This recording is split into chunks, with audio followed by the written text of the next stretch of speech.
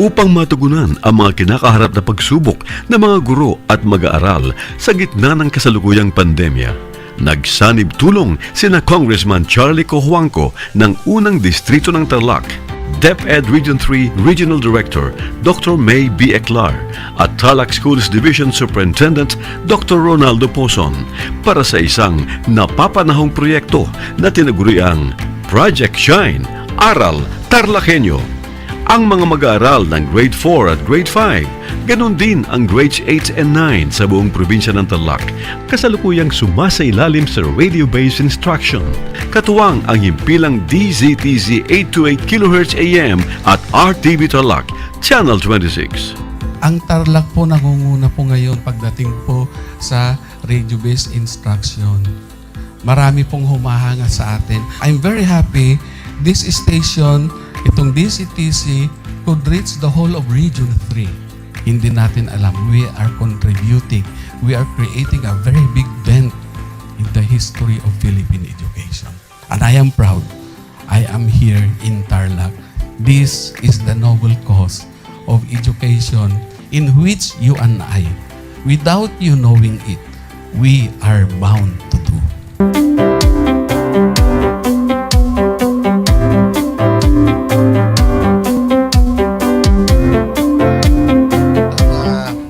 Project natin na Project Shine is a natural consequence dahil sa nangyari sa buong mundo. Let's continue to work together. I think it's very Filipino to practice bayanihan in anything or most of the things that we do. And this is a manifestation of that. No? We have private sector, we have DEPED, we have local government, all working together. And I hope the parents of some of these children, especially the parents that did not graduate from school or hindi nakapag-aral nung sila ay bata, sana naman gamitin na nila itong opportunity na mag-schooling na rin sila kasama ng mga anak nila para mag-bonding pati ang mga magulang sa mga bata. I look at this as doing God's work. Diba? So if you do God's work, it feels right. It's righteous. It's for good, not for evil. Good morning and happy learning, grade 4. Welcome to Aral TarlakHenyo here on RTV Tarlac, Channel 26. Simulcast over DZDZ 828. Radio Filipino Tarlac. I am Teacher Mercy Pacheco Bognot. This is Alistair Aidatu. I am Marie Josephine B. Andrade. I am Teacher Princess Marie M. Dueñas, and I will be your teacher broadcaster for today.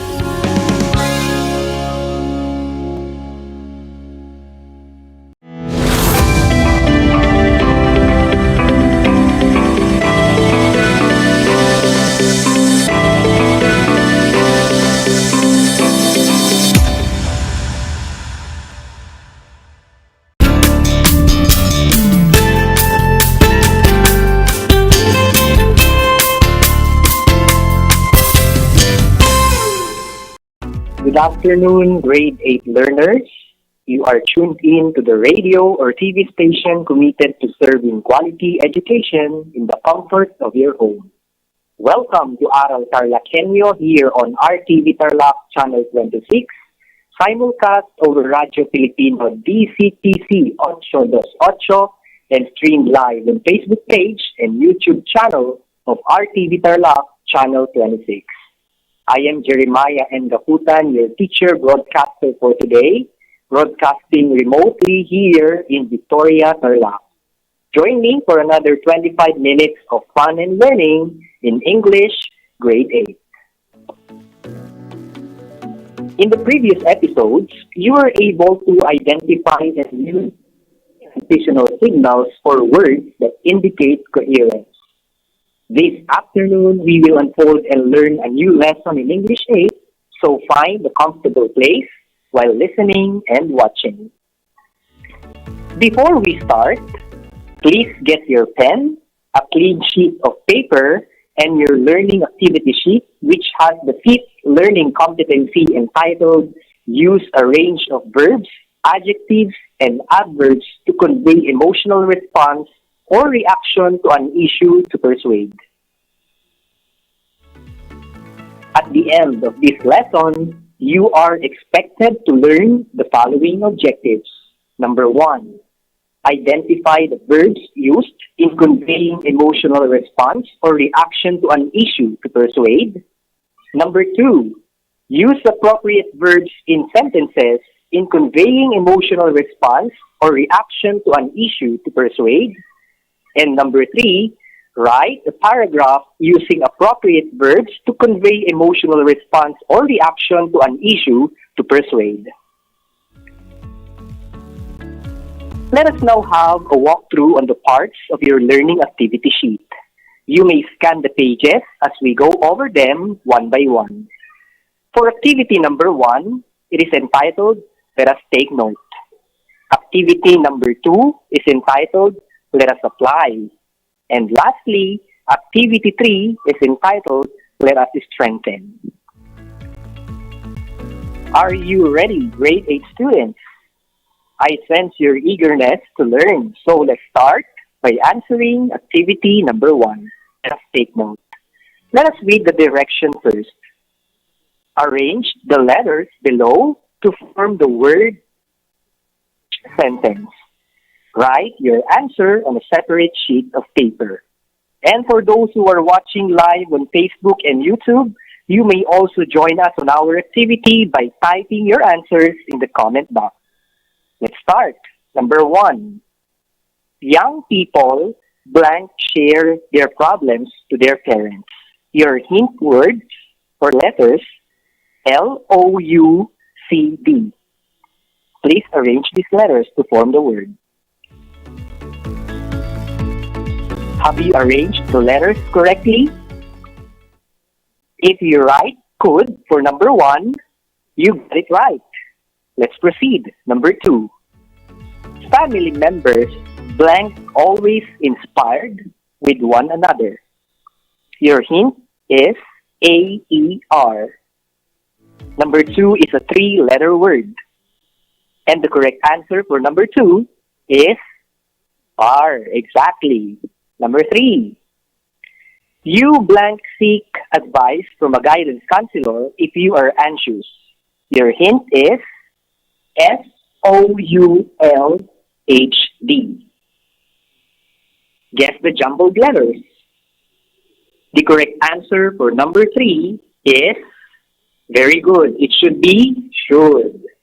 Next, number 4. You have the skill in drawing. I blank, you should practice more to develop it. Your hint is TKHIN. Please solve the word. Have you solved it already? Well, you have a good guess if your answer is think. And last number 5. The government blank controlled the people's movement in public to stop the spread of the virus. Your hint is TFMU. Guess the jumbled letters.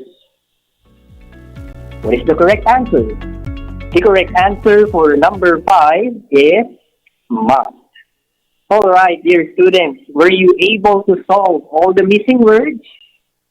Indeed, you are a certified world server if you got them all. Very good, grade 8. Do you still remember the words we arranged for each item? Going back, we have the words could, are, should, think, and must. The question is, do you remember what parts of the speech do these words are? Excellent! These words are called verbs. And we all know that verbs express a state of being or show an action, and they provide essential information in sentences. In the same manner, the verbs I mentioned a while ago are words used to highlight and express emotional response or reaction to certain issues in order to persuade. And these verbs are identified as emotional response verbs. Now, lend me your ears, dear grade 8 students. Join me as I discuss further about expressing emotional responses using a range of verbs. Emotional response verbs express an action or a state of an emotional nature. It indicates that someone feels something and something happens to cause an emotional response. Therefore, an emotion is involved. And we can use these verbs in our sentences to persuade or to convince someone to do something. Here are different types of verbs that can be used in communicating opinions and emotions to certain issues to persuade or convince. They are classified as linking verbs and modal verbs. First on the list are the linking verbs. From the word itself, these verbs link or connect the subject to its predicate.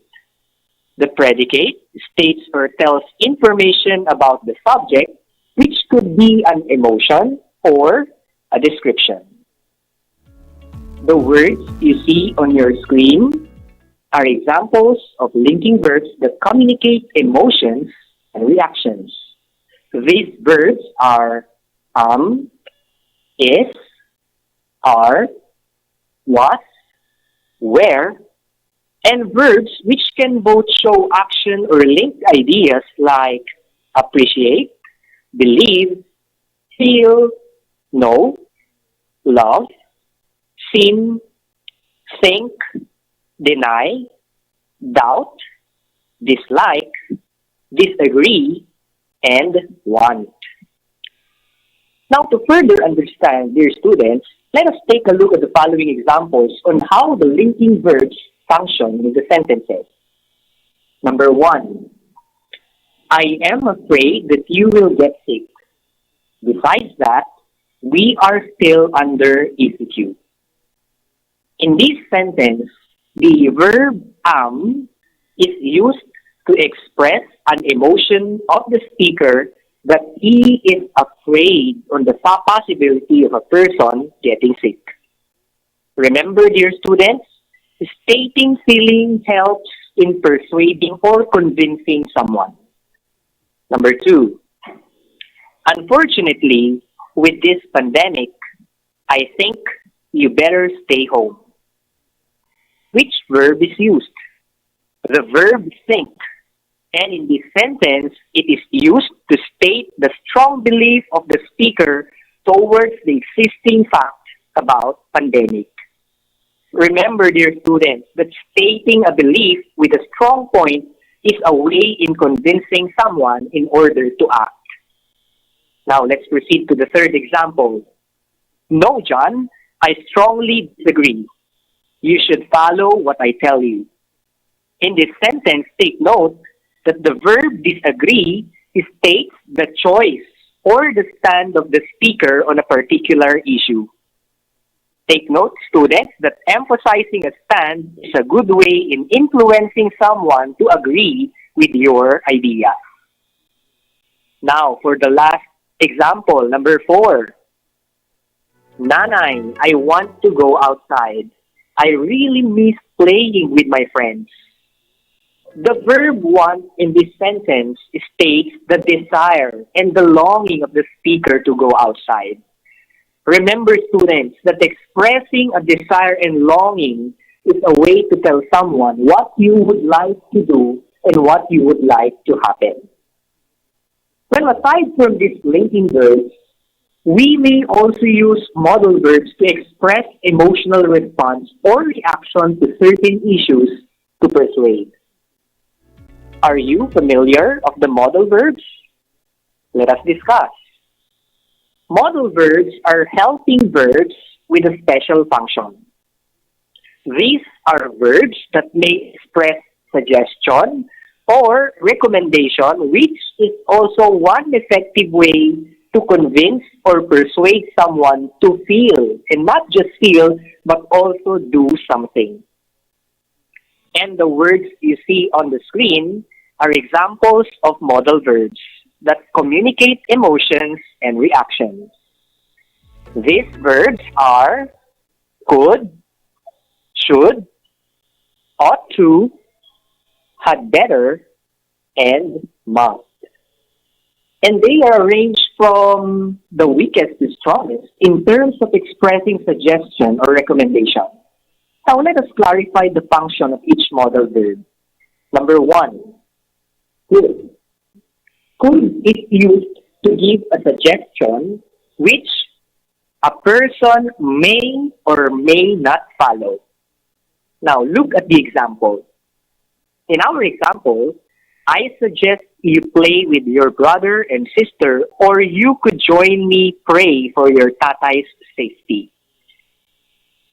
The modal verb could in this sentence is used to give a suggestion that a person could join the speaker in praying or playing. But it's up to the person if he will follow the suggestion or not. That is the function of the word could. Now let's move to the next example. The next is should. Should is used to give a suggestion, but it is more insistent than the modal could. Now look at the example. I strongly disagree.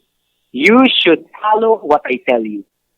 The modal verb should in this statement is used to suggest and express the need, the necessity of a person to follow what the speaker tells. So it is more insistent than the word could. Now, let's look at number 3. The third example of modal verb is ought to. What is its function? It is used to formally give an advice or a recommendation, but it is usually coming from an expert. Now, let's look at the example. The Department of Health, or DOH, recommends that people ought to stay at home so they will not get sick. The modal verb ought to in this sentence is used by an agency which is an expert in the field of health to formally suggest that staying at home is important to avoid sickness. Let's proceed to the next example. The next one is had better. Had better is used to give a recommendation by presenting the possible negative consequence if the advice is not followed. For example, during the enhanced community quarantine or ECQ, you had better wear your mask in public places or the police will arrest you. The modal verb had better in this sentence is used since the possible negative consequence, which is the police will arrest you, is presented to serve as a warning if you will not follow the advice of wearing mask. So it is very important to follow. And number 5, must.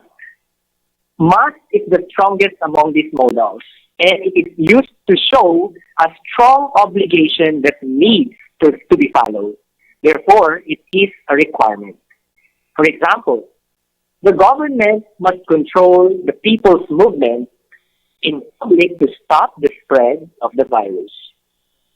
And in this sentence, the modal verb must is used to express the strong and firm obligation of the government in taking action against the spread of the virus.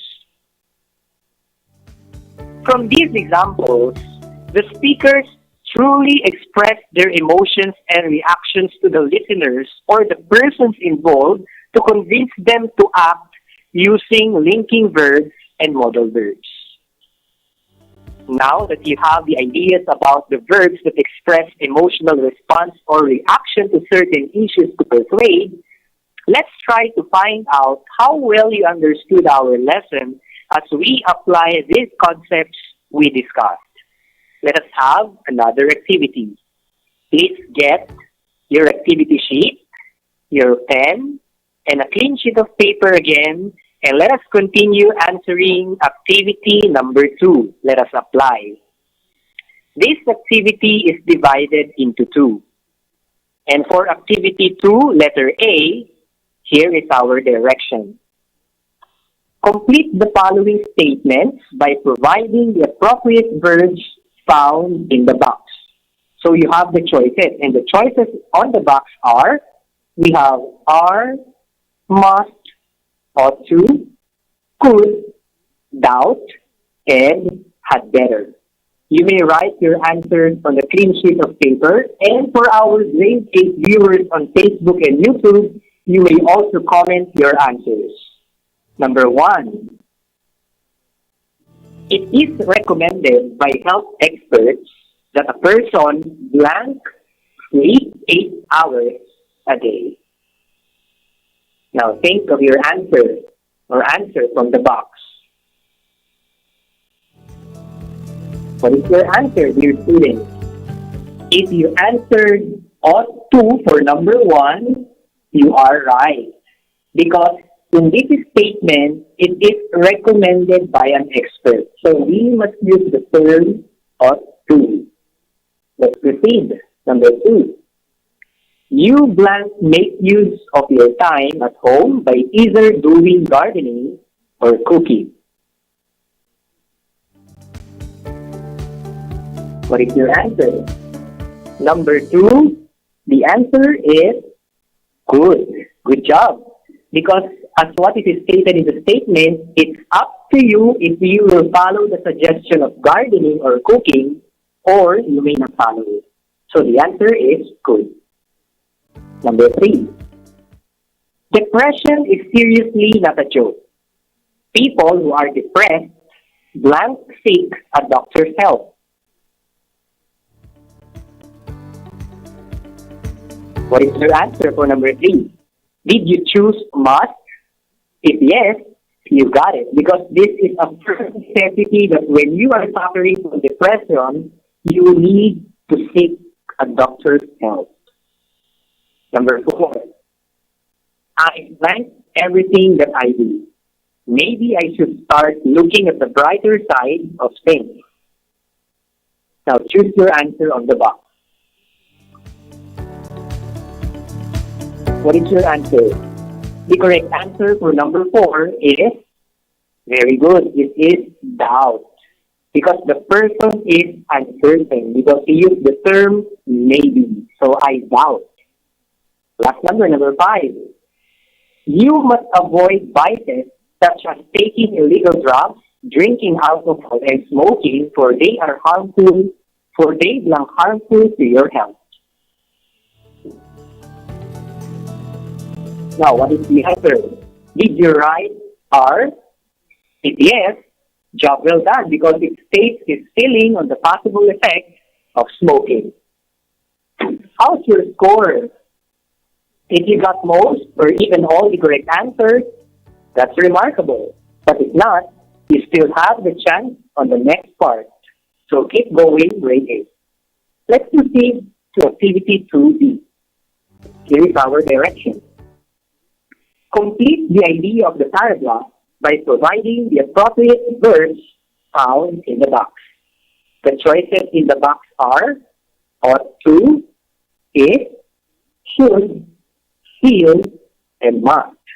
You may write your answer on the separate sheet of paper, and for those who are watching our Facebook Live, you may comment your answers. Let me read the paragraph first for you. While reading, please analyze the text carefully and choose the word that fits each item. The title of the paragraph is Depression, Not a Joke. Now listen carefully. All of us may feel a little sad and pessimistic or thinking negatively sometimes.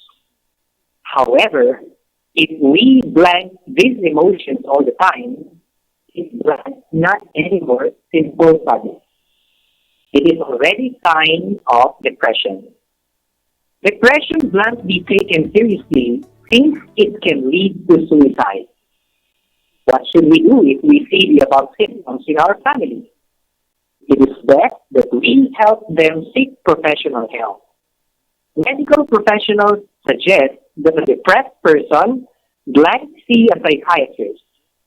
A psychiatrist is a doctor who treats and cures illnesses of the mind. We, as family members, can also help. We blank spend time talking to them, letting them feel that we are there to support them. In this way, they will feel that they are not alone. I am certain that you can find the appropriate and suitable verb that fits each sentence in the paragraph. Now, I will give you a few seconds to decide and finalize your answers.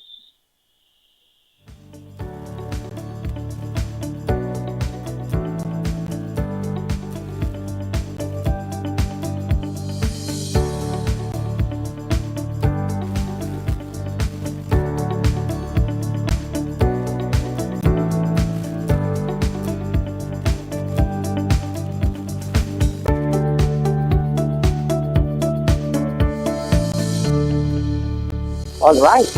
I believe you're done, students. Now let us check your answers. Number 1, what is your answer?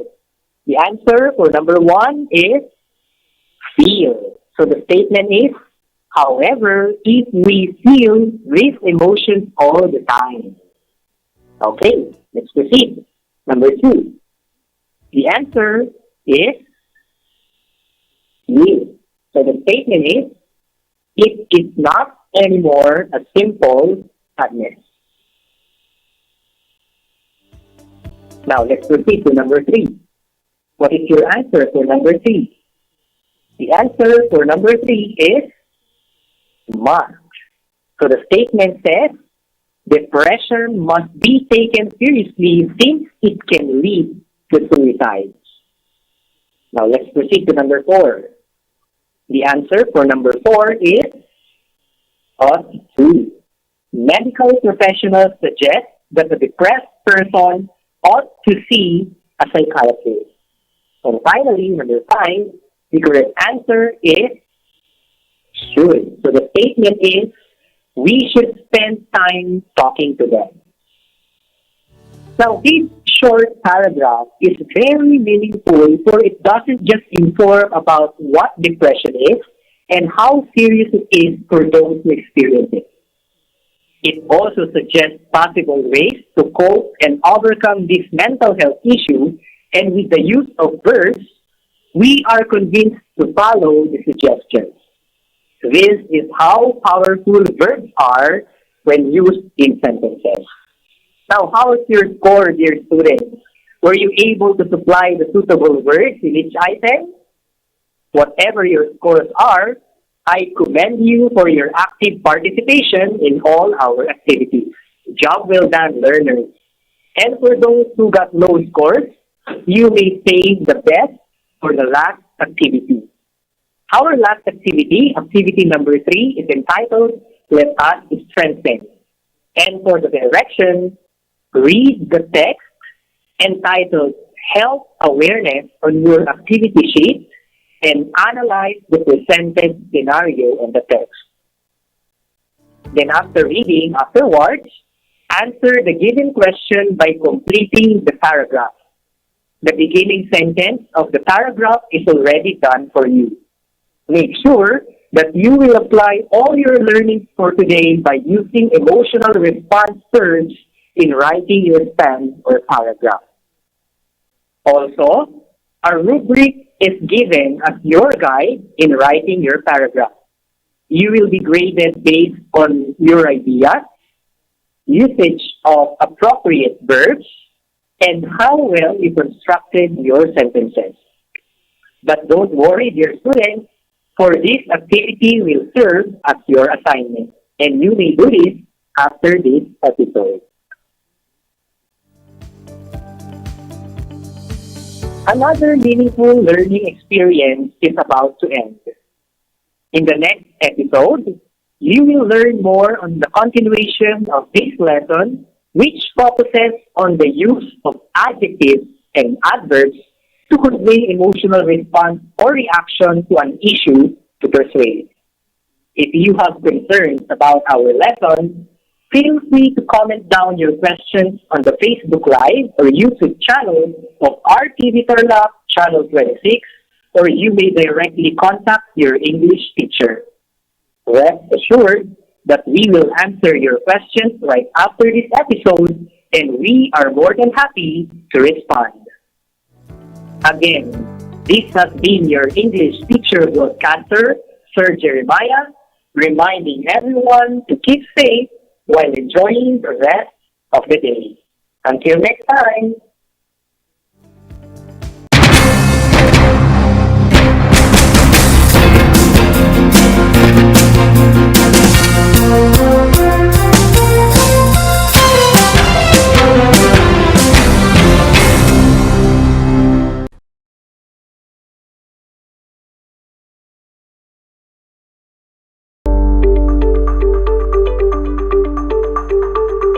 Sa pagnanais na mapigilan ng ating pamahalaan ang pagdami ng bilang ng mga kaso ng COVID-19, binuo ang One Hospital Command Center o OHCC upang mas mabilis na matugunan ang medikal na pangangailangan ng ating mga kababayan.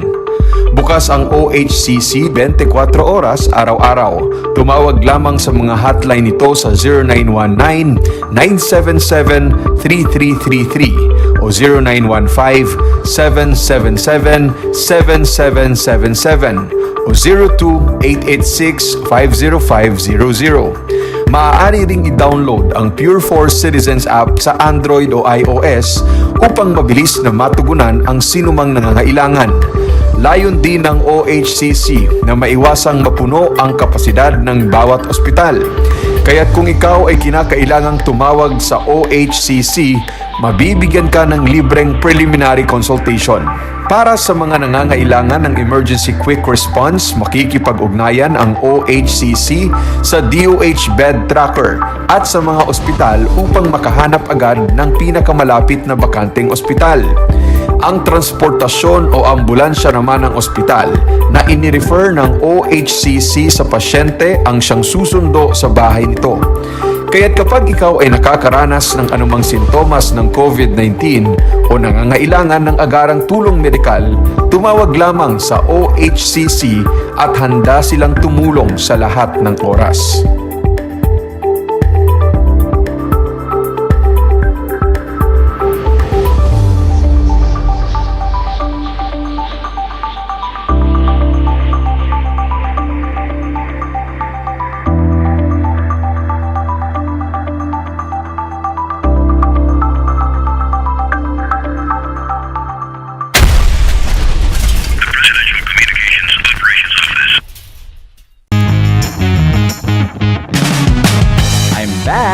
This is Sir Z, your teacher broadcaster.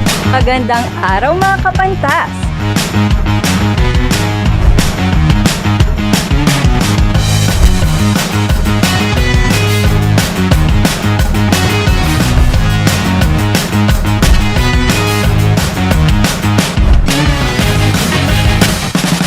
Welcome to Aral TarlakHenyo.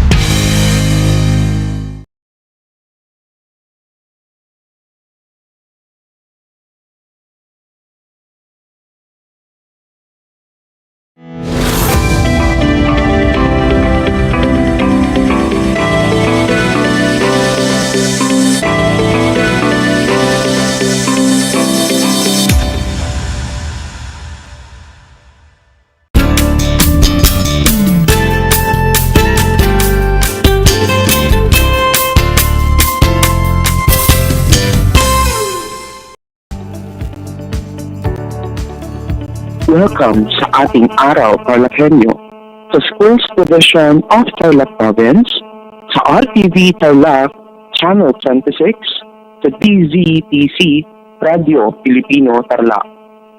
Magandang araw, naririto tayo nagsisikap at nagpupunyagi na maging makadiyos, makatao, makakalikasan at makabansa.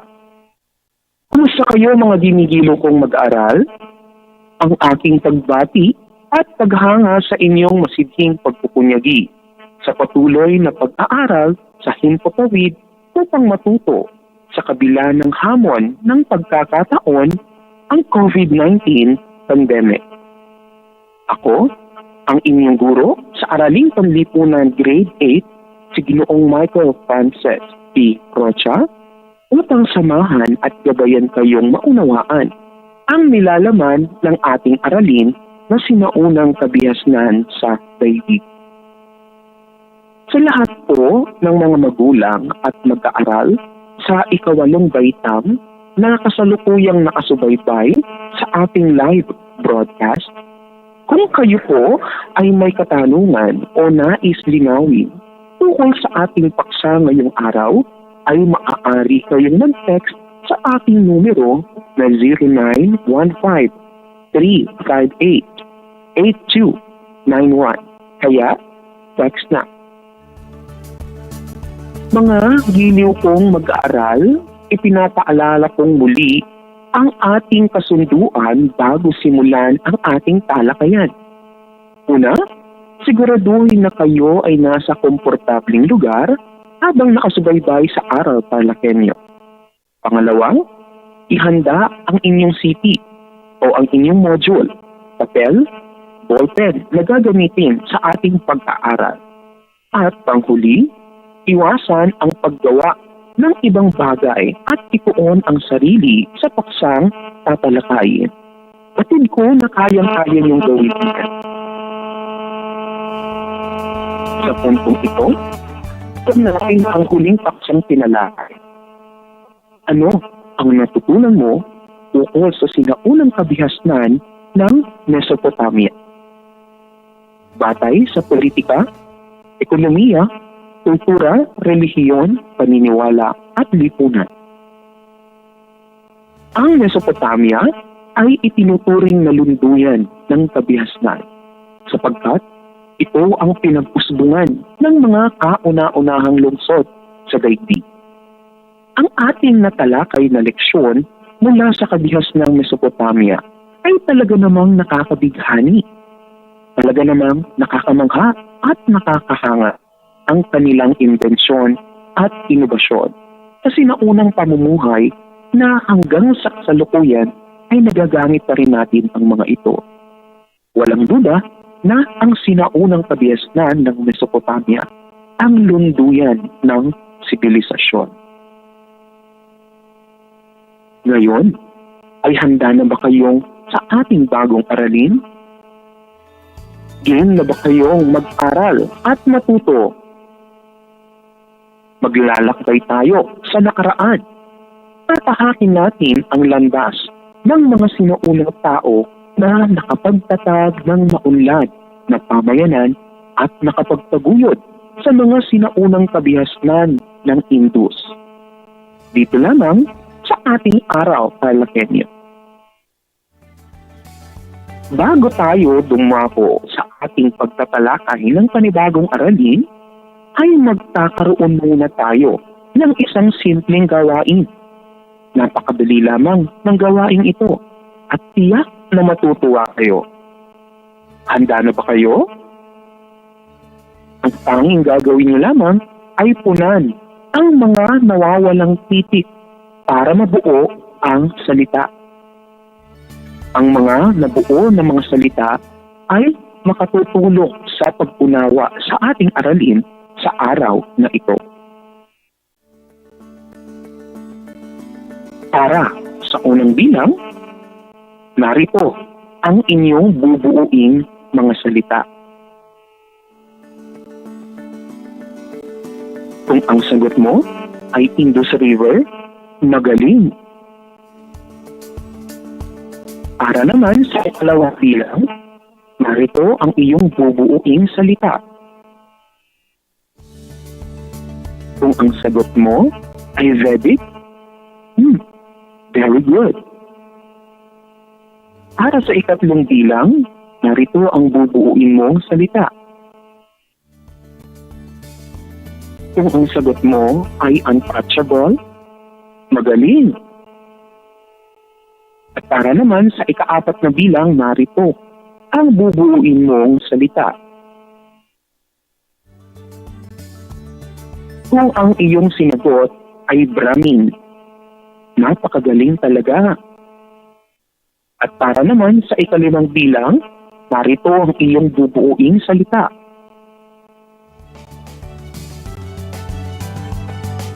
Kung ang sagot mo ay Taj Mahal, napakagaling talaga.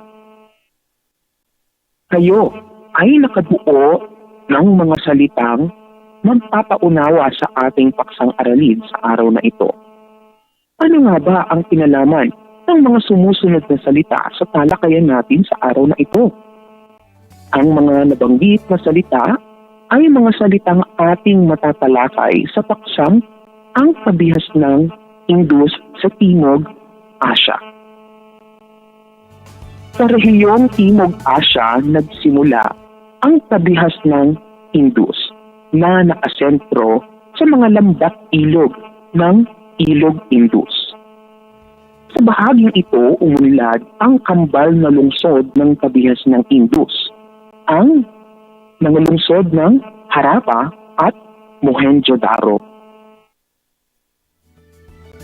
Ang lungsod ng Harappa. Ito ay natagpuan sa kasalukuyang Punjab sa bahagi ng Pakistan. May 350 milya ang layo nito mula sa Mohenjo-daro. Ang lungsod ng Mohenjo-daro naman ay nasa katimugang bahagi ng daluyan ng Indus River. Tinatayang umusbong ang mga lungsod noong 2,700 BCE hanggang 1,500 BCE. Ang mga Dravidians, ang mga unang nanirahan sa India at nagtatag ng mga lungsod ng Mohenjo-daro at Harappa. Planado at malalapad ang kalsada ng lungsod. Ang mga gusali ay hugis para sukat at ang mga kabahayan ay may malalawak na espasyo. Ang pagkakaroon ng mga palikuran, ang mga kabahayan ay itinuturing na kauna-unahang paggamit sa kasaysayan ng sistemang alkantarilya o sewerage system. Pagsasaka, ang pangunahing ikinabubuhay ng mga tao sa lungsod ng Harappa at Mohenjo-daro. May mga nahukay na relikyang nagpapatunay na makipagkalakalan ang sinaunang India sa Mesopotamia tulad ng mga inukit na batong seal na ginamit sa pagtatatak ng mga kalakal. Ang pagtatapos ng kabihas ng Indus ay may iba't ibang paliwanag. Isa na dito ay ang dahil sa paglusob ng mga pangkat nomadiko pastoral na mula sa gitnang Asya, kabilang dito ang mga Aryans. Ang mga Aryans ay galing sa mga pangkat etniko na nabuhay noong taong 2000 BCE. Pinaniniwalaan na nagmula ang pangkat na ito sa malalawak na kapatagan mula sa bansang Poland hanggang gitnang Asya. Mababa ang tingin ng matataas at mapuputing mga Aryan sa maiitim na harapan. Unasak at sinunod nila ang tirahan ng mga ito. Bukod dito, ginawa rin nilang alipin ang mga harapan na itinuturing nilang pinakamababa sa lahat ng klase ng tao. Ang pag-usbong naman ng panahong Vedic. Dinala ng mga Aryan sa rehiyong ito ang wikang tinatawag na Indo-European. Nabibilang dito ang wikang klasikal ng panitikang Indian, ang Sanskrit. Ang salitang Arya ay nangangahulugang marangal sa wikang Sanskrit. May 4 na sagradong aklat ang mga Aryan na tinatawag na Veda. Ang Rig Veda, ang Sama Veda, ang Yajur Veda, at Atharva Veda. Ang Vedasay o tinitong himnong pandigma mga sagradong ritual, mga sawikain, at mga salaysay. Sa relihiyon naman, ang mga sinaunang Diyos na tinutukoy sa Veda ay ang mga puwersa ng kalikasan tulad ng langit, tulad ng araw, ng lupa, ng apoy, hangin, tubig at ulan. Ang puwersang ito ay itinuturing na representasyon ng mga tao. Kaya naman ang langit ay nagiging ama at ang lupa ay ang nagiging ina. Tulad ng mga Persyano, ang sinaunang Aryan ay naniniwala sa buhay na walang hanggan. Pagkamatay, naniniwala sila na ang kaluluwa ay maaaring mapunta sa impyerno o sa langit. Sila rin ay naniniwala sa karma. Makikita sa Vedas kung paano mamuhay o namuhay ang mga Aryan sa panahong Vedic. Nabuo ang sistemang kaste sa India na hango sa salitang kasta na nangangahulugang angkan. Ito ang pag-uuri ng tao sa lipunan. Narito ang mga bumubuo sa sistemang kaste. Una ay ang tariya o yung mga tinatawag na mga untouchables. Sila ang naglilinis ng kalsada, nagsusunod ng mga pala ng mga patay, at nagbibitay sa mga kriminal. Pangalawa, nariyan din ang mga sudra. Sila ang magsasakang walang sariling lupa, mga Dravidian, mga inapo ng Aryan na nakapag-asawa ng hindi Aryan. Nariyan din ang mga Vaishya. Sila ang mga mangangalakal, mga artisan, at mga magsasakang may lupa. Nariyan din ang mga Kshatriya o kilala bilang mga mandirigma. At ang nasa pinakatuktok ng sistemang kaste, ang mga Brahmin. Sila ang mga kaparian. Narito naman ang mga imperyong na itatag sa India. Una ay ang imperyong Maurya.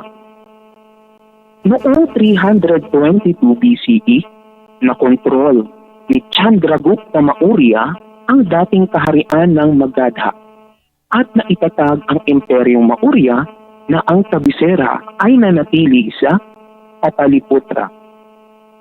Tagapayo ni Chandragupta Maurya si Kautilya, ang may akda ng Arthashastra. Naglalaman ito ng mga kaisipan hinggil sa pangangasiwa at estratehiyang politikal.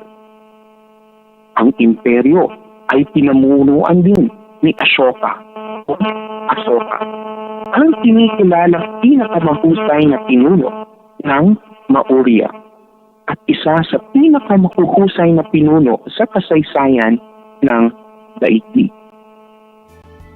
Nung simulang humiwalay sa imperyo ang ilang estado malayo sa kabisera.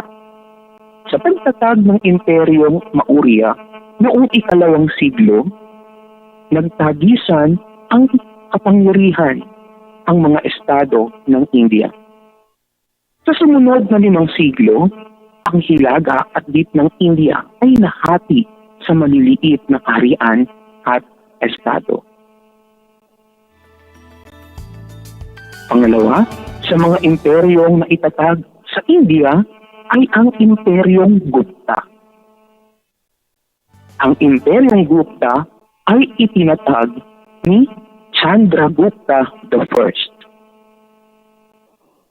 Sa panahon ni Chandragupta II naman, nakontrol muli ang hilagang India at ang kabisera ng imperyo ay nanatili sa Pataliputra.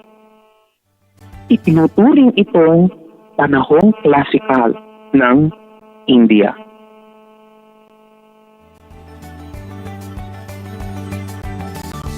Si Kalidasa ang kinikilalang pinakamahusay na manunulat at makata ng India. Siya ay nabuhay sa panahong ito.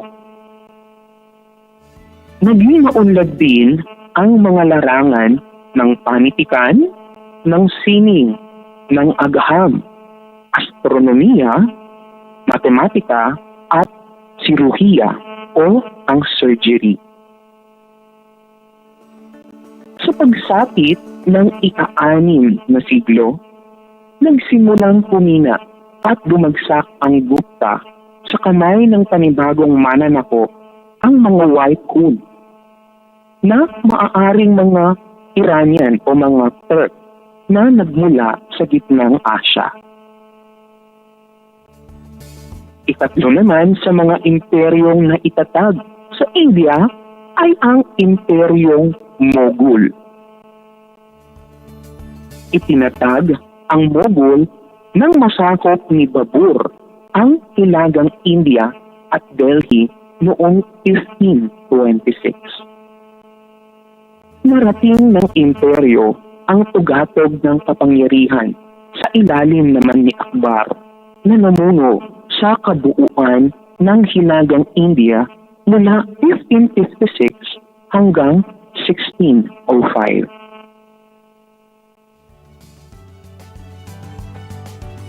Dito pa rin sa Imperyong Mughal, sa panahon na ito, ipinatupad ang kalayaan sa pananampalataya at makatarungang pangangasiwa.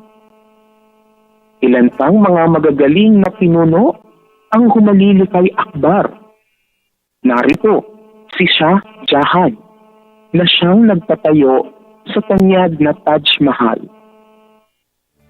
Nandyan din si Aurangzeb na nagbawal ng sugal, alak, suti at prostitusyon. Labis na humina ang Mughal o ang Imperyong Mughal dahil na rin sa pagdating ng mga makapangyarihang English na nanggaling sa o mga mananakot na mga Ingles sa India.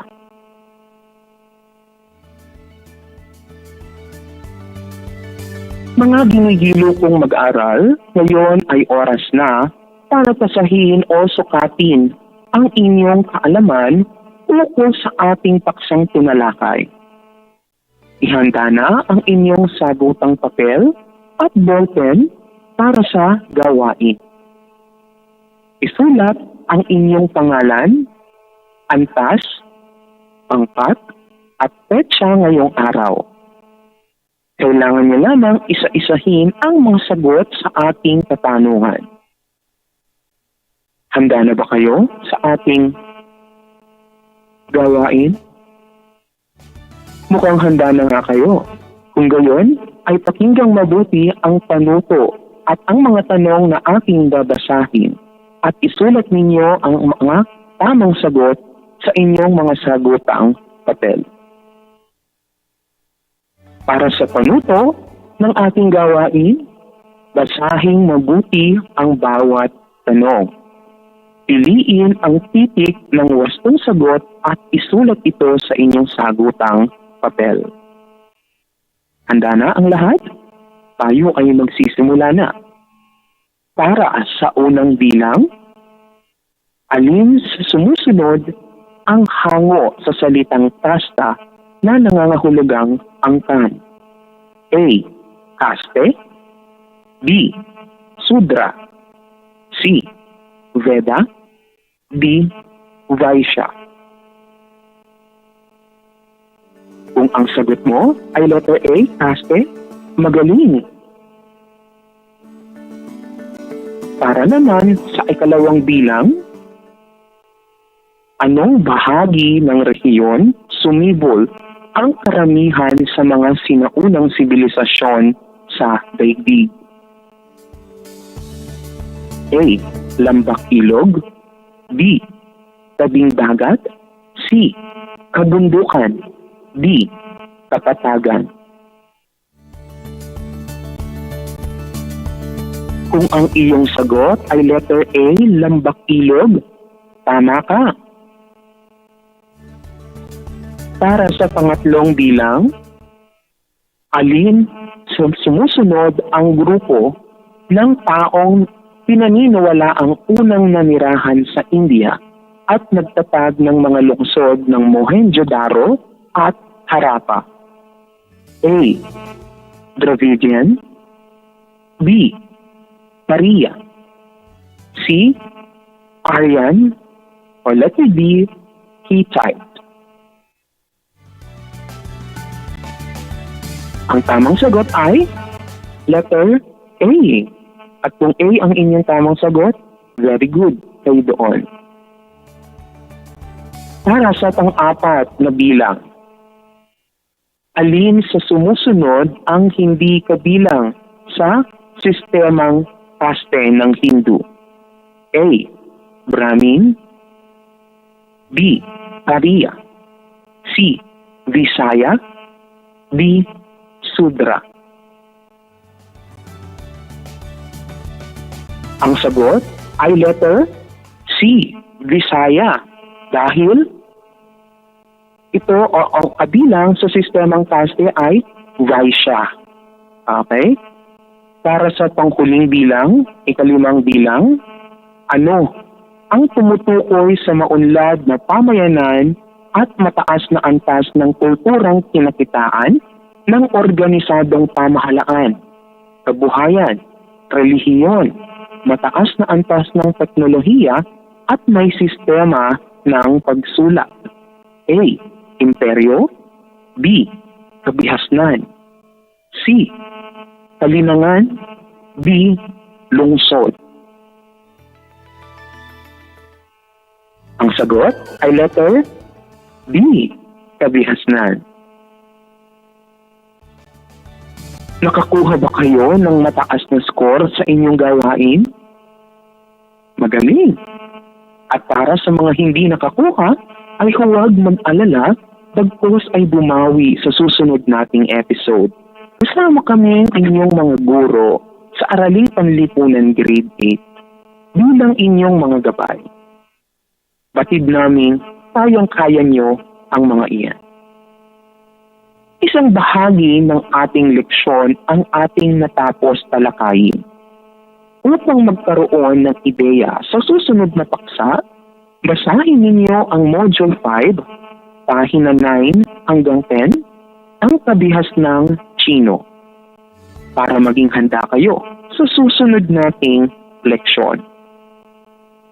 Sana ay huwag ninyong kalimutan ang mahahalagang aral na inyong natutunan mula sa ating leksyon at sikapin ninyo na babahagi ito sa kapwa ninyo.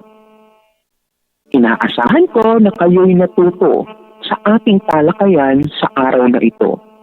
Muli, ako ang inyong guro sa Araling Panlipunan Grade 8, Ginoong Michael Francis T. Rocha, na nagsasabing ang pag-aaral ng Araling Panlipunan ay daan sa pagiging makadiyos, makatao, makakalikasan at makabansa. Hanggang sa muli,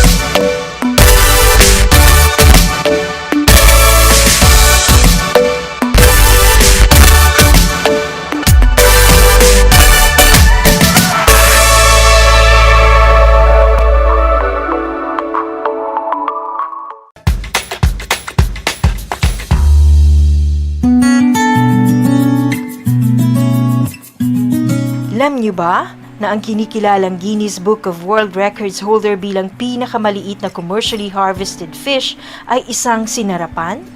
Ito ay matatagpuan lamang sa Pilipinas, sa Lake Buhi sa Bicol River. Isa itong uri ng goby na may transparent na katawan na may sukat na 12.5 mm. Alam mo na, yan ang sinarapan.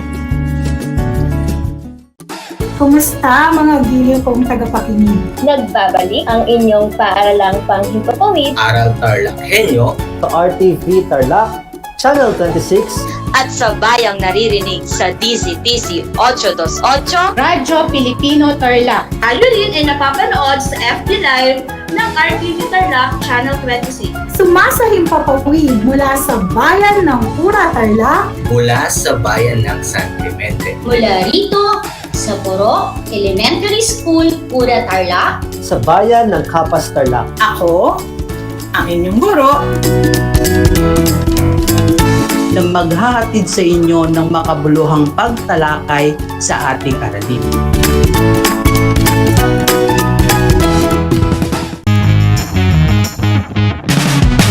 I'm back! This is Sir Z, your teacher broadcaster. Magandang araw mga kapantas!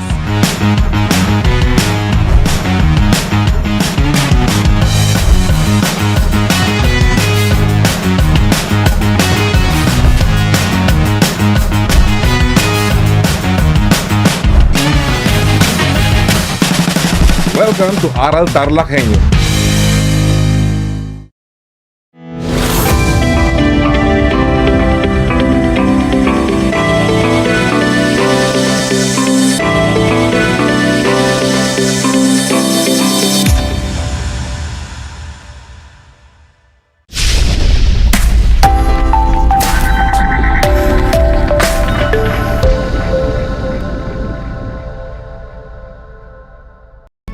Broadcasting live here at Tarlac City, you are watching Aral TarlakHenyo.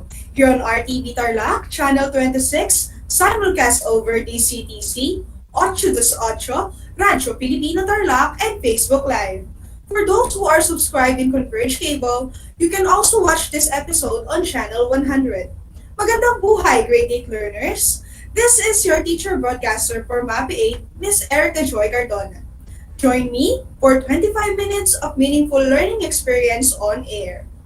Our lesson in grade 8 health for this quarter is about factors that affects one's attitude and practices related to sexuality and sexual behaviors. At the end of our lesson, I expect you to identify the factors that affect one's attitude and practices related to sexuality and sexual behaviors. Differentiate the influential factors that affects one's attitude and practices related to sexuality and sexual behaviors. Identify personal health attitudes that may influence sexual behaviors and perceive personal health attitudes as guiding principles which influence sexual behaviors. Before we begin our session, I have some study tips for you. First, find a comfortable place that is far from noise and pay attention about our lesson for today.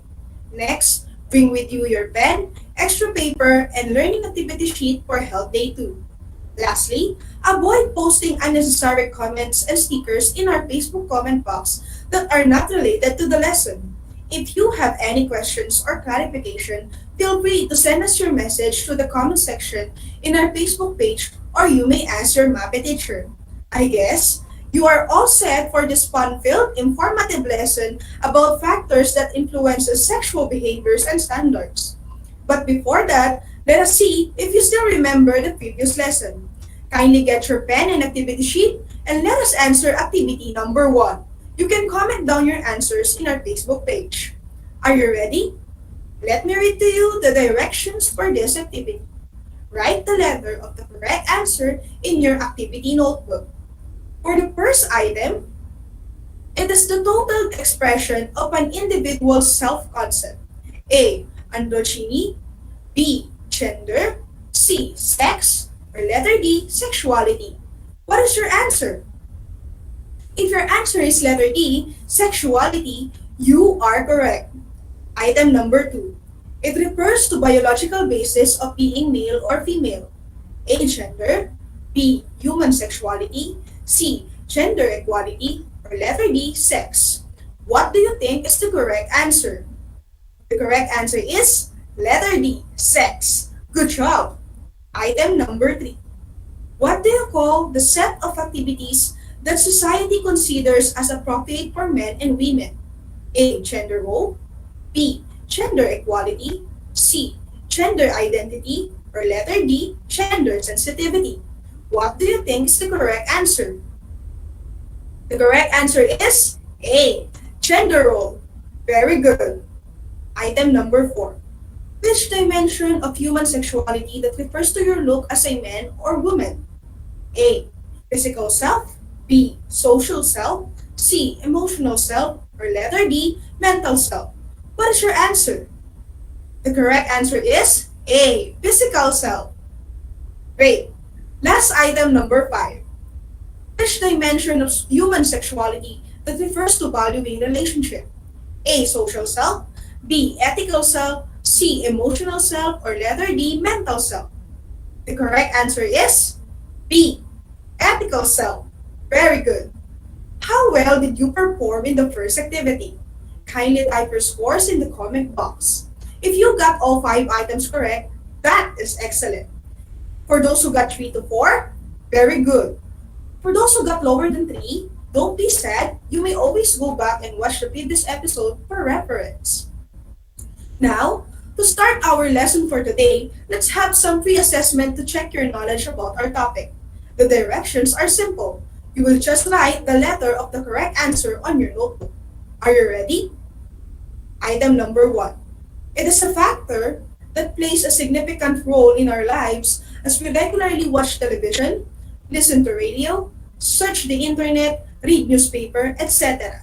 A. Culture, B. Family, C. Media, or letter D. Peers? What is your answer?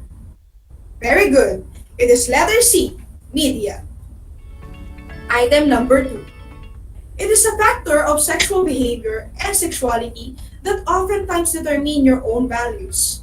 A. Culture, B. Family, C. Media, D. Peers? What is your answer? Alright. It is letter B. Family. Moving on to our item number 3.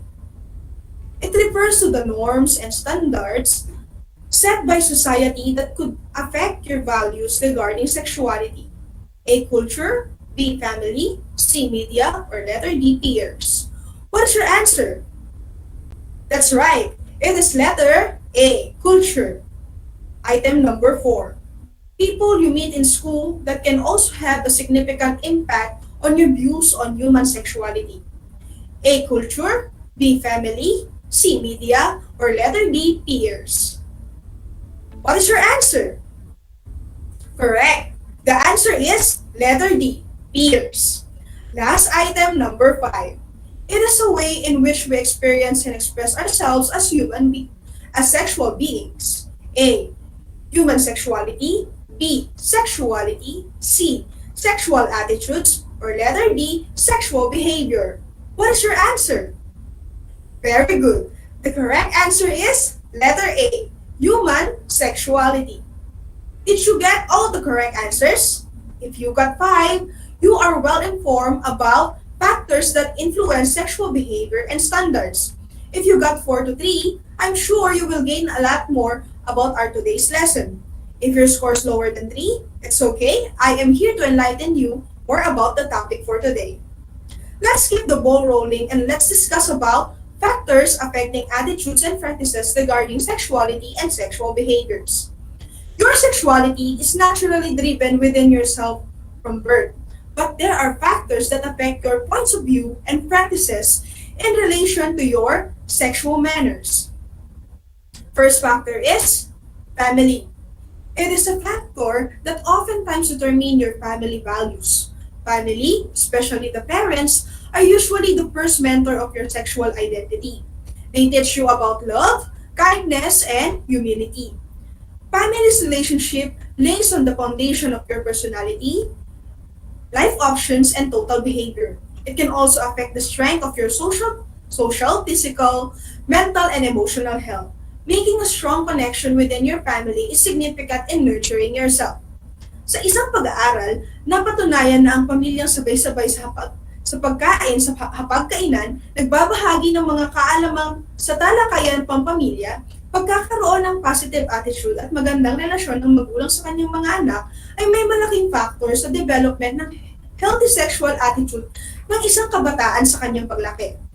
Moreover, closeness, parental supervision, and parental values regarding healthy sexuality prevent unnecessary sexual setback from children. Next factor is culture. Cultural background can affect your values regarding sexuality, sexual identities, and orientation, the contents of sexual behavior, and the social consequences of this behavior vary largely across cultural contexts. Cultures all over the world recognize standards for individuals to match your sexual prescription and feel psychologically well-adjusted. Sa madaling salita, ang culture ay set ng paniniwala ng mga tradisyon or practices ng isang society na nagiging batayan natin sa paggawa ng tama o mali. Malaking factor ang culture sa ating sexual behavior dahil dito tayo nakapagdedesisyon at nakakapag-isip ng mga hakbang na tingin natin accepted by society. Dahil iba-iba ang grupo sa Pilipinas, maaaring naahati sa religion or sa pangkat etniko or sa language, may kanya-kanyang paniniwala ang mga tao tungkol sa iba't ibang norms about sexuality and sexual behaviors. Some promote circumcision, marriage before sex, and virginity, whereas others believe in polygamous relationship, homosexuality, abortion, premarital sex, divorce, and others. Another factor are our peers. Like your family, your friends can also have an important impact on your views on human sexuality. Peers are the one of important sources of knowledge about sexuality, but they are not the most effective and efficient sources. As an adolescent, you may begin to spend more time with peers, friends and classmates in your age group. As a result, their values and beliefs may influence you. Habang lumalaki tayo, ang mga kaibigan o kaklase natin ang madalas nating nakakasama sa ating buhay. May mga pagkakataon pa nga na minsan, mas gusto natin silang makasama kaysa sa mga magulang natin. Mas gusto rin natin na magkwento sa kanila tungkol sa mga love life natin, ganyan, or mga ganap sa buhay dahil pakiramdam natin na sila yung mas makakatulong natin sa mga desisyon. Wala namang masama doon dahil normal yan at parte yan ng ating paglaki. Ngunit kailangan din nating tandaan na piliin nating mabuti ang mga kaibigan natin. Sabi nga sa isang kasabihan, tell me who your friends are and I'll tell you who you are. Or minsan, hindi lahat ng kaibigan natin ay kaibigan naman talaga. May mga kaibigan tayong maaaring magdala sa atin sa kapahamakan or yung mga bad influencers. So, choose wisely. Lastly, media. Media plays a significant role in your lives as you regularly watch televisions, listen to radio, search the internet, read newspaper, etc. Television and magazines are the main educational sources of youth sexual relationship. It has long been recognized that traditional media, TV, film, music, magazines, and newer media, internet, cell phone, social media sites, help shape public attitudes on many topics, especially sexuality, gender roles, and sexual behaviors. The portrayal of sexuality encountered in the media usually does not provide realistic depictions. Halimbawa, sa television may mga pinapalabas tungkol sa mga sexual activities na nagbibigay pa nga ng double meaning. Some music videos have explicit contents. Even magazines in the bookstores have magazine covers about sexuality. Also, advertisements and commercial ay gumagamit din ng mga sexual themes para sa kanilang produkto. Isa na rito yung mga produktong pampaganda na kapag gumamit ka ng ganitong sabon or substance, gaganda ang putis mo o kaya kikinis ka. I hope you are learning a lot in our lesson. For those who have just tuned in, you are watching Aral TarlakHenyo here on RTV Tarlac, Channel 26, simulcast over DCTC, Radyo Pilipino Tarlac. This is Ma'am Erica, your teacher broadcaster for MAPE Grade 8. Moving on to the next part of our discussion is healthy sexuality. Sexuality refers to your perception, feelings, and behaviors toward others. Sexuality can be best understood through the help of the people around you. The way you see yourself is influenced by many people. It is important to maintain good relationship with others. They will support you and give you confidence, provide companionship, and will keep you from being lonely.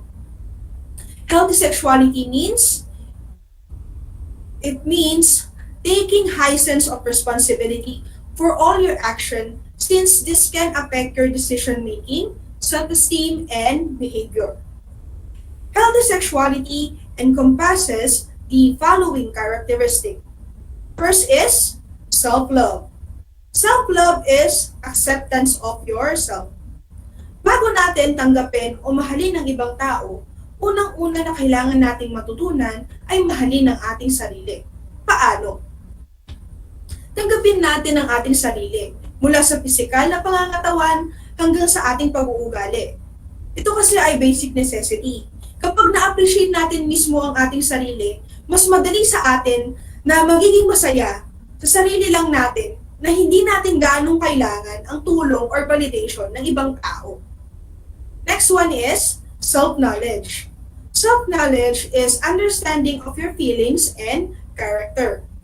Nagkakaroon tayo ng self-knowledge kapag ipinapakita natin ang ating kapabilidad na maintindihan ng ating sarili kapag ine-evaluate natin ito para mag-improve pa tayo bilang isang tao. Self-confidence is awareness of the things that you can do well.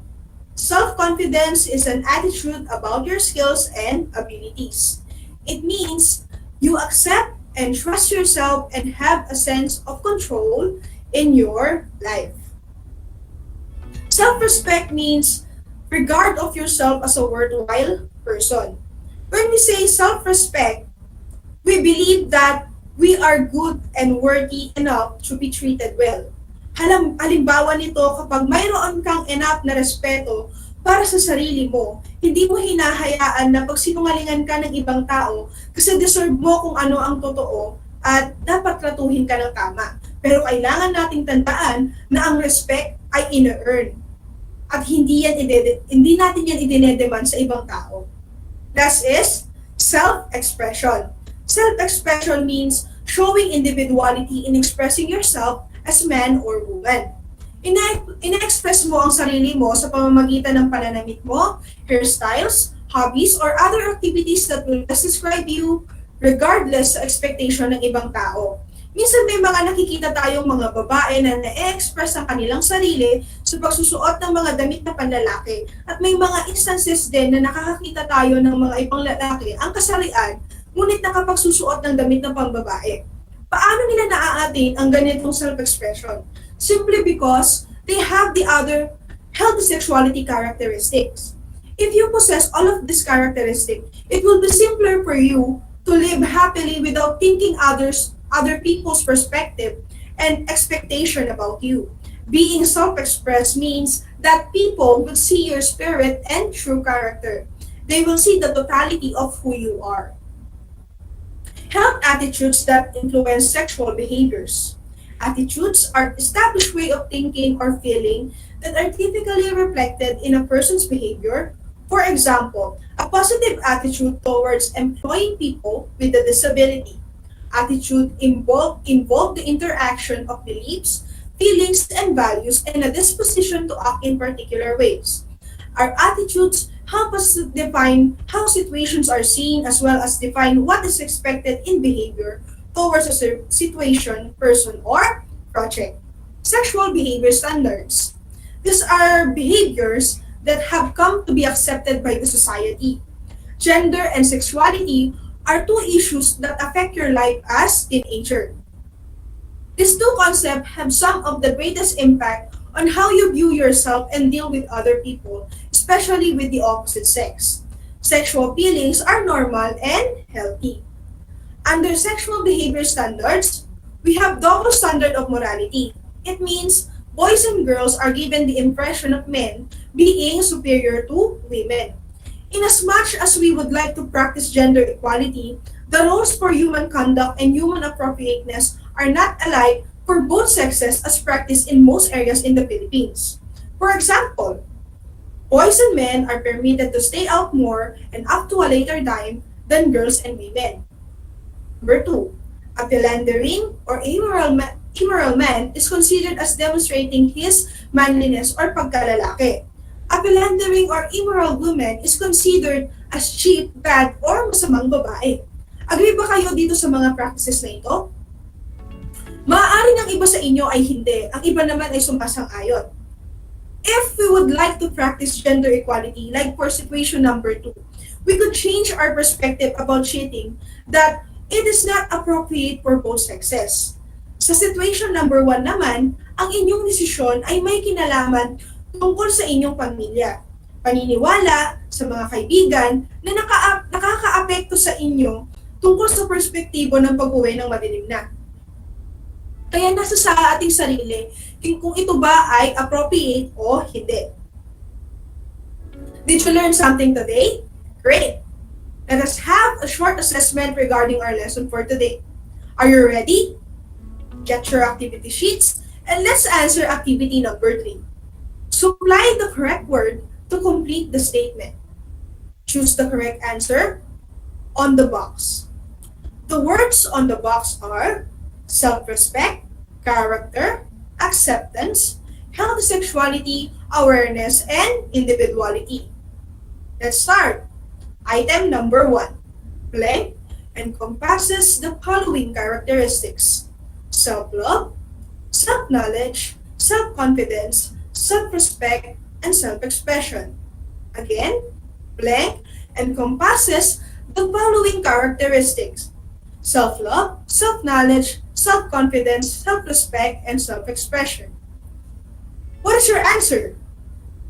If your answer is healthy sexuality, then you are correct.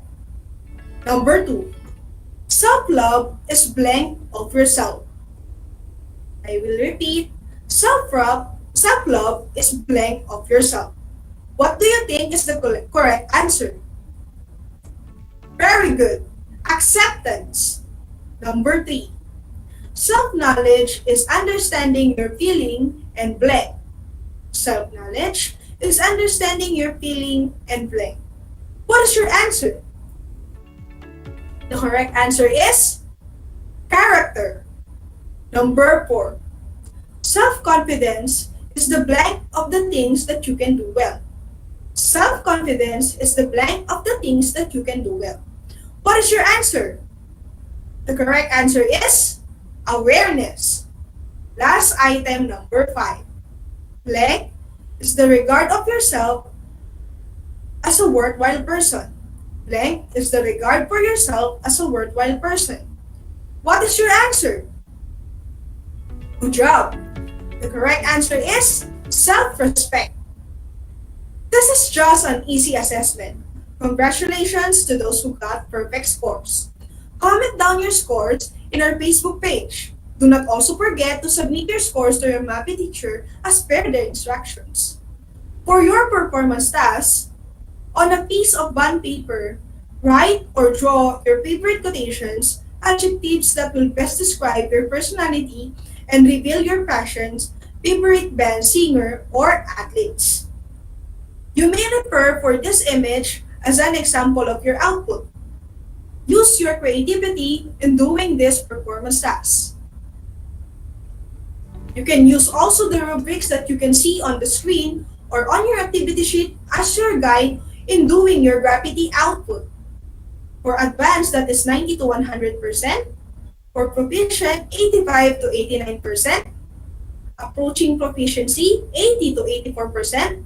And developing, 75 to 79%. That's all for today's lesson. Thank you so much for your participation. I hope you've gained some insights about our topic for today, which is about factors that affects one's attitude and practices related to sexuality and sexual behaviors, and healthy sexuality. This has been your teacher broadcaster, Miss Erica Joy Cardona, saying, how you love yourself is how you teach others to love you. Stay safe and God bless. Angat Tarlak, Shine Tarlak. Until next time!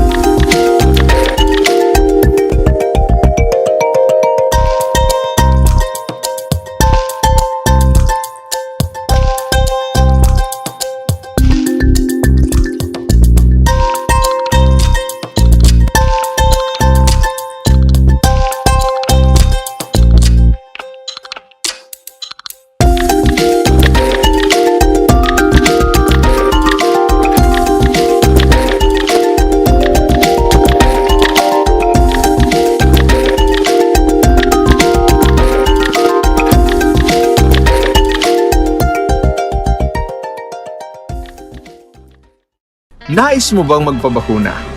Alam mo bang may mga tinatawag na priority eligible groups? Sa bawat priority group, may mga sektor na nakahanay. Kung ikaw ay kabilang dito, wag nang magdalawang isip pa. Halina't magpabakuna na. Ngayong Hunyo, sisimula na ang pag-rollout ng mga bakuna sa A4 group. Kabilang sa A4, ang essential frontliners tulad ng mga sumusunod. Mga nagtatrabaho sa pribadong sektor na nasa labas ng kanilang mga tahanan. Mga nagtatrabaho sa mga ahensya ng gobyerno, GOCCs at local government units. Mga nagtatrabaho sa mga informal na sektor sa labas ng kanilang mga tahanan. At mga nagtatrabaho sa mga pribadong tahanan. Kaya kung ikaw ay kabilang sa grupong ito, tumawag o makipag-ugnayan sa inyong LGU at sa inyong kumpanya upang malaman ang mga detalye tungkol sa inyong vaccination program, katulad ng petsa, oras at lugar kung saan ka magpapabakuna.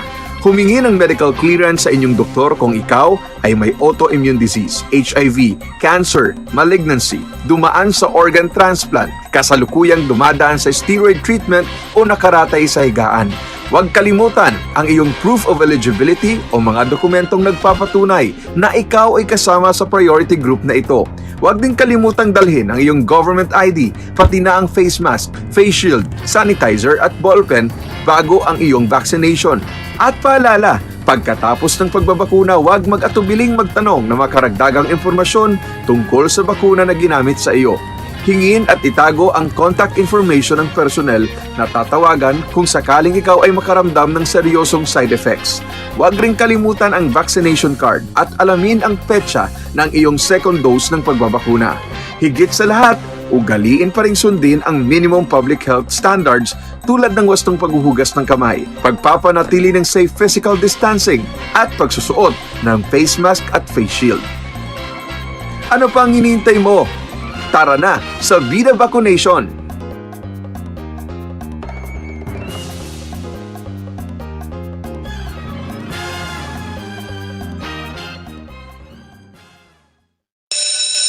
Gutom ka ba sa impormasyon? May na-miss ka bang subject at leksyon? Gusto mo bang alalahanin ang nakaraan o dagdagan ang iyong kaalaman? Lahat yan alamin natin because the professor is in. Professor on air and online. Kasama si Professor Willie Perez. Isang oras na kaalaman, isang oras na makabuluhan. Professor on air. Mamangha at tumawa sa mga tips at trivia. Sa gabay at tanong, sagot ka rin niya. Professor on air and online. Kasama si Professor Willie Perez. Tuwing Sabado, alas 10 hanggang alas 11 ng umaga. Mapapakinggan sa Radyo Pilipino at mapapanood sa RTV Tarlac Channel 26. Professor on air. This is my story. Ano ang kwento ng buhay mo? Malungkot? Masaya? May kababalaghan? O puno ng aksyon?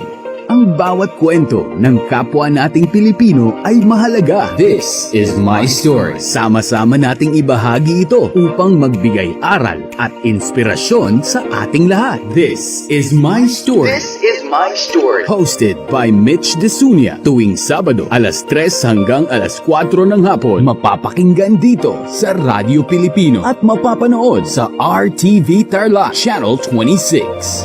This is my story. Kabahagi mo Radyo Pilipino. Impormasyong may kalidad, serbisyong may halaga. Saan mang bahagi ng Pilipinas. On air. On air. Saan mang bahagi ng mundo. Online. Ano mang uri ng pamumuhay. Kasama, katuwang, kapinoy. Kabahagi mo. Kabahagi mo. Radyo Pilipino. Radyo Pilipino. Kumusta mga giliw kong tagapakinig?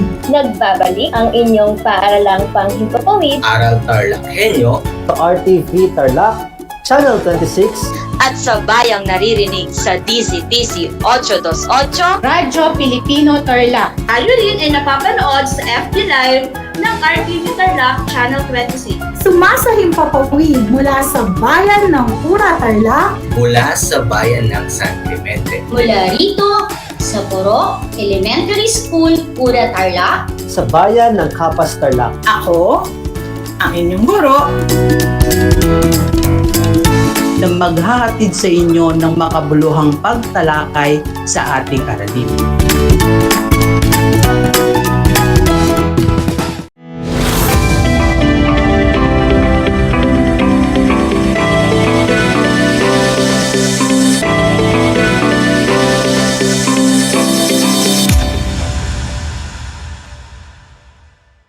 Good afternoon, learners. Welcome to Aral TarlakHenyo, here on RTV Tarlac, Channel 26, simulcast over DCTC 828, Radyo Pilipino Tarlac, broadcasting live here at Kamiling Tarlac. This is Kaylin C. Prudencio, your teacher broadcaster for the TLE Grade 8 Crop Production, serving you with the different skills to learn in TLE 8. I am so grateful that despite the effects of this COVID-19 pandemic in our lives, you are still there and willing to learn new things. I would like to invite you to join us in an exciting way of learning, even at the comfort of your home. Make sure that you are seated comfortably, geared with your paper, pen and modules, and of course, with a ready and active mind. At this point, kindly prepare your module in crop production. Do you have it now? Great. Again, make sure that you are in a comfortable place, far from noise, so that you can hear me loud and clear while listening to this program. First, let us have a review on our previous lesson. Do you still remember our topic last meeting? Very good. Our last topic is all about the different qualities that a farm workers should possess. Again, what are those qualities? Correct. These are dexterity, listening skills, physical strength, physical stamina, and mechanical skills. Now, are you ready for our next lesson? Let's go. Open your modules in Crop Production Module 4 on page 2. At the end of the lesson, you should be able to, first, identify work tasks in line with farm operations, follow the correct steps in different work tasks, and explain the importance of the different tasks in farm operations. Before moving on, we will have a simple game, and it is called Jumbled Letters. I'm sure you are very familiar with this game, but aside from the jumbled letters, I will also show you the different pictures that will help you to identify and determine the correct word. For those who are watching on FB Live, you can participate by typing your answer on the chat box. And for those who are listening and watching on television, you can write your answer on a paper. Are you ready? Okay, let's start, my dear student. Number 1.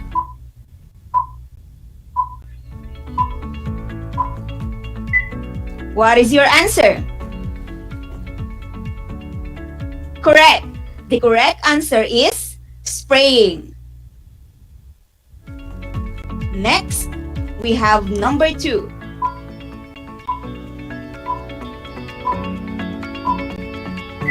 What is your answer?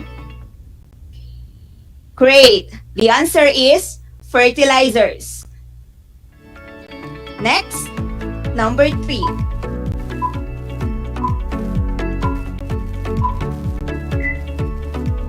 And what is your answer?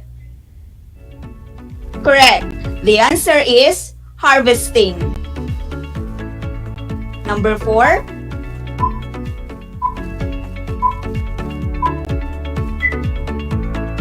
What is your answer? If your answer is seedlings, correct. Number 5. What is your answer? Wonderful. The answer is harrowing. Very good. Thank you so much for your active participation. Those words can be encountered with our topic for today. So let's start our discussion. Our topic is all about work tasks in line with farm operation. First, let's define and discuss the different terms such as task. What is task? A task is a usually assigned piece of work, often to be finished with a certain time. It is an activity that needs to be accomplished within a defined period of time to work towards work-related goals. Next, we have farm worker. What is farm worker? It is a hired agricultural laborer. The term farm worker is sometimes used more narrowly, applying only to a hired worker involved in agricultural production, including harvesting and others. Now, let's move on to the different work tasks in line with farm operation. First, we have plowing. It is the process of cultivating the soil in preparation for sowing seed for planting and to loosen or turn the soil. In plowing, there are two types: the mechanical plowing and plowing using animal. A farmer can use four-wheeled tractor in mechanical, while in using animal, a farmer can use carabao. There are some steps that we need to follow in plowing. First, we need to clear the fields. Second, cut all the grasses and remove stubbles that may interfere with plowing. This is important for effective weed control and for enriching the soil. Third, irrigate the field 2 to 3 days after glyphosate application and maintain standing water at 2 to 3 level centimeter for about 3 to 7 days or until it is soft enough and suitable for an equipment to be used. And number 5, plow or rotivate the field to incorporate stubbles and hasten decomposition. Those are the 5 steps in plowing. Now, let's proceed to the safety reminders to reduce the risk of tractor accidents when doing mechanical plowing. In order to reduce accidents in operating a tractor or in other machinery, it is important to always remember and follow these things. First, safety check. Before doing any task in the farm, always check your safety. Second, service walk around. Check if there's a possible hazard that may cause any accident. Check the oil, especially when using four-wheel tractor or any kind of machinery, as well as the radiator, the air pre-cleaner and air cleaner, and the fuel level to avoid unnecessary accident or any incident. And of course, it is also important to check if there's a fire extinguisher. A fire extinguisher is an active fire protection device used to extinguish or control small fires that may happen in the workplace in the farm. Next work task in the farm is the harrowing. Just like in plowing, harrowing has 2 types: the mechanical harrowing or harrowing using animal or carabao.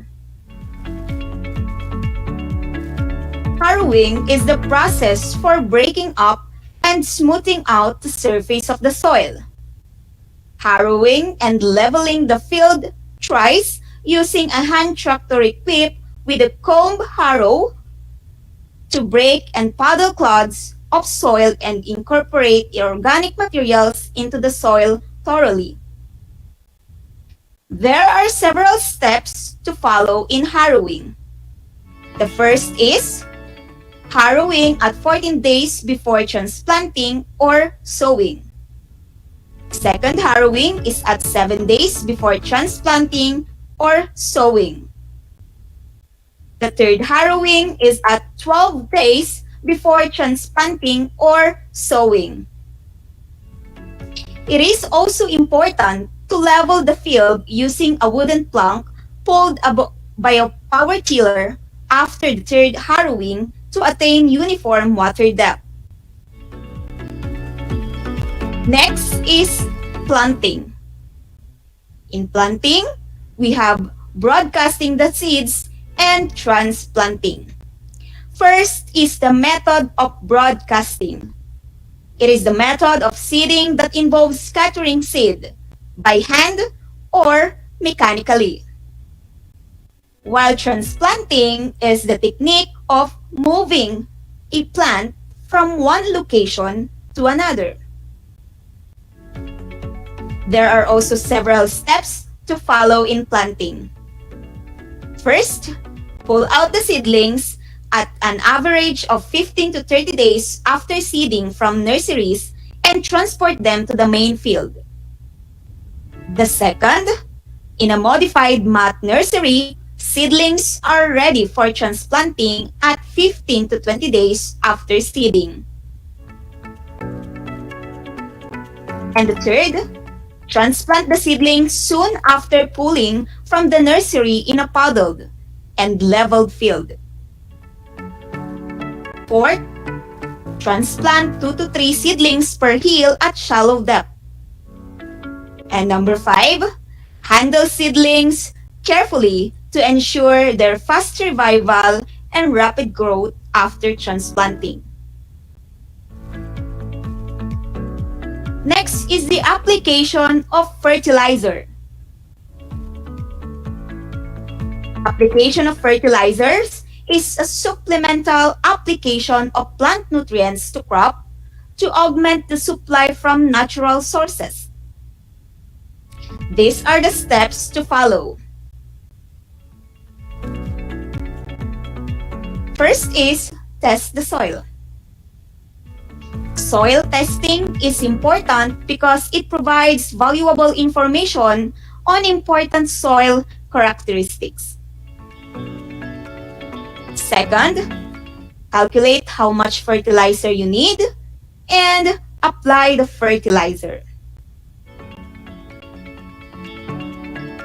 Number 4, cultivate or till the fertilizer into the soil around the plant. Number 5, watch for signs of over or under fertilization while your plants are growing. And number 6, clean up all your equipment as soon as you are finishing using it. And number 7, the last, store unused fertilizer in its original package, if possible in a dry and safe place. Next is the application of or spraying of pesticides. Pesticide is being applied to manage or control the pest that impacts adversely to the crop. These are the steps to follow in spraying pesticides. First, it is very important to read and check the label. Use appropriate PPE or personal protective equipment. When a pesticide bottle is empty, rinse it and mix enough pesticide to treat the plant to be sprayed. And after application of pesticides, treated plants shouldn't be handled until the spray is full dry. And last, store the unused pesticide appropriately.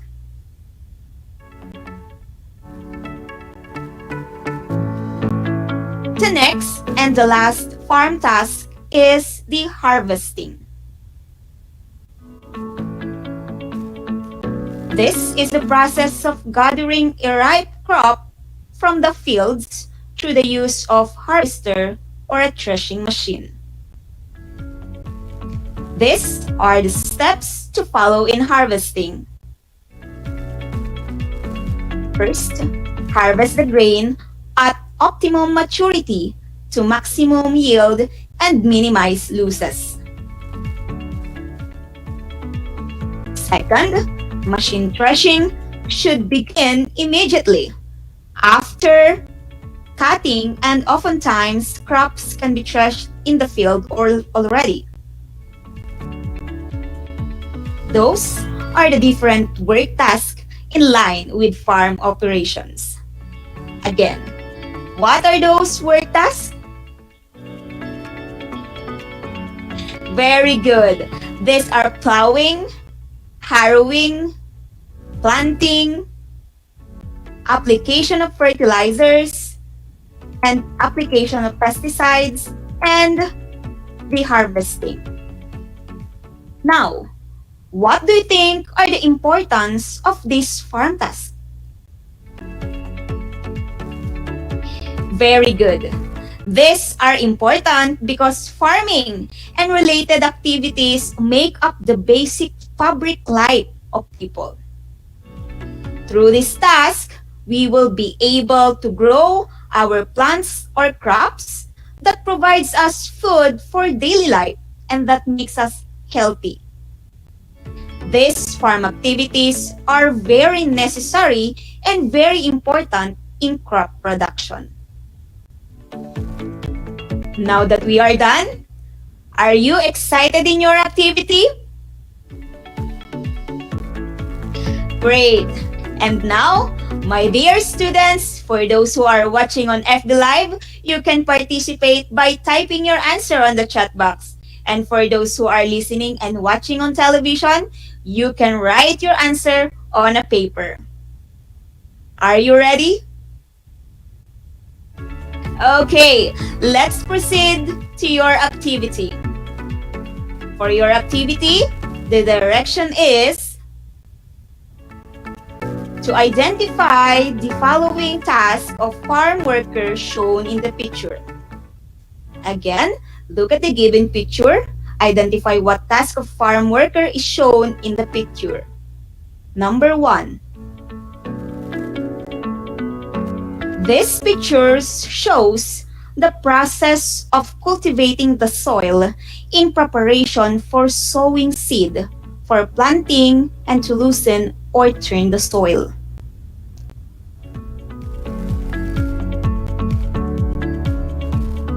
What is this farm task?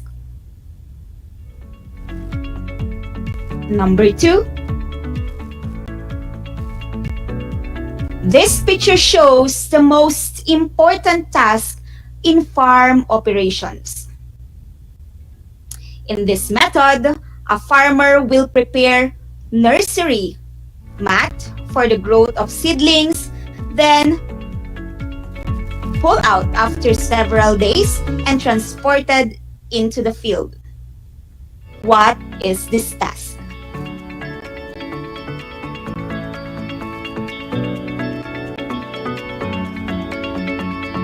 Number 3.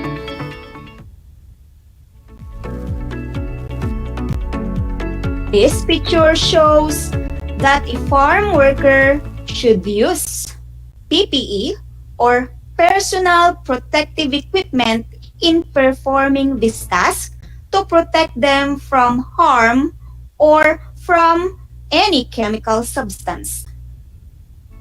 What is this task?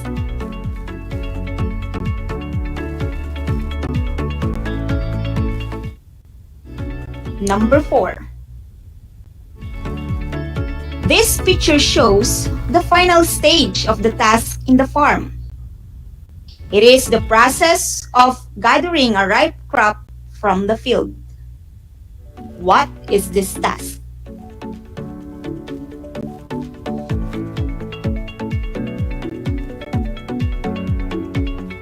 Number 5.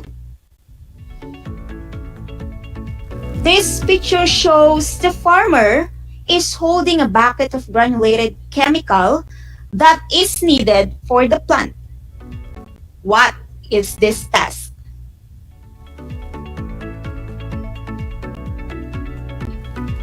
I will give you 5 seconds to finalize your answer. Are you ready? Are you done?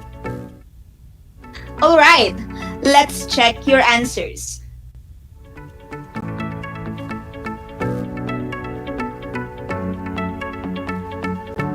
For your activity, here's the correct answer.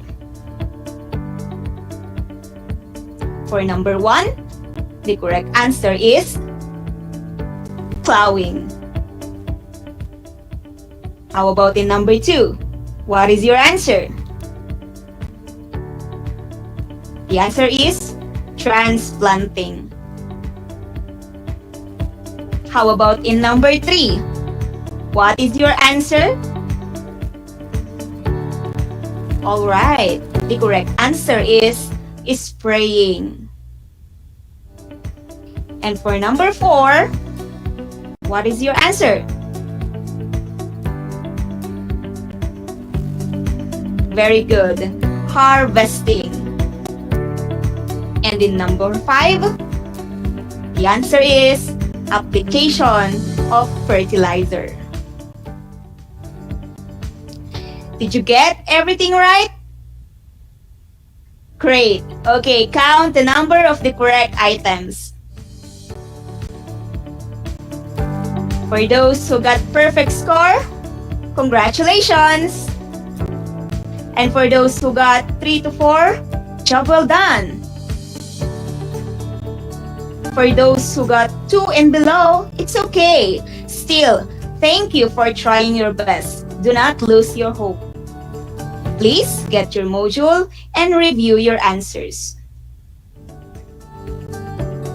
Before we end, may I read some of the questions from different schools. Okay, we have a question here from Marawi High School. The question is, among those work tasks of farm workers, what do you think is the hardest? Well, I think the task from the preparation of the land up to the harvesting there is no easy part. So to answer your question, all those tasks are hard because it requires all the different qualities that a farm workers should possess.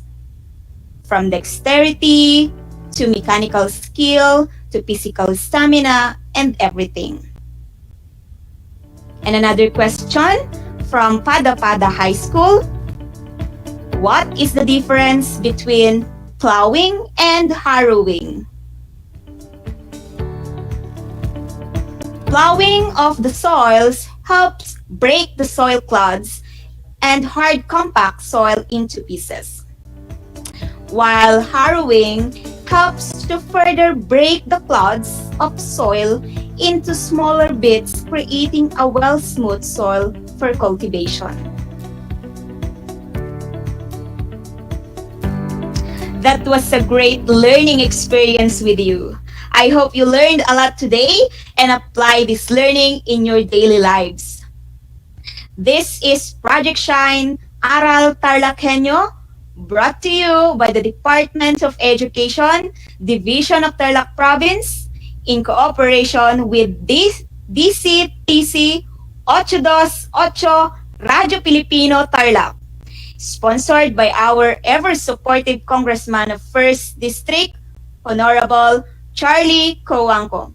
Thank you so much, sir. Let us always remember that in TLE, we aim for skills, knowledge, and progress. Thank you and keep safe, everyone. This is your teacher broadcaster from Bilad High School, Kaylin C. Prudencio, signing off.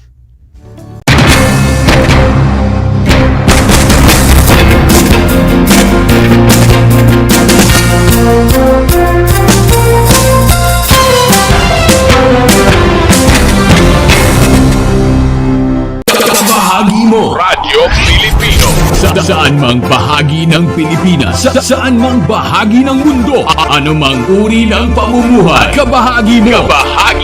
Radio Pilipino. Radio Pilipino. Sumasahim papawid sa DWPR 1296 Dagupan, DZTC 828 Tarlac, DZLT 1188 Lucena, DZYM 1539 Mindoro, DWRL 1080 Legazpi, DWRN 657 Naga, DYRB 540 Cebu, DYRL 1035 Bacolod, DYRN 1134 Dumaguete, DXCO 1044 Cagayan de Oro, DXGS 765 General Santo, DXOC 1494 Ozami, DXOW 981 Davao at Radio Filipino Podcast Center Manila. Ito ang kabahagi mo, Radio Filipino, napapakinggan on air and online sa buong mundo sa pamamagitan ng www.radiofilipino.com. Impormasyong may kalidad at serbisyong may halaga. Kasama, katuwang, kapinoy, kabahagi mo. Radio Filipino. Radio Filipino.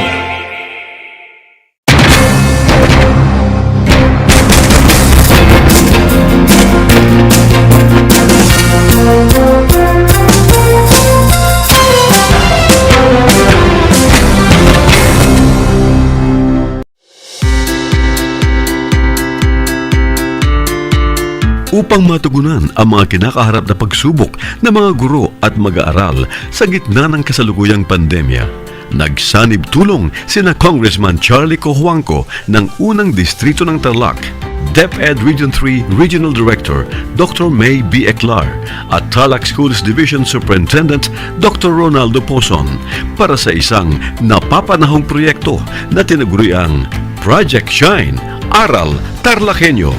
Ang mga mag-aaral ng Grade 4 at Grade 5, ganon din ang Grades 8 and 9 sa buong probinsya ng Tarlac, kasalukuyang sumasailalim sa radio-based instruction. Katuwang ang himpilang DZTC 828 kHz AM at RTV Tarlac, Channel 26. Ang Tarlac po nangunguna po ngayon pagdating po sa radio-based instruction. Marami pong humahanga sa atin. I'm very happy this station, itong DCTC, could reach the whole of Region 3. Hindi natin alam, we are contributing. We are creating a very big dent in the history of Philippine education. And I am proud. I am here in Tarlac. This is the noble cause of education in which you and I, without you knowing it, we are bound to do.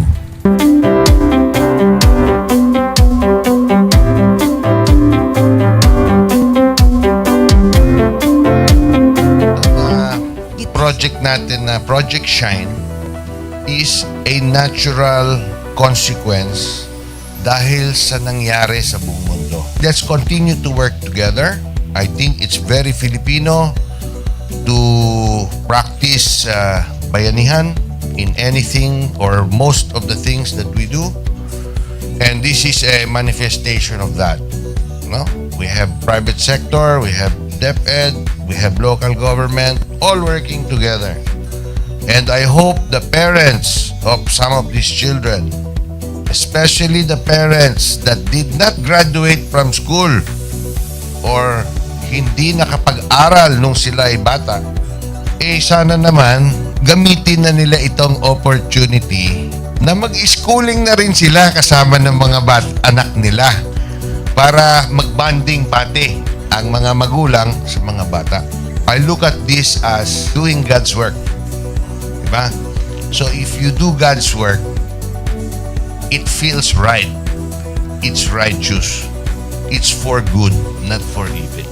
Good morning and happy learning, Grade 4. Welcome to Aral TarlakHenyo here on RTV Tarlac, Channel 26. Simulcast over DZTZ 828. Radio Filipino Tarlac. I am Teacher Mercy Pacheco Bognot. This is Alistair Aidatu. I am Marie Josephine B. Andrade. I am Teacher Princess Marie M. Dueñas, and I will be your teacher broadcaster for today.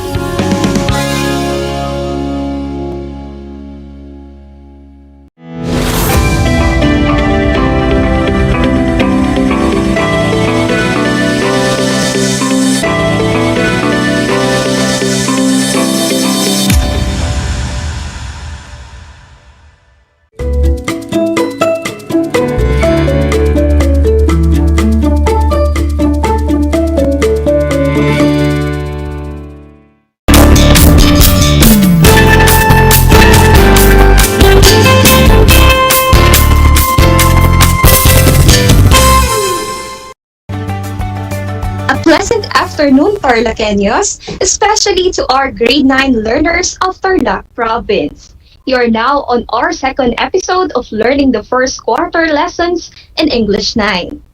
And of course, you are still tuning into Aral TarlakHenyo here on RTV Tarlac, Channel 26. Simulcast over DCTC, 828 Radyo Pilipino Tarlac.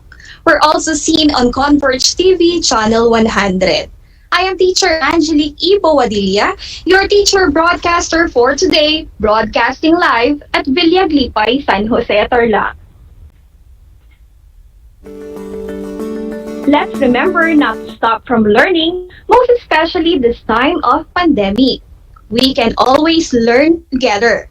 As we learn together, I want you to get your learning activity sheets or LAS and your lecture notebook. And find the most comfortable area in your home as we deepen your understanding in English 9 MELC 1 this quarter. And to get you a glimpse of our today's lesson, here is our learning map for today. You'll be had for enrichment activities and of course, a pause activity. So, grade 9 learners, what are you still waiting for? Fasten your seatbelt and get ready to learn.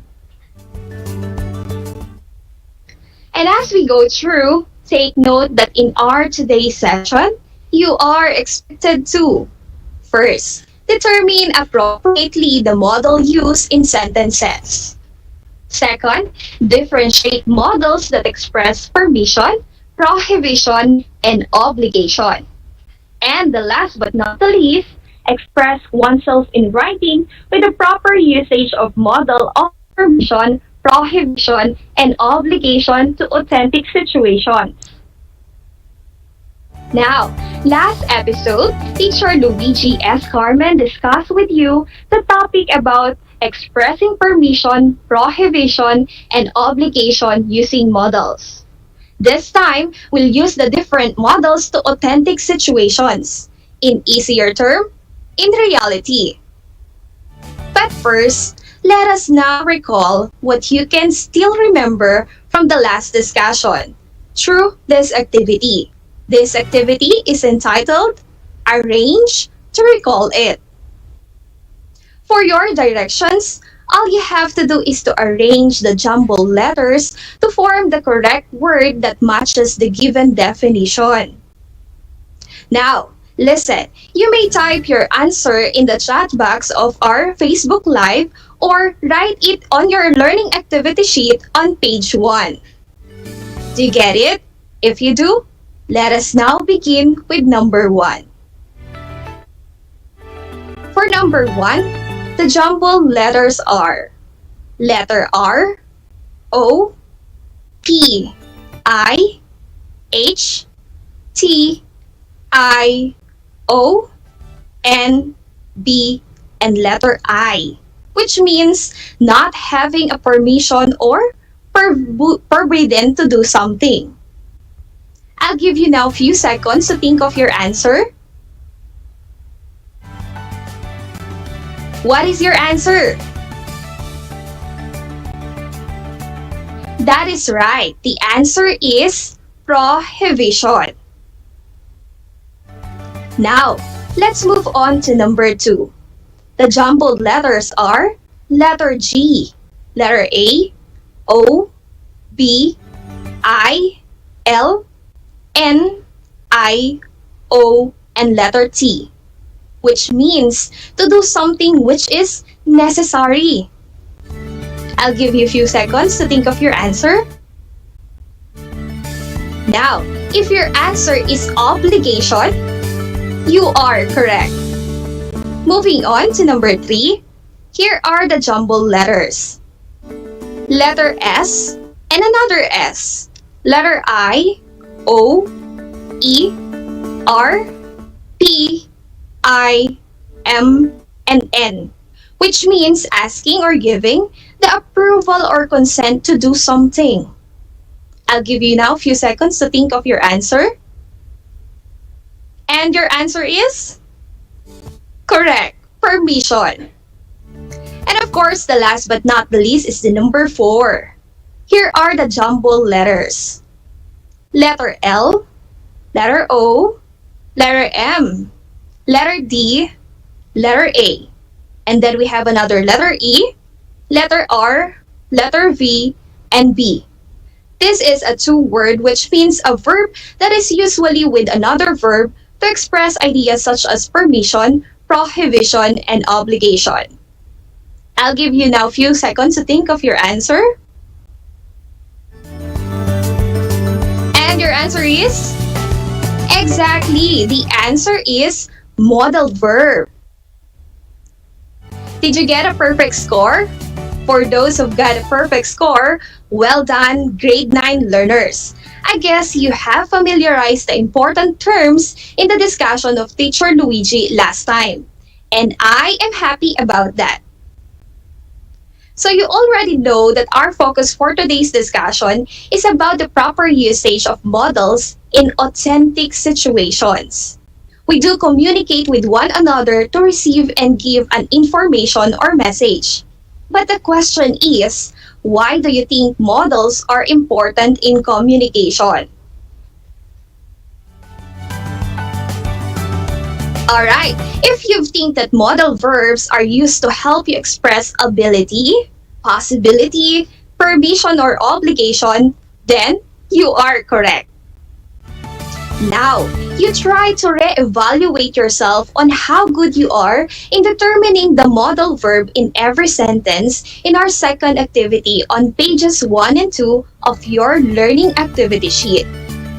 Ready, grade 9 learners?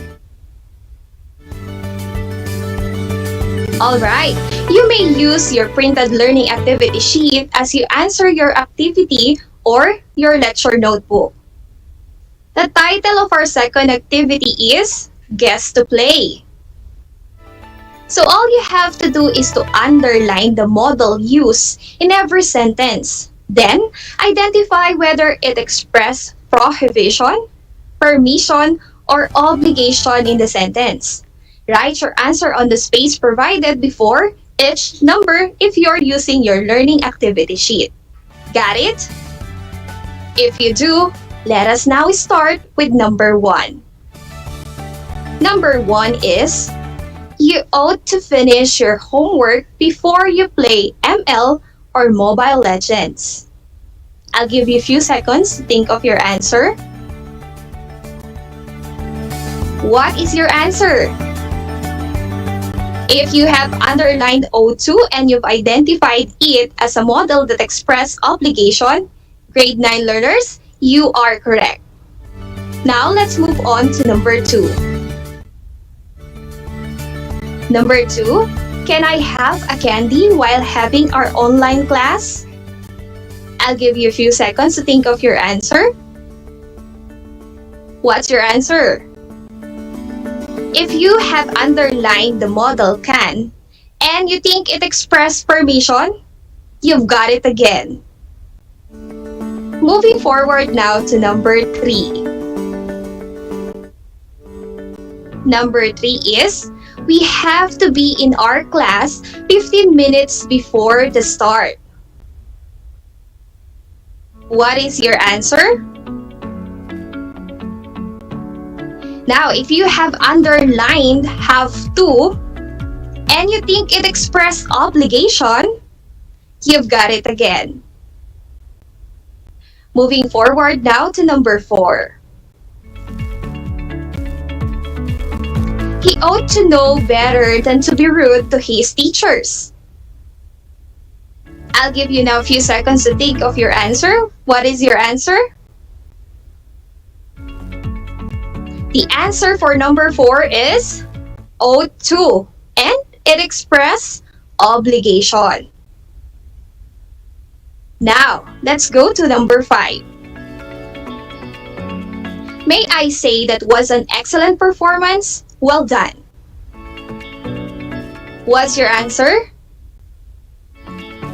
If your answer is may, and you think it expressed permission, then you are correct again. My grade 9 learners, so far, what is your score? Will you type your score in our Facebook Live chat box? Wow, that's impressive! Now, I want you to continue and finish numbers 6 to 10 alone and submit your answer to your English teacher respectively. This time, let us now evaluate what you have observed in that activity by answering this question.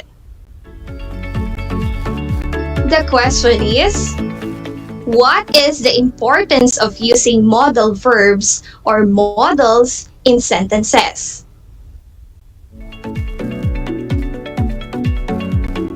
You're right. With the use of modal verbs, you'll be able to make or set the mood of your sentences. With the use of modals, you can change how the meaning of the sentences be delivered to the receiver. It also shows politeness. You will sound politer when you use them correctly. Remember the. Now, let's identify the modal verbs accordingly to this brief discussion. Now, for expressing permission, we have may and can, might and could. Let's take a look at the examples. First one is, may I submit my project next week?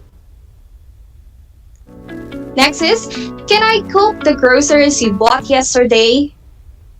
And the last one is, could my mother join us tomorrow for lunch? Once again, could my mother join us tomorrow for lunch? Can is allowed at the present time and could is allowed at the past time. Now, you can still use could for you not to be informal when you are talking to other. For expressing prohibition, we have the negative sides like must not, wherein the speaker is setting the rule, and can't, wherein the idea is against the rule. Let's take a look at the following examples. First one is, you must not smoke in this area. It means the speaker is setting the rule not to smoke. Next, you must not use the smartphone while you are driving. So the speaker is setting a rule not to use the smartphone while driving. And the last but not the least, I can't bring my pet at school. The school rule doesn't allow pets. And the last is the modal verbs that express obligation. Here are the must and have to, sometimes has to. Now, must and have to are used for firm obligation. We can also add should and ought to, wherein should is more often used to questions, while ought to is more often used to statements. We use ought to inform in a form of question, and it becomes too formal. Should and ought to is more of recommendation or moral obligation. Remember that. Let's take a look at the following examples. The first one is, you must see a doctor at once. So the speaker is setting a rule that she or he must see a doctor. Next, I have to be at school at 8 a.m. I have an exam. So there is a rule that they have to be at school before 8 a.m. Next, you should stop smoking. So this is more of a recommendation to the person not to smoke. Because remember, smoking is dangerous to your health. And lastly, it's raining hard. The children ought to come indoors. It is more of a moral obligation not to get sick. Now, let's test your understanding in our activity number 3 on page 2 of your learning activity sheet. This activity is entitled, My Reactions Matter. So all you have to do is to react from the following situations using the different model of permission, prohibition, and obligation. And to set your mood, we'll have the number 1 as an example. Ready, grade 9 learners? Here it is. For number 1, you are a child and you formally ask a teacher for permission to leave the room. How will you say that to your teacher? I'll give you a few seconds to think of your answer. If your answer is, "May I leave the room?"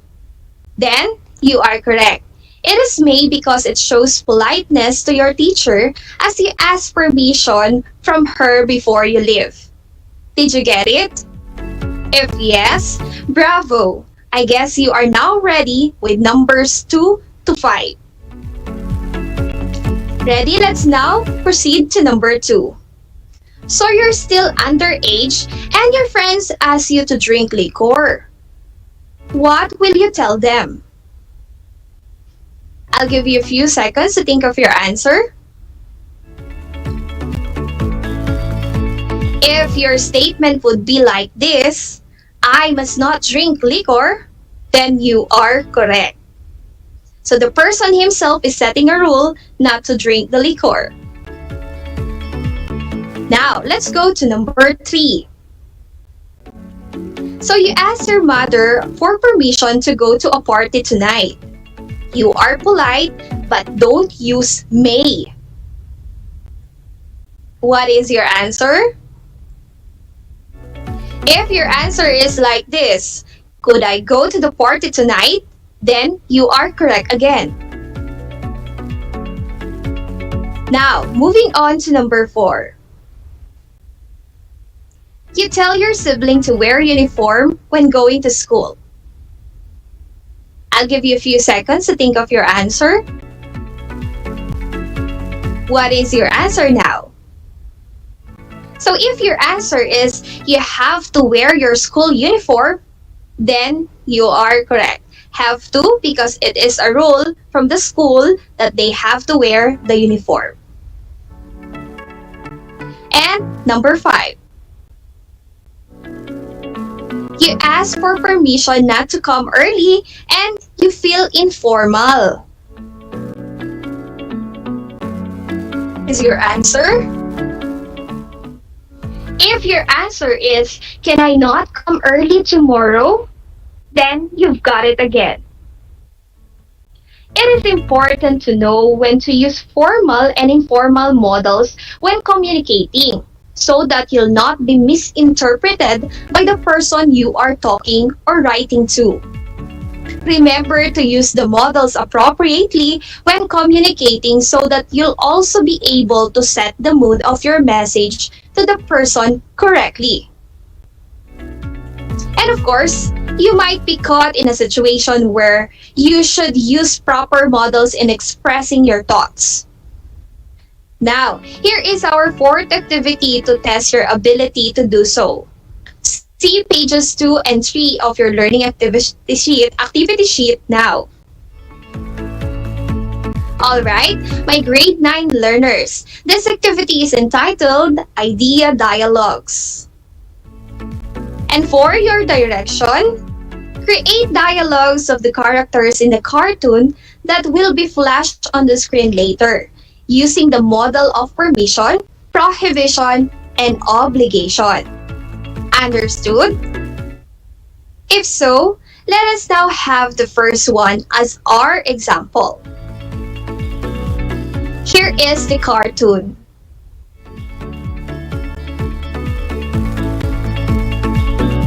And your cue is,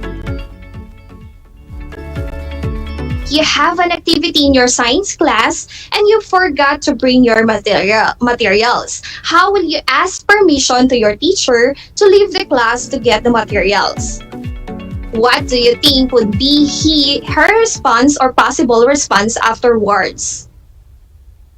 Take note, the cartoons are seen on your learning activity sheets. I'll give you now a few seconds to construct your dialogues. Time starts now.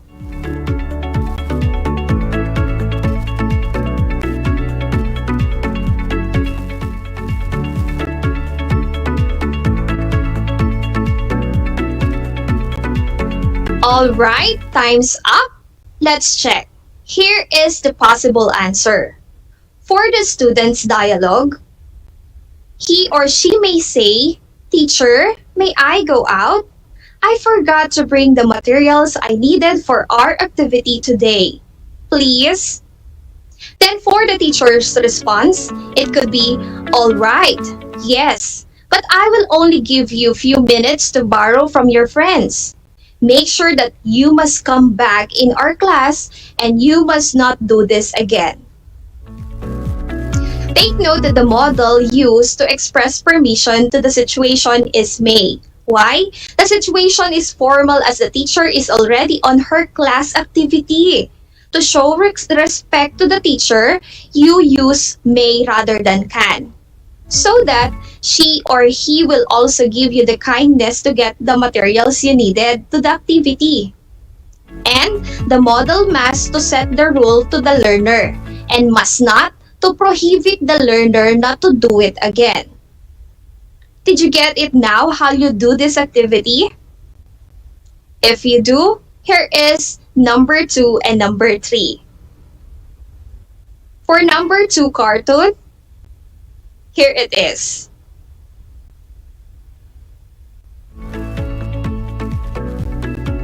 And your cue is, you caught your classmate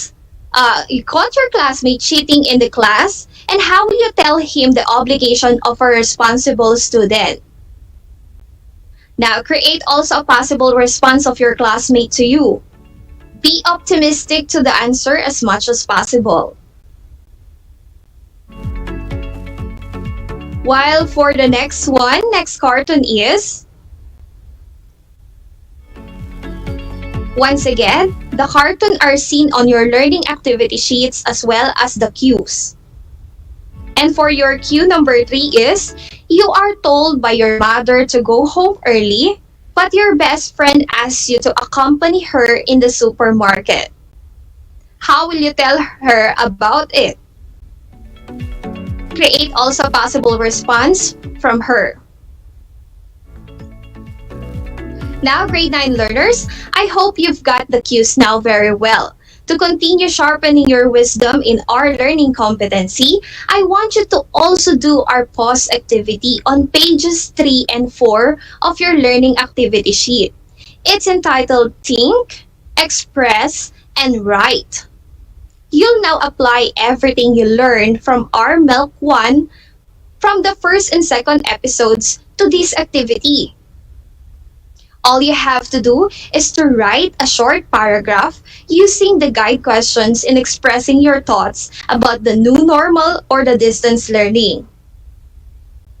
Now, let's not take it any longer. Here are the guide questions. First one is, what can you say about the new normal setting in education here in the Philippines? What do you think are the do's and don'ts in the new normal setting? The second guide question is, what advice can you give to learners like you who are still coping up with adjustments? And last but not the least, why do you think continuing education in the midst of pandemic is essential? Now, make sure to express your ideas to the situation using the appropriate models. You'll be graded using this rubric. The rubric contains the brief way of scoring your main topic, supporting details, and the grammar, wherein you must be able to use the models appropriately. Each part on the content may have the maximum of 10 points and the minimum of 1 point. Remember to pass your answers to your fourth activity, numbers 2 and 3, together with your pause activity to your English teacher respectively. Now, did you get the instructions right? I hope so, my grade 9 learners. So for additional information, you may also access the following references and also include your English textbooks in grade 9 and your SLMs.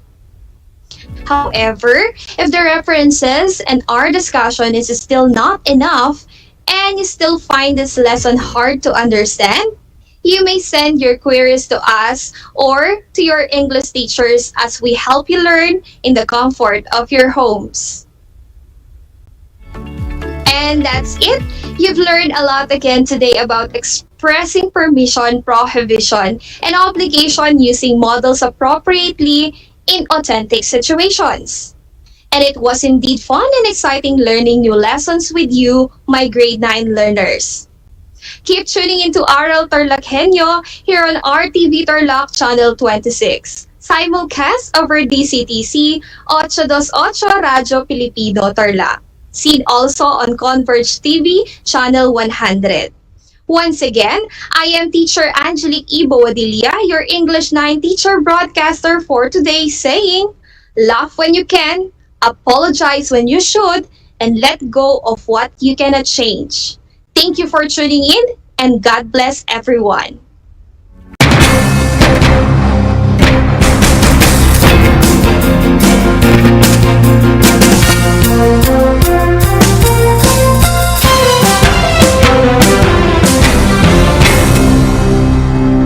Nais mo bang magpabakuna? Alam mo bang may mga tinatawag na priority eligible groups? Sa bawat priority group, may mga sektor na nakahanay.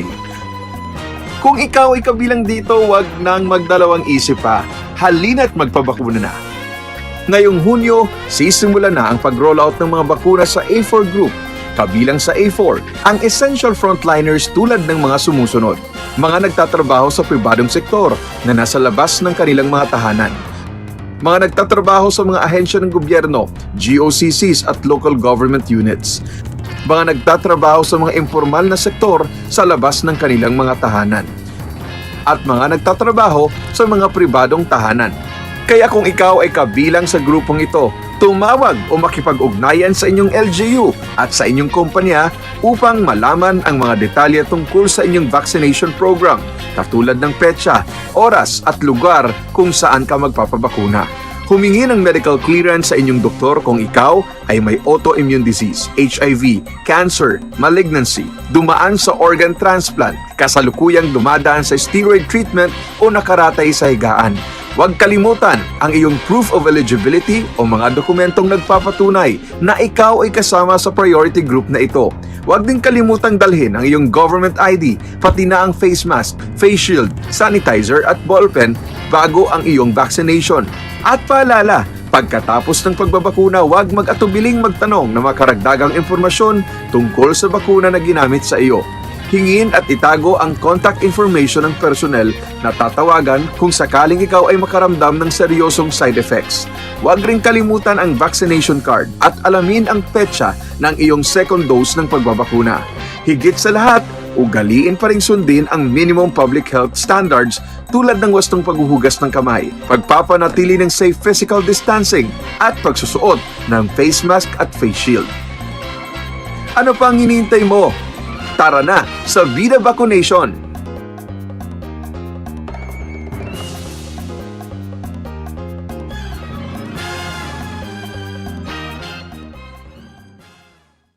Alam niyo ba na ang gitnang Luzon ay tinaguri ang banga ng bigas ng bayan at kamalig ng palay ng Pilipinas dahil dito nagmumula ang malaking produksyon ng bigas sa ating bansa. Ito ay binubuo ng mga lalawigan ng Aurora, Bataan, Pampanga, Nueva Ecija, Zambales at Tarlac. Ugaliin nating manood ng Aral TarlakHenyo Lunes hanggang Biyernes alas 8:30 ng umaga hanggang alas 5:30 ng hapon. Ako si Binibining Pia Izrin Capiral, ang inyong teacher broadcaster sa Araling Panlipunan dito sa Project Shine Aral TarlakHenyo. Lagi nating tandaan ang pag-aaral ng Araling Panlipunan ay tungo sa daan ng pagiging makadiyos, makakalikasan, makatao at makabansa.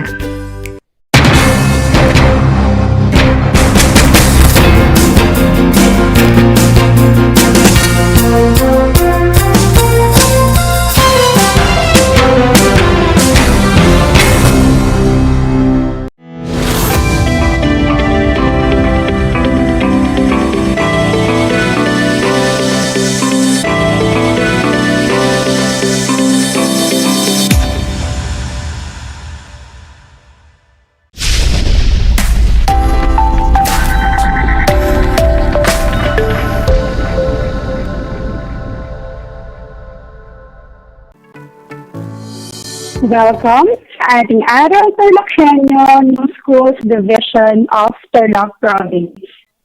Hatid sa inyo ng RTV Tarlac, Channel 26, DZTC 828 Radyo Pilipino Tarlac, at sa Converge Cable, Channel 100. Isang mapayapa at ligtas na hapon, kabataang TarlakHenyo. Narito na naman tayo, nagsisikap at nagpupunyagi na maging makadiyos, makatao, makakalikasan, at makabansa. Kumusta na kayo mga ginigiliw kong mag-aaral?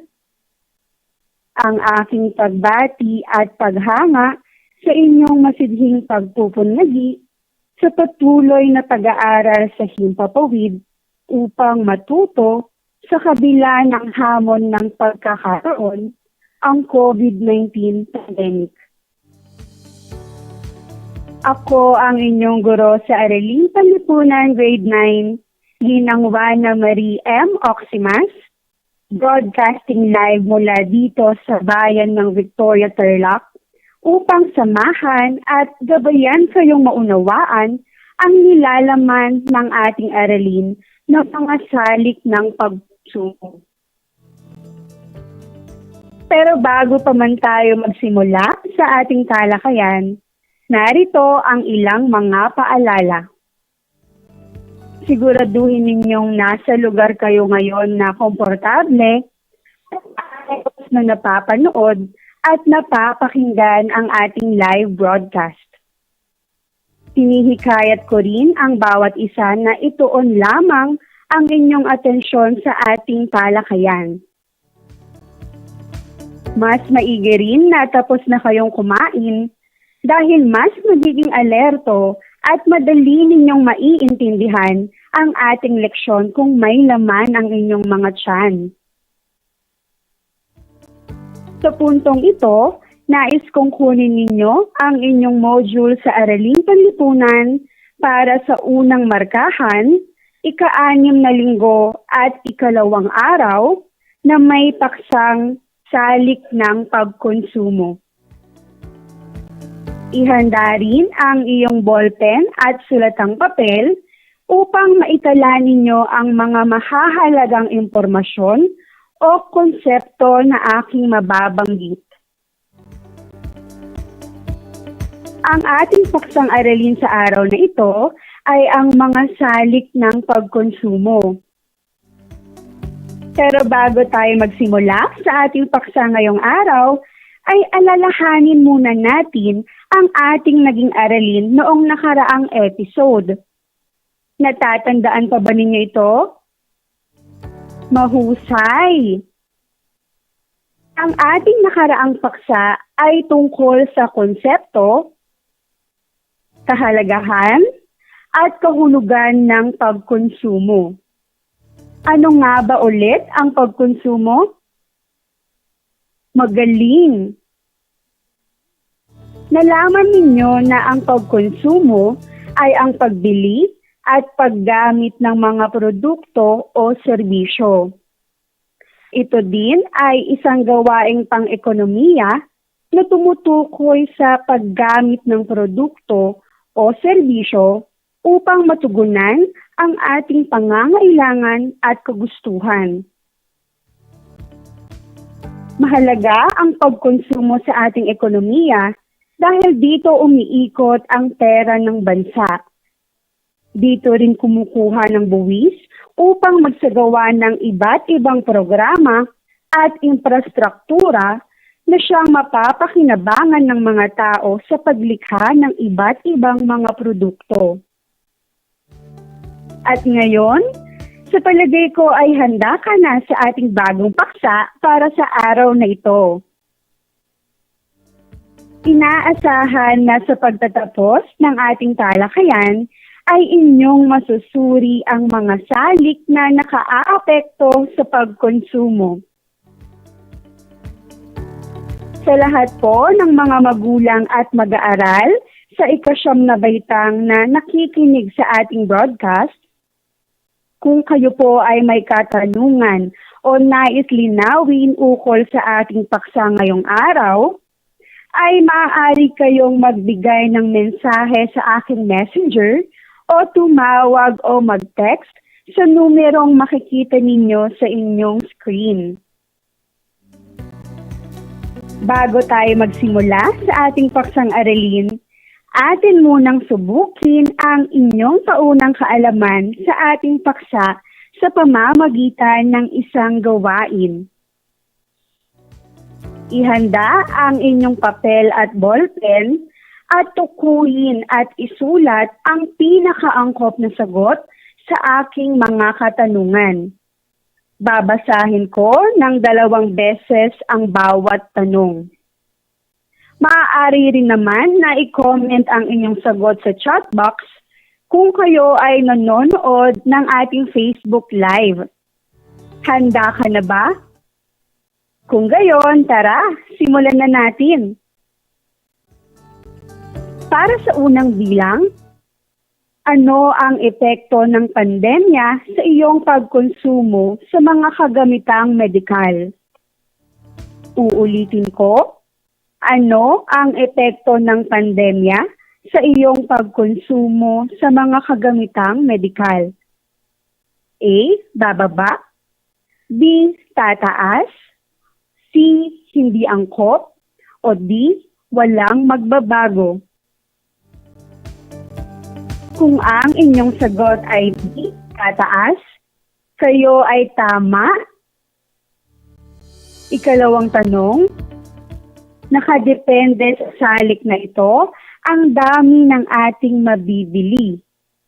Anong salik ng pagkonsumo ang siyang nagdidikta sa paraan ng ating pamimili? Nakadepende sa salik na ito ang dami ng ating mabibili. Anong salik ng pagkonsumo ang siyang nagdidikta sa paraan ng ating pamimili? A. Kita. B. Presyo. C. Utang o mga obligasyon. O D. Panahon. Kung ang inyong sagot ay A. Kita, ikaw ay mahusay. Ikatlong tanong, aling salik ng pagkonsumo ang higit na nakaaapekto sa tuwing mapapabili tayo ng marami dahil sa sale?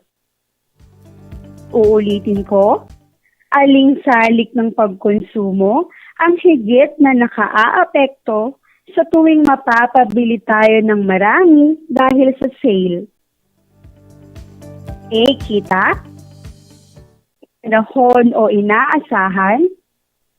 C. Presyo. D. Utang o mga obligasyon. Ang tamang sagot ay C. Presyo.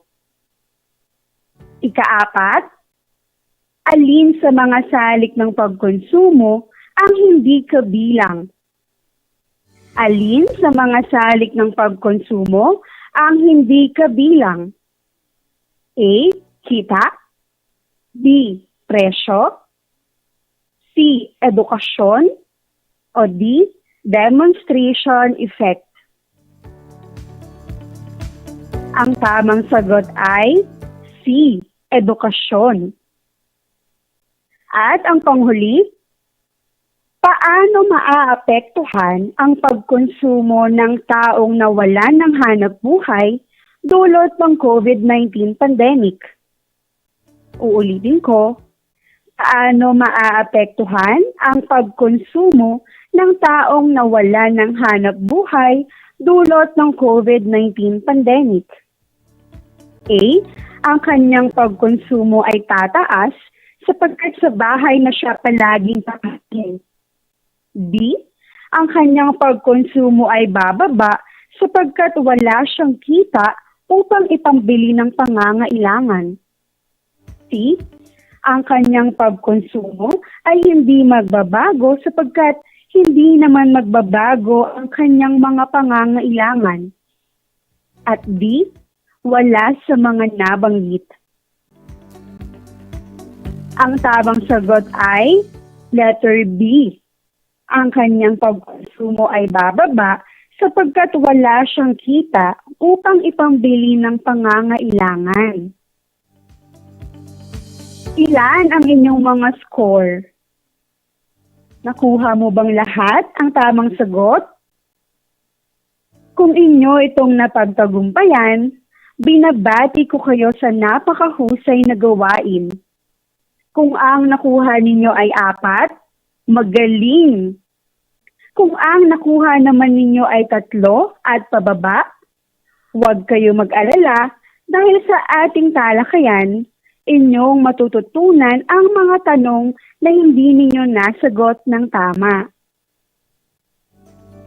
Samantala, tayo nang magsimula sa ating talakayan. Masasabi natin na ang lahat ng tao ay consumer dahil ang pagkonsumo ay bahagi na ng buhay ng tao simula pagkasilang hanggang sa pagtanda. At dahil sa walang katapusang pangangailangan at kagustuhan ng tao, ay wala rin namang katapusan ang kanyang pagkonsumo ng mga produkto at serbisyo.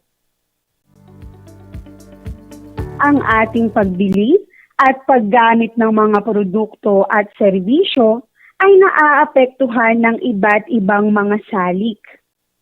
Ano-ano kaya ang mga bagay na nakaaapekto sa iyong pagbili? Kailan ka nga ba napapabili ng marami at kailan naman ang kakaunti? Tayo na't alamin ang mga ito. Ang unang salik na nakaaapekto sa pagkonsumo ay ang presyo. Ito ay tumutukoy sa halagang katumbas ng produkto o serbisyong ating binibili. Ang salik na ito ay kadalasang nagiging motibasyon natin sa ating pagbili. Ito ang unang inaalam ng tao kung siya ay bibili ng produkto o serbisyo. Ang mga sale sa pamilihan ay nakapaghihikayat sa atin na bumili ng mas marami, samantalang ang pagtaas naman ng presyo ng isang produkto o serbisyo ay hindi nakapaghihikayat sa pagbili ng marami. Halimbawa na lang nito ay ang mga produktong may promo tulad ng buy one take one at discounts.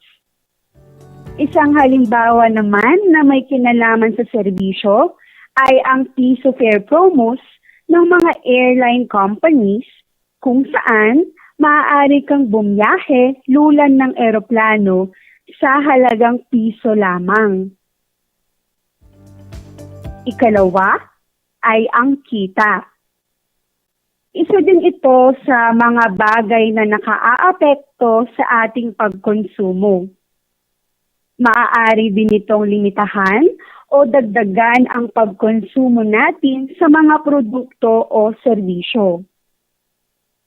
Habang lumalaki ang kita ng tao, ay lumalaki rin naman ang kanyang kakayahan na kumonsumo ng mga produkto at serbisyo. Ang pagbaba ng kita ay nangangahulugan ng pagbaba rin ng kanyang kakayahang kumonsumo. Kaya naman hindi ba, mapapansin natin na mas maraming pinamimili ang mga taong may malalaking kita kung ihahambing natin sa mga taong may mababang kita. Halimbawa na lang nitong mayroong pandemya. Dahil pinairal ang community quarantine sa iba't ibang lugar sa Pilipinas, nabawasan ang kita ng mga tao, dahilan para lumiit ang kanilang kakayahang kumonsumo. Pangatlo ay ang panahon o inaasahan. Ang pagbili sa mga produkto at serbisyo ay naaapektuhan nito. Sa panahon ngayon ng pandemya, mas maraming tao ang bumibili ng face mask, sabon, at alcohol kaysa sa normal na panahon. Gayon din naman ang pagdiriwang o okasyon gaya ng Pasko, Bagong Taon, at iba pa ay nakaaapekto sa pagtaas at pagbaba ng ating pagkonsumo. Ikaapat ay ang utang o mga obligasyon. Ang pagkakaroon ng utang ay nagdudulot ng pagbaba sa ating pagkonsumo. Kapag maraming utang na dapat bayaran ng isang tao, maaaring maglaan siya ng bahagi ng kanyang salapi upang ipambayad dito. Ito ay magdudulot ng pagbaba sa kanyang pagkonsumo dahil nabawasan ang kanyang kakayahan na makabili ng produkto o serbisyo. Tataas naman ang kakayahan niyang kumonsumo kapag kaunti na lamang ang binabayaran niyang utang. At ang panghuli ay ang demonstration effect.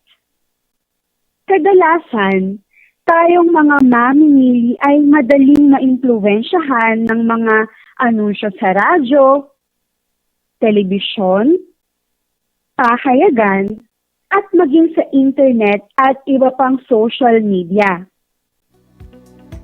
Ang brand endorser o mga artista na ating iniidolo, magandang tagline, at pabalat ng mga produkto ang ilan sa mga pumupukaw sa ating atensyon upang tayo ay mapabili. Ang mga taong hindi naman naiimpluwensyahan ng nabanggit ay may mababang pagkonsumo, lalo na sa mga bagay na uso at napapanahon lamang. Tandaan na ang pagkonsumo ay hindi na maihihiwalay sa ating pang-araw-araw na pamumuhay. Ang lahat ng salik ay pawang nakaaapekto sa dami ng ating binibili o ginagamit. Ang paglaki o pagliit ng ating pagkonsumo ay nakadepende sa mga salik na ito. At dahil ang ating pagkonsumo ay naaapektuhan ng iba't ibang mga salik, kailangan nating mas maging matalino sa ating binibili at ginagamit. Dapat ay lagi nating isasaalang-alang ang kahalagahan at ang paggamit natin sa mga produkto o serbisyo na ating bibilhin. Ayan, at dito na muna magtatapos ang ating talakayan patungkol sa mga salik na nakaaapekto sa pagkonsumo. Panibagong kaalaman na naman ang ating natuklasan. Inaasahan ko na naging ganap ng malinaw sa inyo ang mga salik na ito at kung paano ito nakaaapekto sa ating pamumuhay sa araw-araw. Sa ating susunod na talakayan ay ating susuriin ang mga pamantayan ng mga mamimili. Ngunit bago iyon, ay nais ko munang alamin kung ikaw ay nakinig sa ating talakayan sa pamamagitan ng isang gawain. Muli, ihanda ang inyong ballpen at sagutang papel. Maaari din naman na i-comment ang inyong sagot kung kayo ay nanonood sa ating Facebook Live. Suriin ang mga pahayag. Isulat ang salitang tama kung ang pahayag ay may katotohanan at mali naman kung ito ay walang katotohanan. Babasahin ko muli ang mga katanungan ng 2 beses. Para sa unang bilang, ang pagkonsumo ay gawaing pang-ekonomiya. Tama o mali? Ikalawa, malaki ang naitutulong ng mga artista upang mahikayat ang maraming tao sa pagbili ng produkto. Uulitin ko, Malaki ang naitutulong ng mga artista upang mahikayat ang maraming tao sa pagbili ng produkto. Ikatlo, ang mababang presyo ang nagsisilbing pangunahing motibasyon natin sa dami ng ating bibilhin. Ang mababang presyo ang nagsisilbing pangunahing motibasyon natin sa dami ng ating bibilhin. Ika-4, tumataas ang pagkonsumo natin sa mga kagamitang pang-eskwelahan sa panahon ng pasukan. Tumataas ang pagkonsumo natin sa mga kagamitang pang-eskwelahan sa panahon ng pasukan. At ang panghuli, mas malaki ang kakayahang bumili ng marami ng mga taong kumikita ng maliit kaysa sa mga kumikita ng malaki. Uulitin ko, mas malaki ang kakayahang bumili ng marami ng mga taong kumikita ng maliit kaysa sa mga kumikita ng malaki. Ngayon ay ating iwasto ang inyong mga kasagutan. Para sa unang bilang, ang sagot ay tama. Ang pagkonsumo ay isang gawaing pang-ekonomiya. Ikalawa, tama. Ang mga artista o brand endorser ay nakatutulong upang tayo ay mahikayat na bumili ng produkto. Ikatlo, tama. Ang presyo ang nagsisilbing pangunahing motibasyon natin sa dami ng ating bibilhin. Ika-4, tama. Tumataas ang ating pagkonsumo ng kagamitang pang-eskwelahan sa panahon ng pasukan. At ang panghuli, mali. Dahil mas kakaunti ang kakayahang bumili ng marami ng mga taong kumikita ng maliit kaysa sa mga taong may malaking kita. Ilan ang nakuha ninyong tamang sagot? 5? 4? 3? Magaling! Masaya ako dahil sa inyong masigasig na pag-aaral. Sa ating susunod na episode ay abangan ninyo ang pagtalakay ng aming mga kasamang teacher broadcasters kaugnay sa pamantayan ng mamimili. Sa paalala, maaaring ipasa ang nasagutang module sa inyong barangay hall sa itatakdang pagsauli at pagkuha ng module. Ang inyong mga magulang o guardian lamang ang maaaring magtungo sa barangay hall sa pagpasa ng inyong mga sinagutang gawain. Sila din ay inaasahang sumunod sa ating mga health protocols gaya ng pagsusuot ng face mask, face shield, paghuhugas ng kamay, at physical distancing. Inaasahan ko na kayo'y natuto sa ating talakayan sa araw na ito.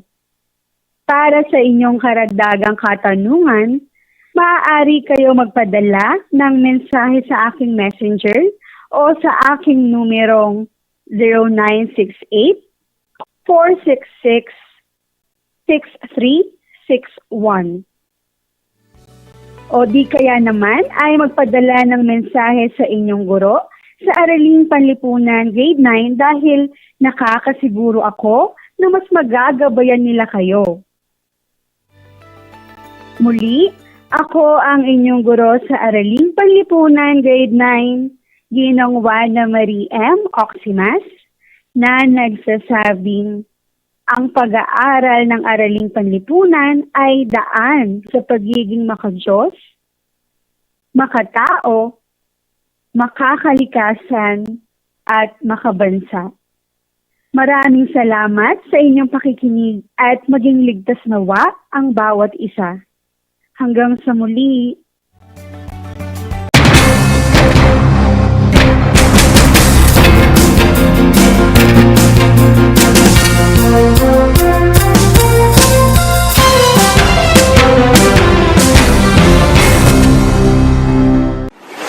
Kabahagi mo Radyo Pilipino.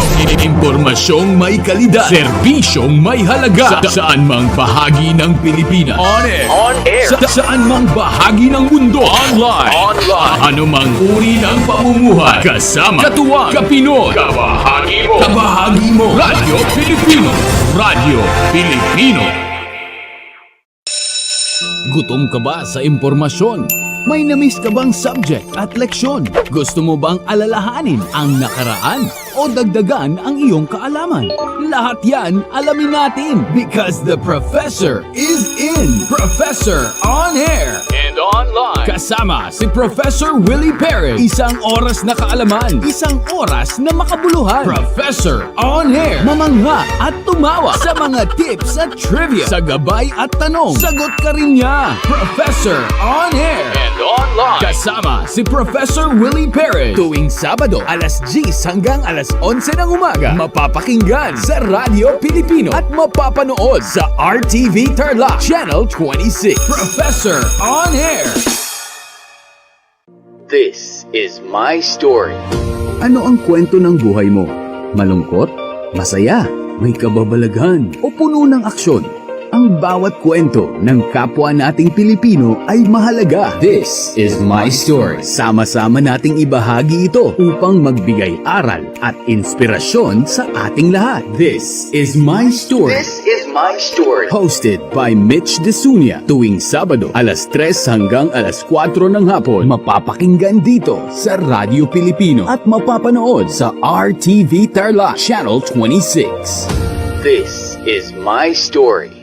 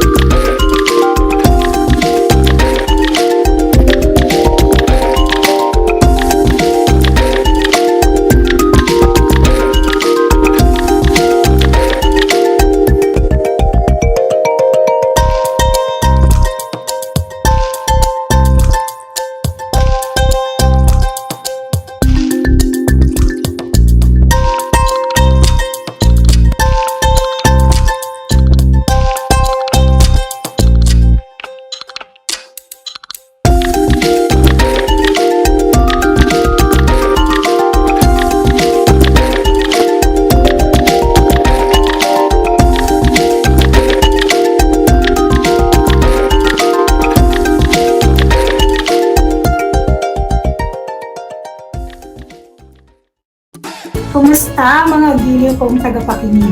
Nagbabalik ang inyong paaralang panghimpapawid Aral TarlakHenyo sa RTV Tarlac, Channel 26, At sa bayang naririnig sa DZTC 828, Radyo Pilipino Tarlac. tayo rin ay napapanood sa FB Live ng RTV Tarlac Channel 26. Sumasahimpapawid mula sa bayan ng Pura Tarlac, mula sa bayan ng San Clemente. Mula rito sa Poro Elementary School, Pura Tarlac. sa bayan ng Capas Tarlac. Ako, ang inyong guro,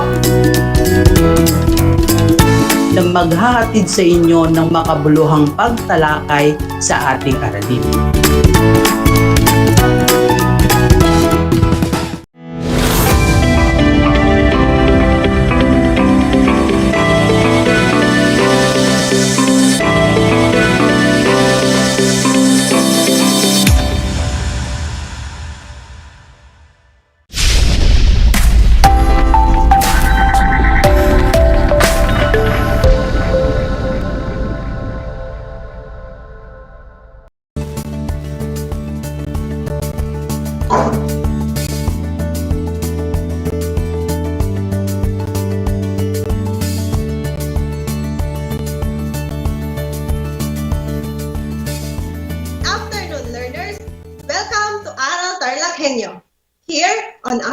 Tarlac, Channel 26.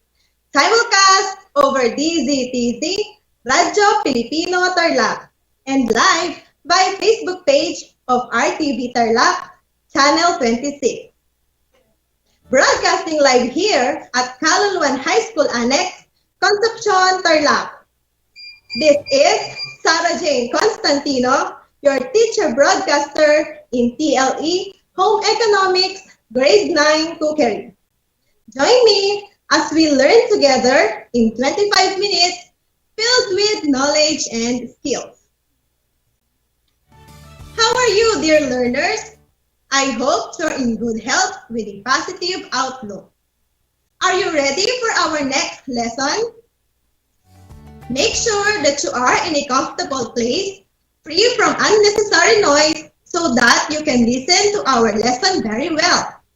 Don't forget to prepare your module in cookery, as well as your pen, paper, or notebook, so that you can take down some notes. Are you ready now? Okay, let's begin.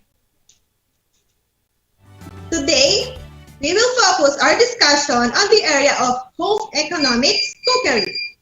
Our topic is fundamentals of plating.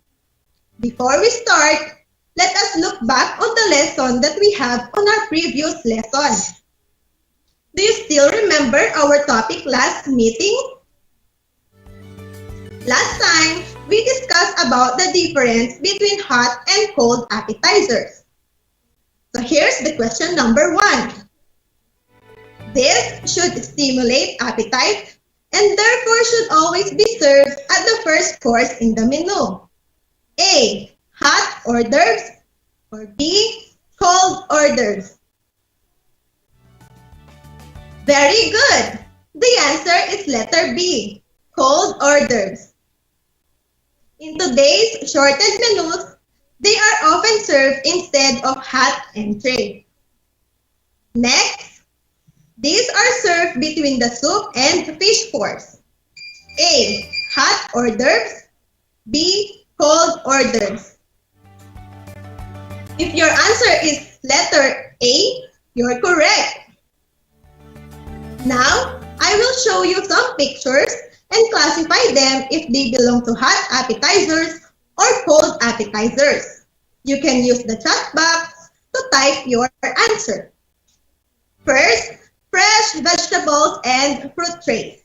Does it belong to hot or cold appetizer? Excellent! It is classified as cold appetizer. How about mini pizza? Very good! It is an example of hot appetizer. And the last one, we have shrimp tostada bites. You're correct. It is also an example of hot appetizer. I'm glad that you still remember our previous lesson. Are you ready now for our next lesson? If your answer is yes, let the learning begin. Our topic for today is fundamentals of plating. In this topic, the following learning outcomes are expected from you. First, identify the fundamentals of plating. Second, discuss the principles of a buffet platter. Third, explain how to design a platter. This lesson will provide you the knowledge, skills, and understanding in presenting range of appetizers. Appetizers can be more appreciated if presented attractively. Like the saying goes, the eyes eat first. Since your eyes view the food even before you take the first bite, plating the food in an attractive manner becomes a very important part of any dining experience. Plate presentation is the process of offering the appetizer to guests in a stylish and pleasing manner. It requires skills, style, and creativity. It is also known as food plating. It's the process of arranging and decorating food to enhance its presentation.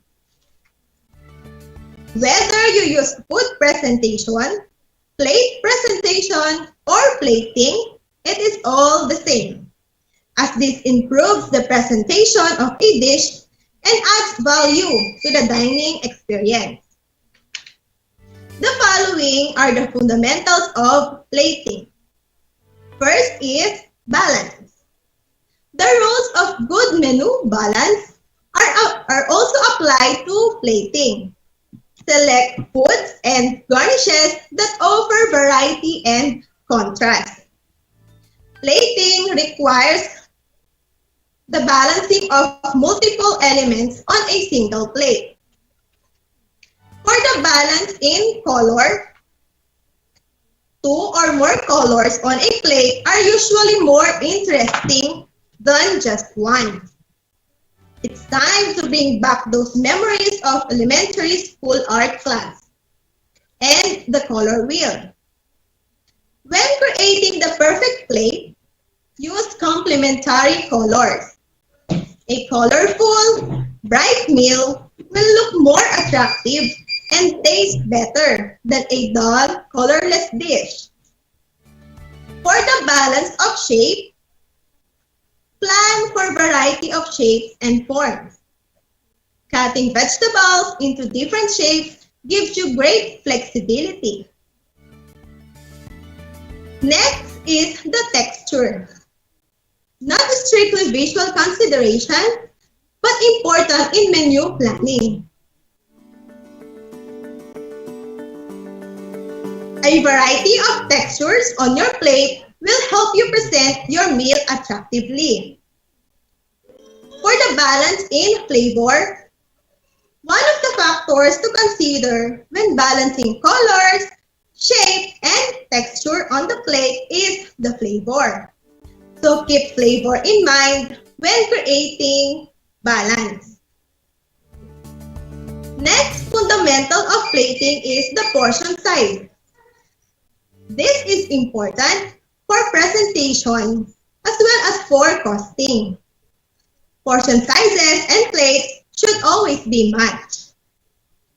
In portion size, if the plate is too small, a plate makes an overcrowded, jumbled, and messy appearance. If too large, a plate makes the portions look skimpy. As you can see on the picture, balance the portion sizes of various items on the plate and also apply logical balance of portions. The third fundamental of plating is the arrangement on the plate. When plating, always highlight the key ingredients. Having a focal point helps you arrange your accompanying items to complement your standout item. Those are the fundamentals of plating: the balance, portion sizes, and the arrangement on the plate. Let us now discuss the basic principles of platter presentation. When we say platter, it is a large, flat dish or plate, typically rectangular, oval, or circular in shape, used for serving food. It is also called serving plate, serving dish, or tray. The first principle is the element of a buffet platter. There are 3 elements of a buffet platter. One of them is the centerpiece or broth piece. This may be an uncut portion of the main food item, such as cold roast, decorated and displayed whole. It may be a separate but related item, such as molded salmon mousse.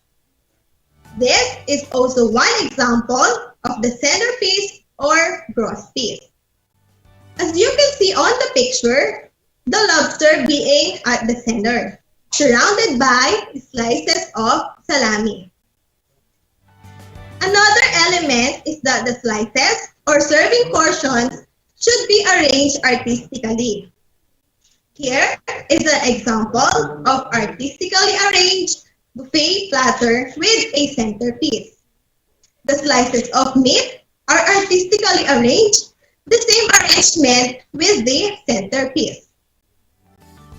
The third element of a buffet platter is the garnish should be artistically done in proportion to the cut slices. Garnish is widely known as anything that adds visual appeal to a plate in the form of complementary colors, flavors, textures, or temperatures. Can you still follow, dear learners? Very good. I'm glad that you are still with me. The second principle of platter presentation is the food should be easy to handle and serve so that one portion can be removed without ruining the arrangement.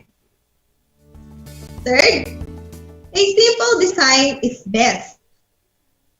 Simple arrangement is easier to serve, more appetizing, and still attractive when half consumed by the guest. Fourth, attractive platter presentation may be made on silver or metal, on mirrors, chinawares, plasticware, wood, or any other materials, provided they are presentable and suitable for food. Next, once a piece of food has touched the tray, do not remove it. Shiny silver or mirror trays are easily smudged, and you'll have to wash the tray again and start over. Good pre-planning should be considered. The last principle of a buffet presentation is think of the platter as part of the whole. It must be attractive and appropriate to the other presentation in the table. Here are some examples of very artistic buffet platter presentation.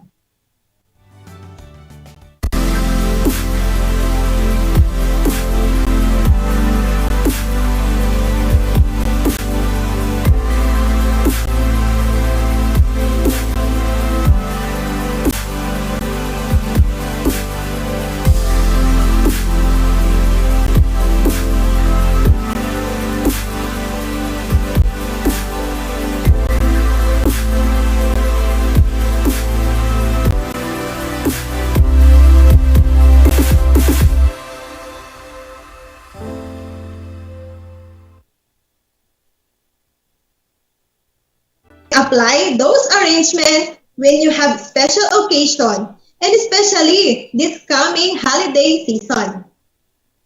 We will now discuss how to design the platter. First, you have to plan ahead.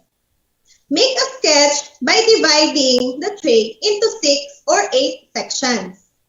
This will help you lay out a balanced and symmetrical design. The sketch should indicate the centerpiece, slices of food, and garnishes. Second, get movement into your design. Good design makes your eyes move across the platter, following the lines you have set up. It could be arranged in rows or lines. Here are examples of this. The picture, as you can see on your screen, they are arrangement of rows and lines based on their types and colors. Third, give the design a focal point. Use centerpiece to emphasize and strengthen the design by giving it direction and height. Note that centerpiece is not always at the center. Fourth, keep items in proportion.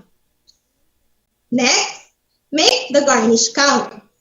Use garnish to balance out a plate by providing additional elements.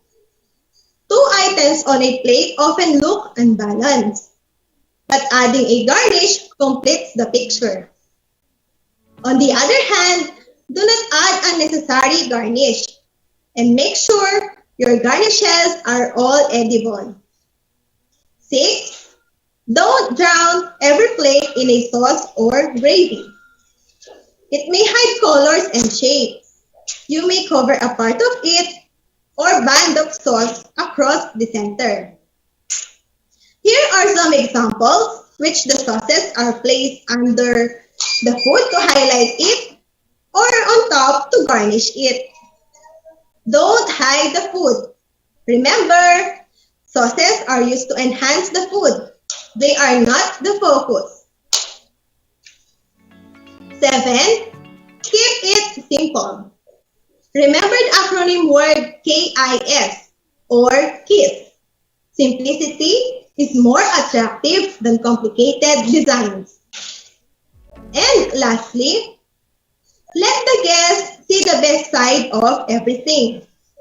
Angle overlapping slices and wedge-shaped pieces should be toward the customer, and the best side of each slice is face up. Those are the process on how to design a platter. Okay, my dear students, are you still with me? Let's have a recap of our topic. Can you define food plating? Very good. Food plating is the arrangement and decorating food to enhance its presentation. Now, can you enumerate the elements of balance? Great job! The elements of balance are color, texture, shape, and flavor. How about the fundamentals of plating? Very good. The three fundamentals of plating are balance, portion sizes, and the arrangement on the plate. And lastly, the 8 process of designing the platter are: first, we need to plan ahead. Second, get movement into your design. Third, give the design a focal point. Fourth, keep items in proportion. Fifth, make the garnish count. 6. Don't drown every plate in a sauce or gravy. 7. Keep it simple. And lastly, number 8, let the guests see the best side of everything. Now, students, get a sheet of paper to gauge the learnings on the topic we discussed. We will have a short quiz, and it only consists of 5 items. Our quiz is a multiple choice. Select the correct answer by writing the letter of your choice on your answer sheet, or you can use the chat box to type your answers. I will read the question twice. You have 5 seconds to answer each question. Are you ready? Okay, let's begin. Question number 1. This is the process of arranging and decorating food to enhance its presentation. Again, this is the process of arranging and decorating food to enhance its presentation. A. Plating. B. Framing. C. Texture. Question number 2. Which of the following is not included in the elements of balance? A. Texture. B. Flavor. C. Temperature. Question number 3. It is important to remember KIS when it comes to garnishing and plating. What does KIS stand for? Again, It is important to remember KIS when it comes to garnishing and plating. What does KIS stand for? A. Keep it saucy. B. Keep it super. C. Keep it simple. Question number 4. Which of the following is not included in the basic principles of platter presentation? Which of the following is not included in the basic principles of platter presentation? A. The food should be easy to handle and serve. B. The food should be in a big chunk and has complicated design. C. Attractive platter presentation may be made on silver or other metals. And question number 5 refers to how something feels. For instance, a food might be described as crispy, creamy, rough, or smooth. Again, it refers to how something feels. For instance, a food might be described as crispy, creamy, rough, or smooth. A. Flavor. B. Texture. C. Shape. Okay, time is up. We are now ready to check your answers. So again, number 1. This is the process of arranging and decorating food to enhance its presentation. The answer is letter A, plating. Number 2. It is important to remember which of the following is not included in the elements of balance. A. Texture. B. Flavor. Or C. Temperature. What is your answer? The answer is letter C. Temperature. 3. It is important to remember KIS when it comes to garnishing and plating. What does KIS stand for? If your answer is letter C, keep it simple, you're correct. Number 4. Which of the following is not included in the basic principles of platter presentation? The answer is letter B. The food should be in a big chunk. And number 5. Refers to how something feels. For instance, a food might be described as crispy, creamy, rough, or smooth. If your answer is letter B, you're correct. Okay, count the number of correct items. For those who got a perfect score, congratulations! You did a great job. You have listened well in today's lesson. For those who got 4 and 3, very good. Keep up the good work. For those who got 2 and below, still okay. Don't lose hope and keep trying. Please get your module and review your answers, okay?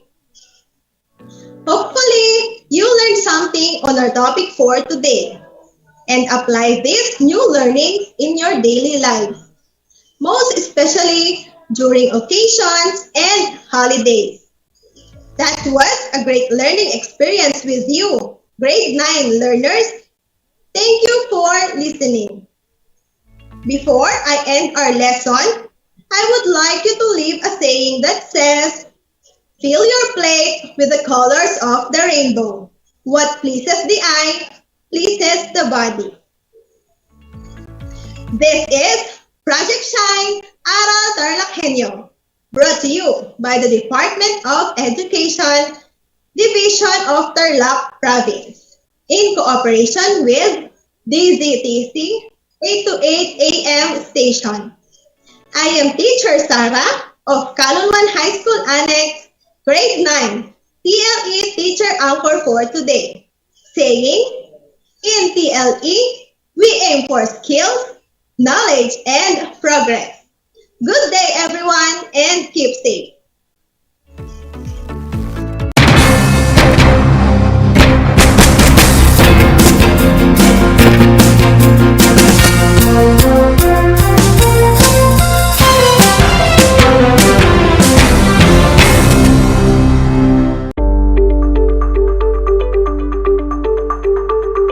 Sa pagnanais na mapigilan ang ating pamahalaan ng pagdami ng bilang ng mga kaso ng COVID-19, binuo ang One Hospital Command Center o OHCC upang mas mabilis na matugunan ang medikal na pangangailangan ng ating mga kababayan.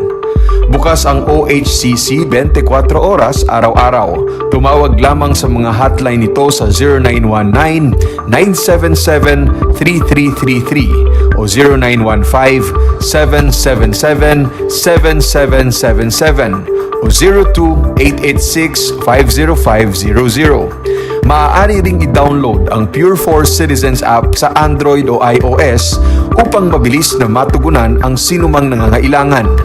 Layon din ng OHCC na maiwasang mapuno ang kapasidad ng bawat ospital. Kaya't kung ikaw ay kinakailangang tumawag sa OHCC, mabibigyan ka ng libreng preliminary consultation. Para sa mga nangangailangan ng emergency quick response, makikipag-ugnayan ang OHCC sa DOH Bed Tracker at sa mga ospital upang makahanap agad ng pinakamalapit na bakanteng ospital. Ang transportasyon o ambulansya naman ng ospital na inirefer ng OHCC sa pasyente ang siyang susundo sa bahay nito. Kaya't kapag ikaw ay nakakaranas ng anumang sintomas ng COVID-19 o nangangailangan ng agarang tulong medikal, tumawag lamang sa OHCC at handa silang tumulong sa lahat ng oras.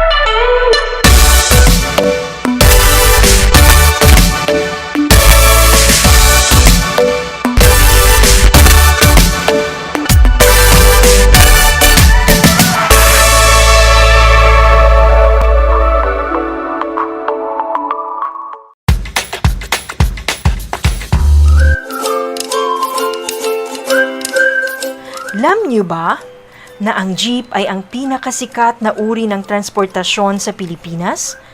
May nagsasabi na ang pangalang jeep ay hango sa salitang jeepy na ang ibig sabihin ay general purpose or government purpose na naglalarawan ng military jeep na ginamit noong World War II. Pagkatapos ng digmaan, iniwan na ng mga sundalong Amerikano ang libu-libong jeep sa kalsada ng Maynila. Ang matibay at makulay na jeepney nga raw ay truly mestizo dahil sa half local at half foreign na katangian nito. Alam nyo na, yan ang jeepney! I'm back! This is Sir Z, your teacher broadcaster. Magandang araw mga kapantas!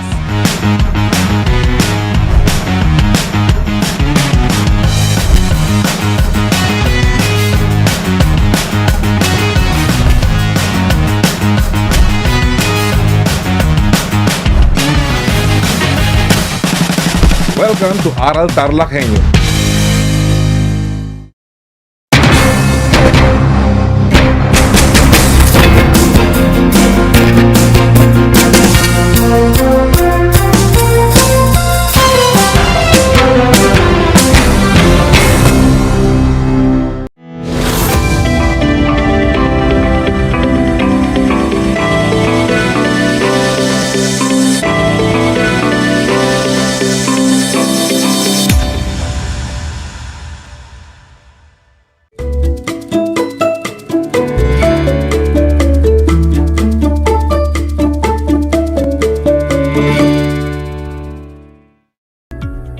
Broadcasting live in Tarlac City, an energetic afternoon, Tarlac Province and Grade 9 learners. This is Aral TarlakHenyo, a school-on-the-air program of RTV Tarlac Channel 26. Simulcast over DCTC Radio Filipino 828.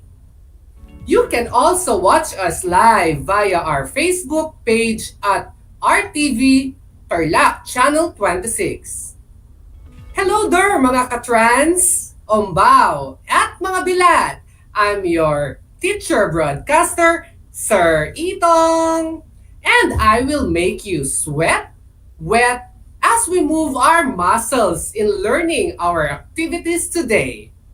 Before we start with our lesson for today, may I just give you some reminders for a wonderful meaning learning experience. First, find and be in a place that you feel comfortable and can move freely. Bring with you your pen, a clean sheet of paper, and your activity sheet. Listen attentively and focus your attention during our discussion. And if you have some questions or clarifications, feel free to send us your message through the comment section in our FB Live, or you may ask your MAPE teacher. So, let's start with a quick exercise to warm up our muscles. First, let us move our head from right, center, and then left, then center. Next, let's move our head up, center, and down, and center. Then, let's do head circumduction, clockwise, 2 times. And counterclockwise, 2 times also. And then arms forward, right, then left, then bend your arm right, left. Gawa kayo ng frame, letter L, sa kamay, lapit sa mukha, and then box, and then scoop at the back of your head, and spread your arms like wings and wings.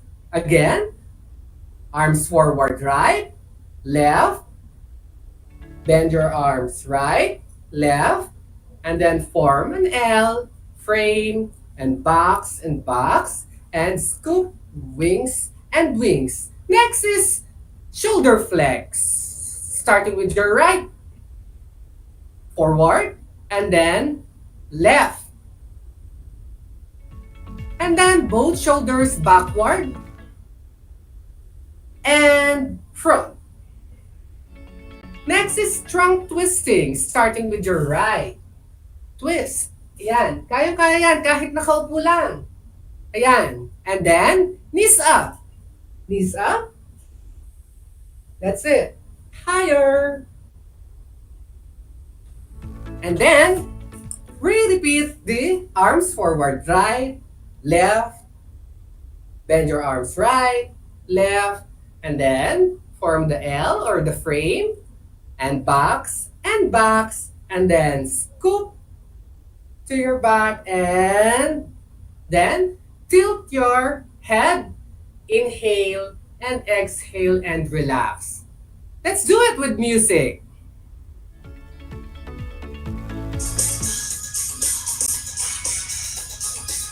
Ready, and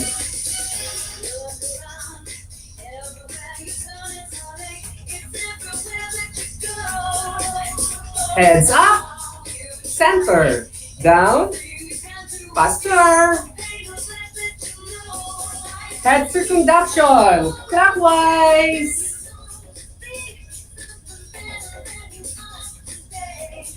counterclockwise.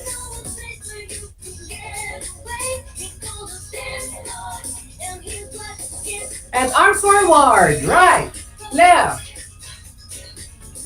and frame, box,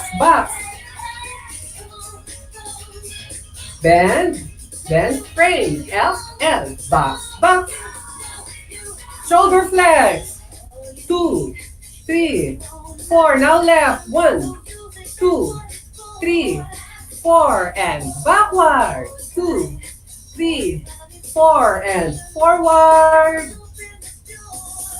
And trunk twist.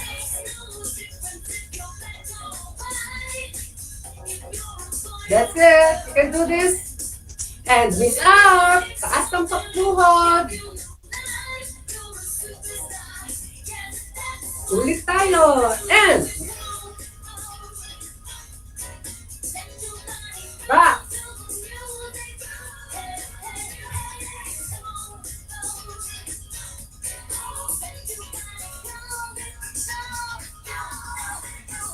And tilt your head. Inhale. Exhale. Inhale. Exhale. Now relax. Pag pinagpawisan, ulas ng konti. Okay.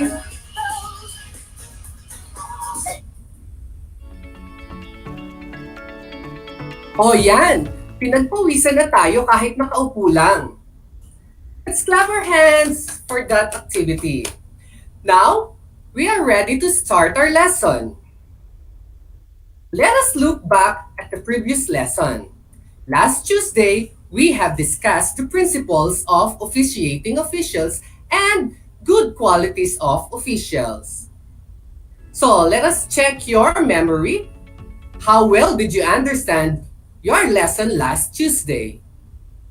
Let us have the first set of your assessment activity. Please bring out your activity sheet and answer the questions by encircling the correct answer. You have 5 seconds to answer each question. So let's start with number 1. A system of managing sports is specifically on implementing the game rules and keeping order in the duration of the game. Is it letter A, officials, B, tournament manager, C, officiating, and D, game plan? 5, 4, 3, 2, 1. So what is your answer? If you answered letter A, you are correct. Number 2. It is the ability of a person to perform one's task without undue fatigue or feeling exhausted but with extra reserve in case of emergency. What is being described? A. Physical fitness. B. Physical fitness test. C. Emotional fitness. And D. Physical fitness component. What is your answer? If your answer is letter A, you are correct. Number 3. What qualities of officiating officials refers to the emotional readiness to his or her role in a game? A. Physical qualities. B. Emotional qualities. C. Mental qualities. And D. Social qualities.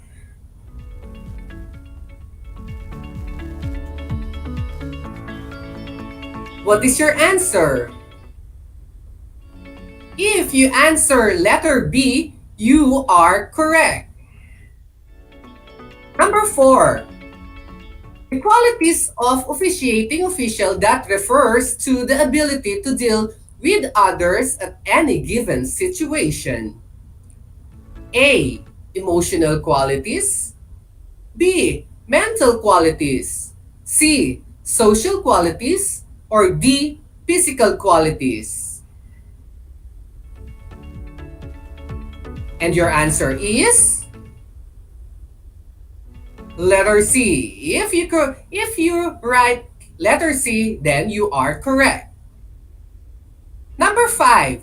What qualities of officiating officials refers to the decision-making and preparation of mind before and during the game? A. Social qualities. B. Physical qualities.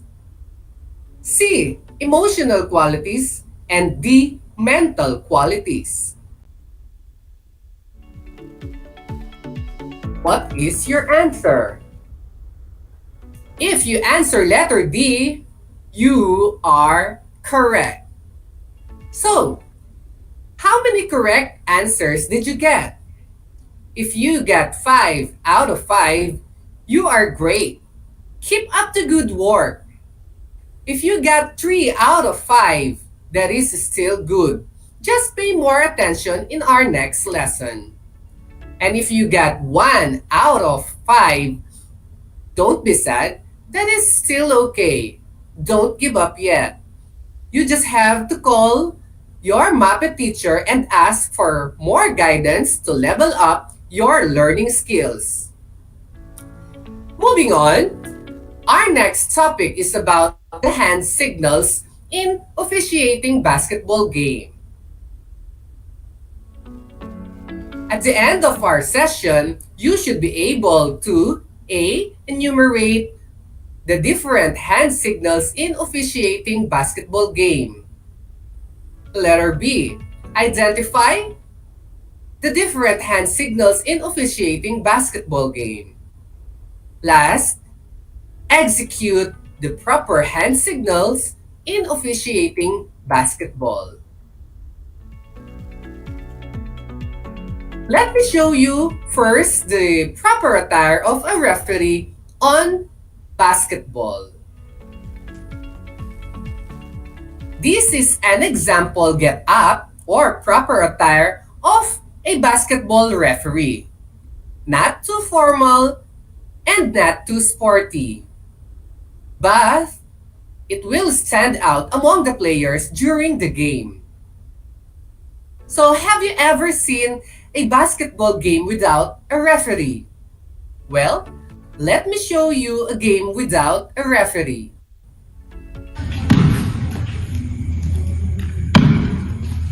This is how a game looks like without a referee.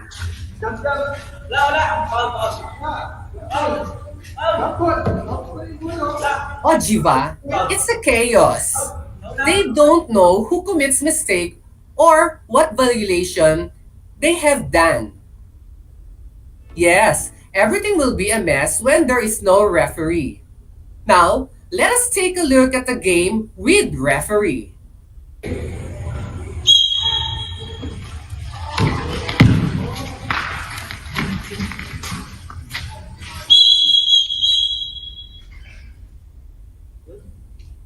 That's it. Everything will be in order. That is the importance of having an official in a game. They provide leadership and guidance to players, ensuring that the competition is conducted in a safe and fair manner. The referee is important, as well as the hand signals, because hand signals are used to indicate foul and other violations. Today, we are going to talk about hand signals used in officiating basketball. For our first hand signal, we have the intentional foul. Raise hand up in a stop manner, then official will put both arms above his head and cross them. Let me demonstrate how to execute the signal for intentional foul.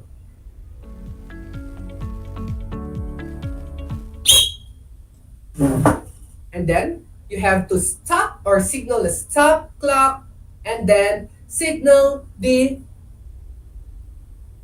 intentional foul. Next is the signal for technical foul. To signal a technical foul that occurred, the referee will place both his hands in front of him to put them in the formation of letter T, with the index finger pointing the palm. This is how you should do it. stop clock, and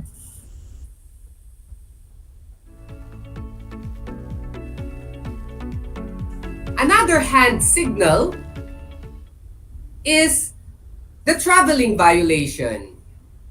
When a player has committed a traveling violation, the official will signal it by placing both of his hands in front of him in a closed fist and moving them in a circular formation. Let me show you how it is done.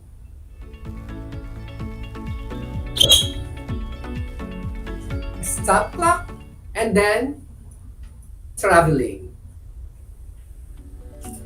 Another hand signal used in officiating basketball is the double dribble violation.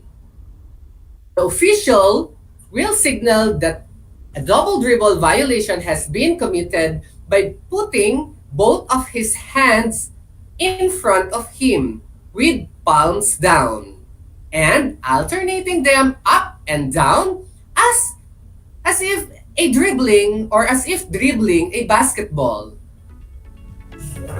Here's how we do it.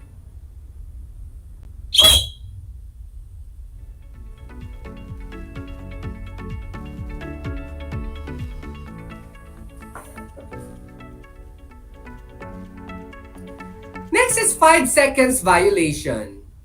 In order to signal a 5-second violation, the official will have to show his 5 fingers raised with arms extended upward. Let me demonstrate how to execute the hand signal for 5 seconds violation.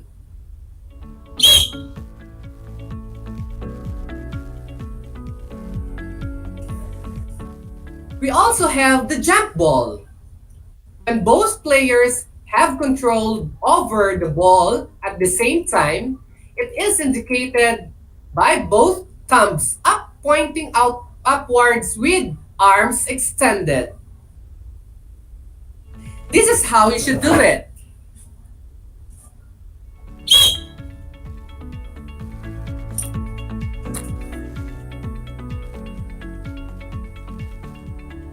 Another hand signal for basketball is the hand signal for pushing. To signal a pushing foul, the official will have both hands extended straight in front of him with his palms facing outward.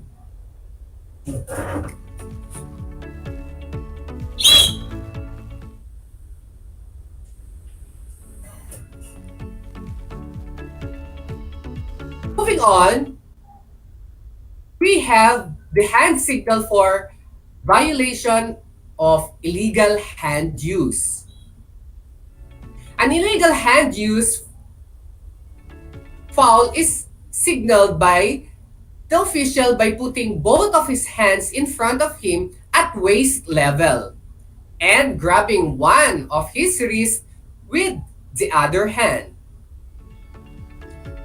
Let me demonstrate it to you.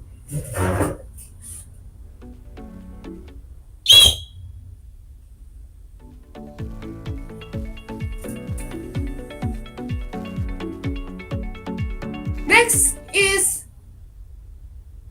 hand signal in holding. The holding signal is made by having one arm extended upward in front of the face and the other hand grabbing the wrist. So, this is how we do it.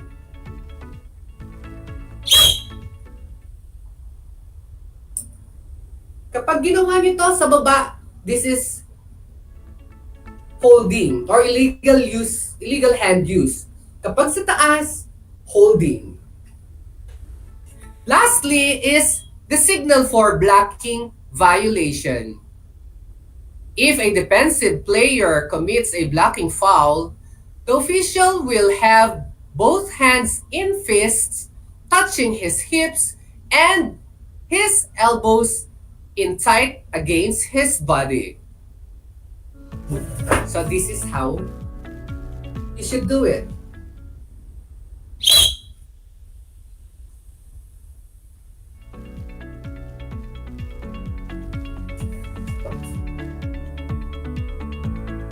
So those are the 10 hand signals in basketball.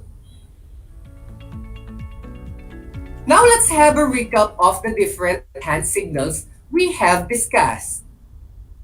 We have the intentional foul, technical foul, traveling violation, double dribble, 5 seconds violation, jump ball, no score, pushing, illegal use of hands, holding, and blocking foul.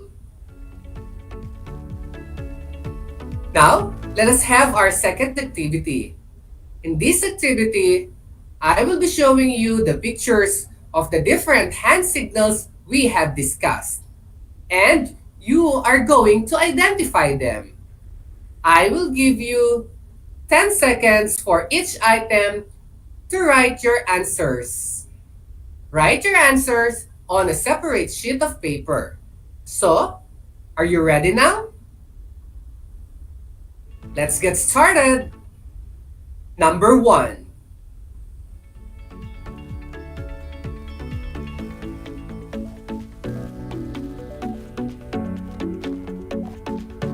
Number 2.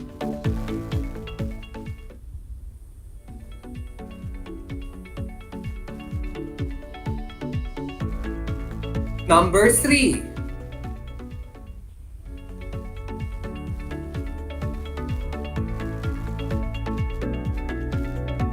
Number 4.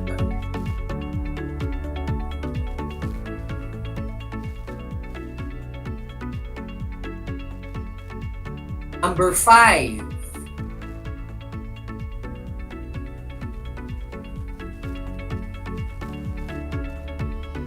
Number 6.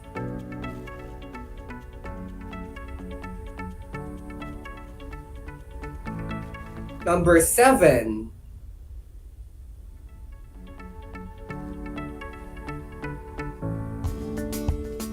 And number 8. Now I will give you 10 seconds to finalize your answers.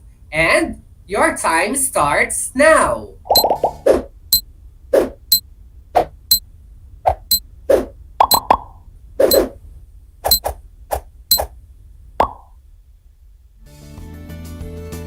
Now, let us check your answers. The correct answer for number 1 is intentional foul. Number 2 is technical foul. Stop clock is answer for number 3. And the correct answer for number 4 is traveling. Number 5 is illegal hand use. Number 6 is 5 seconds violation. Number 7 is a jump ball. And last, it is double dribble.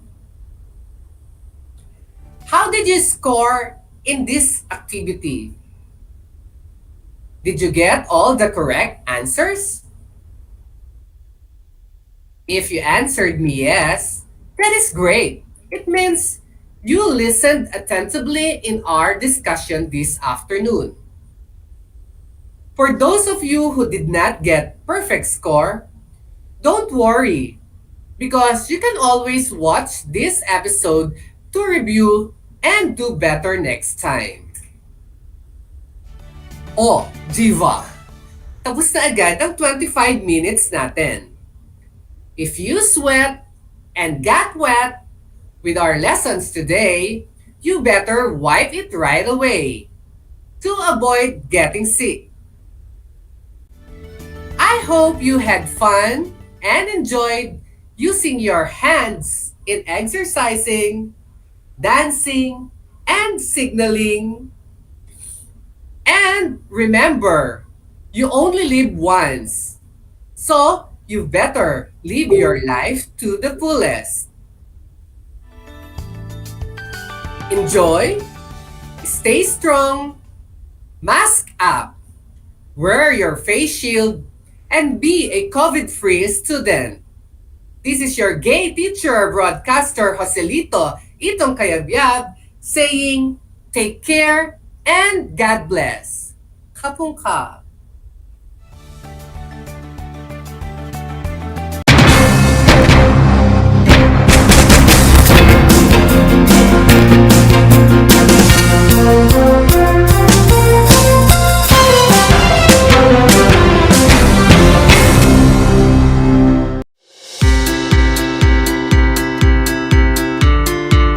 Upang matugunan ang mga kinakaharap na pagsubok ng mga guro at mag-aaral sa gitna ng kasalukuyang pandemya, nagsanib tulong sina Congressman Charlie Cojuangco ng unang distrito ng Tarlac, DEPED Region 3 Regional Director Dr. May B. Eclar at Tarlac Schools Division Superintendent Dr. Ronaldo Pozon para sa isang napapanahong proyekto na tinaguriang Project Shine, Aral TarlakHenyo.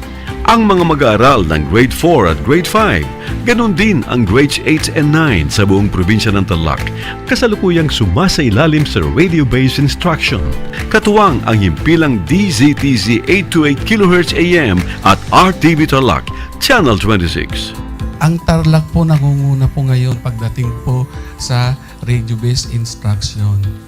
Marami pong humahanga sa atin. I'm very happy this station, itong DCTC, could reach the whole of Region 3. Hindi natin alam. We are contributing. We are creating a very big dent in the history of Philippine education. And I am proud. I am here in Tarlac. This is the noble cause of education in which you and I, without you knowing it, we are bound to do.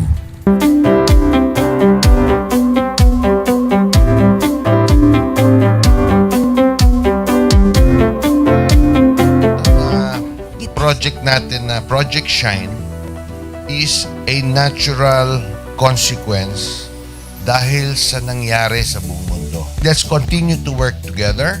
I think it's very Filipino to practice bayanihan in anything or most of the things that we do.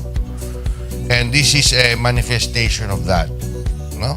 We have private sector, we have DEPED, we have local government, all working together.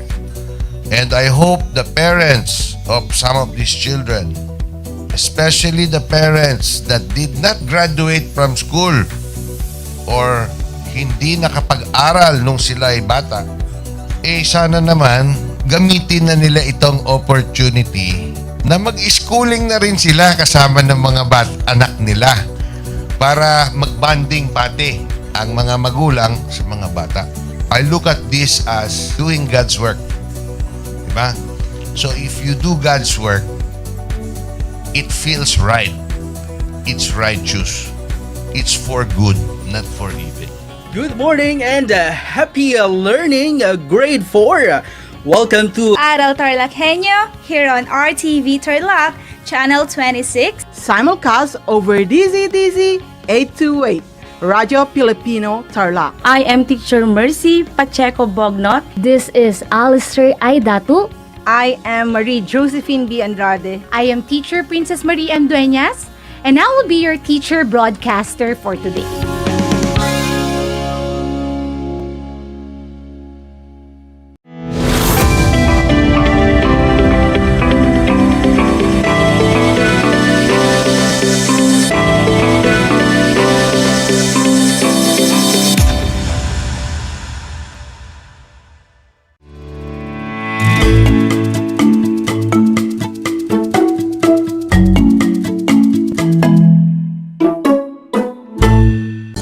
Good afternoon, TarlakHenyos.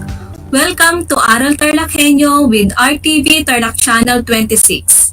Simulcast on DCTC Radio Filipino Tarlac. Live here at Tarlac City. I am Joan G. Lopez, your speaker for today. Join me this afternoon in a meaningful journey of exploring Project Simple.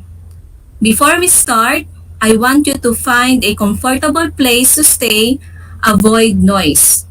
Then, Check your headset or headphone if they are functioning well to hear our discussion clear.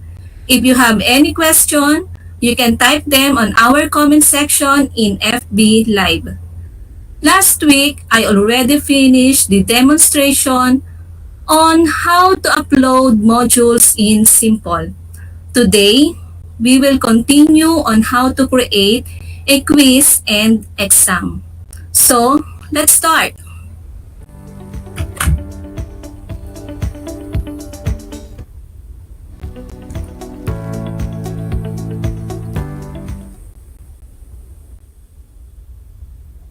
Okay, so let's log on simple.ph.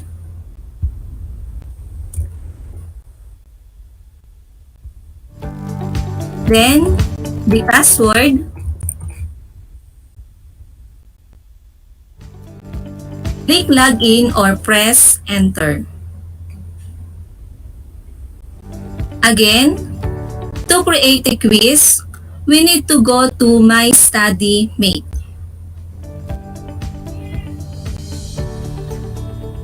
Don't forget to click the year or term.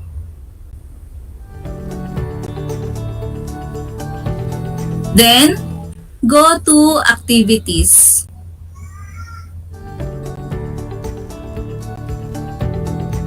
And click Create New Activity.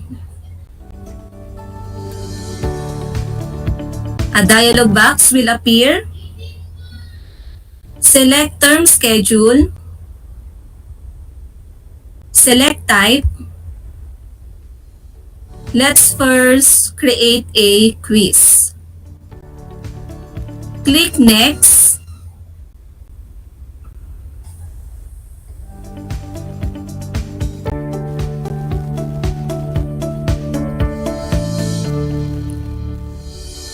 Okay, so this is task number 7.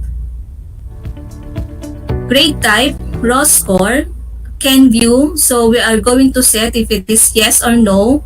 Kapag yes, ibig sabihin mag-view pa ni estudyante yung quiz after the deadline or due date. Teacher only view, it is set to no since na ang gusto natin gawin ay ipakita ang quiz sa lahat ng estudyante. Then case sensitive, it is set into no. Show answer after checking, set into no.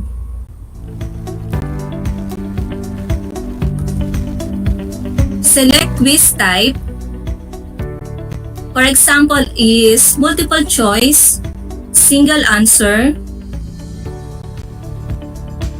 score type, count all correct answer or right minus wrong. So I will choose the first one. Then select checking type. So we have many options. The first one is teacher to check. So ibig sabihin si teacher ang mag-check. The second one is auto check at the end of the session. So ibig sabihin nito once na mag-submit ang estudyante, automatic nang i-check yung quiz na kanyang sinubmit. The third one is auto check at scheduled time. It means na si teacher magsiset siya ng time, for example, 7 p.m. Pinili ko to, then magsiset ako ng 7 p.m. Doon i-check lahat ng quiz. Then the last one is auto check submission 1 by 1. So from the word 1 by 1, i-check siya ng isa-isa once na nag-submit ang estudyante. So I will choose auto check at the end of the session. Then title of the quiz.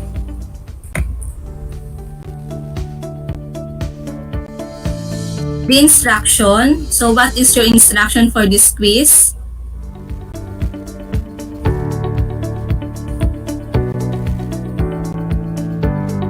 Start date. Today. Due date. Tomorrow. And accept until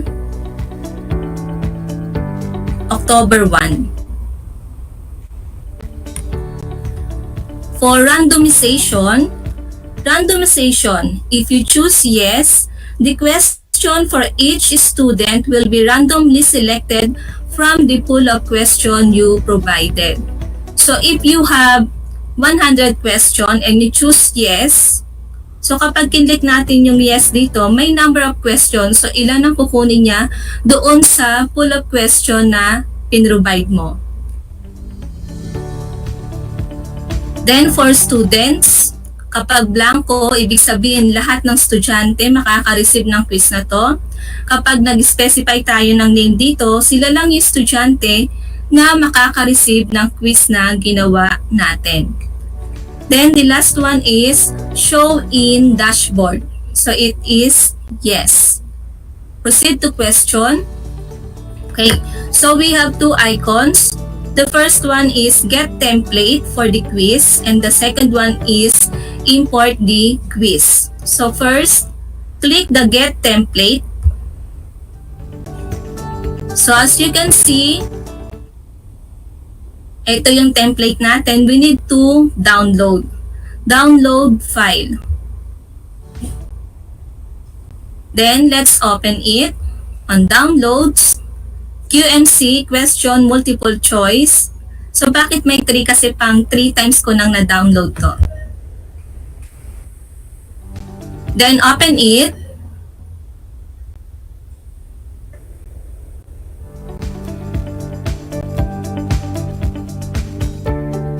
Don't forget to click the enable editing. Type your question.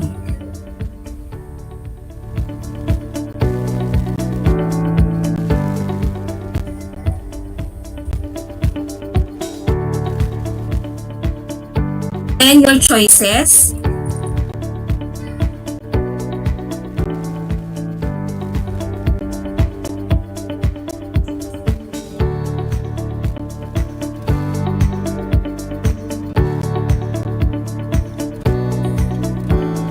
And what is the answer? Then after na ma-type lahat ng questions, choices, and answer, click Save or Control S. Then click Continue. Then let's go back to Simple. Click Import the quiz. Choose the file that we are going to import, QMC3, then click Open. So this is the question na ginawa natin sa template. Enter the answers, keyboard. Then click Preview Quiz. A dialog box will appear. Are you sure you want to proceed? All your data will be uneditable after preview. Click OK. Then save quiz. Click OK. The quiz has been successfully created. Click OK. So for the quiz number 7, ito yung ginawa natin. Let's view.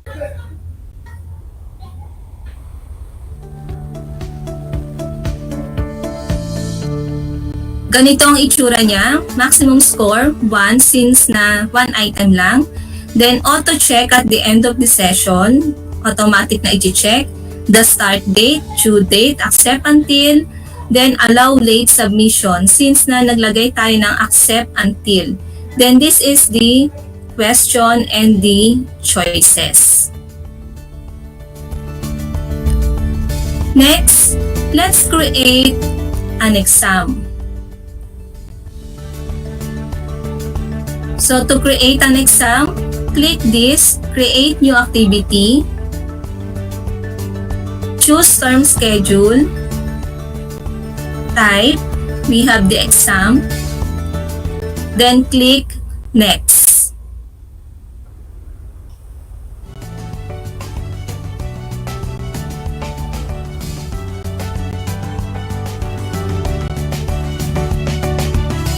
Okay, so we have parts. So the task number is 2. So ibig sabihin pangalawang exam na ito na ginawa ko. So for the parts, ilang part yung exam? So we have 3. Exam title. For example is summative test. Grade type, raw score, can view, teacher only view, case sensitive, show answer after checking. Then we have the start date, due date, and accept until. Then proceed to parts.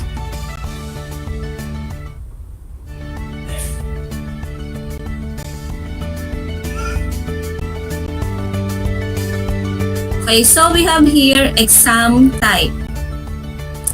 Let's try the true or false. Score type, count all correct answer. Checking type is teacher to check, auto check at the end of the session, auto check at the scheduled time, auto check submission 1 by 1. So I will choose auto check again. Title of part 1, for example, test 1.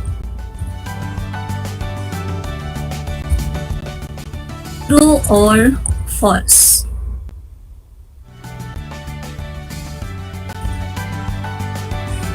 Then the instruction.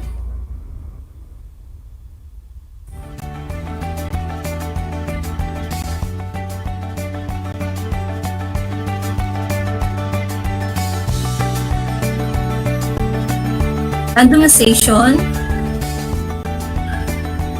Then proceed to question. So ngayon, napansin natin, nagkaroon siya ng 3 icons. So pwedeng manual, pwedeng get template, or i-upload na kung meron ng existing. So since na wala pa, pwede tayong pumili dito sa get template or manual.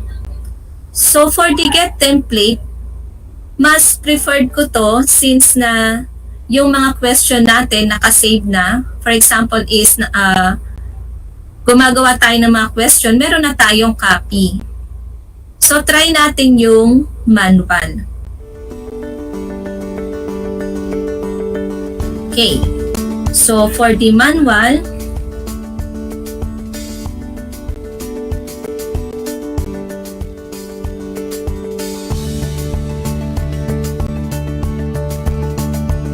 type your question.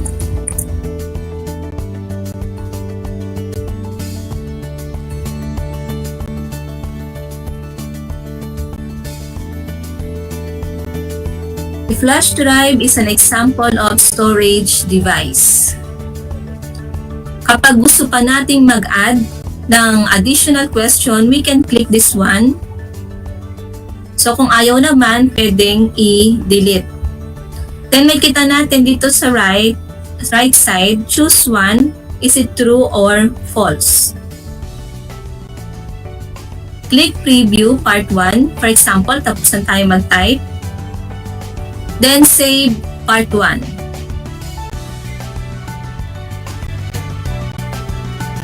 Click OK.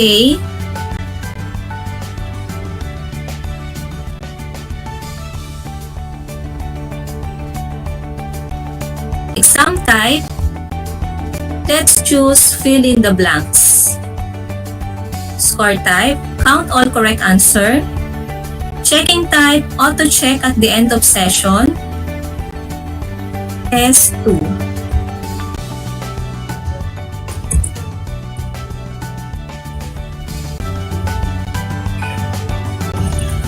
Fill in the blank. Write the correct answer. Proceed to question. Ayan na naman. May manual, get template, and upload or import. So I will choose the template. Click download file.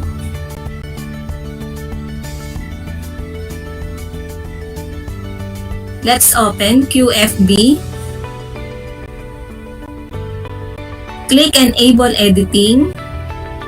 Then your question.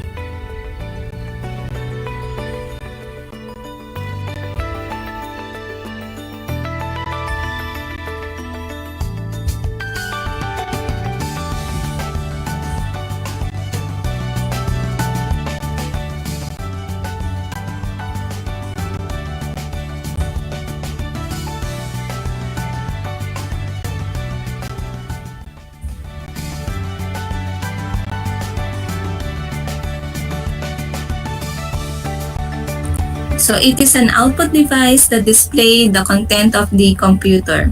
So the answer is monitor. Control S, click continue.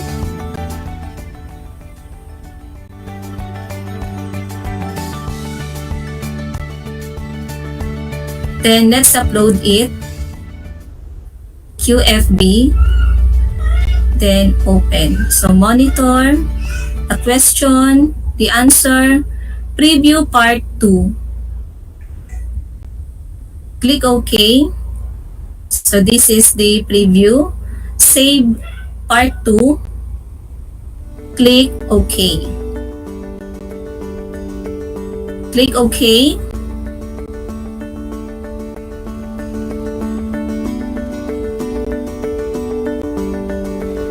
And for the part 3, let's try the enumeration. Okay, so when we select enumeration, a dialog box appears. By selecting enumeration, you cannot select randomizer. Click OK. At napansin natin, score type, manually assign score. So, ibig sabihin, si teacher ang magbibigay ng score at mag-check. S3,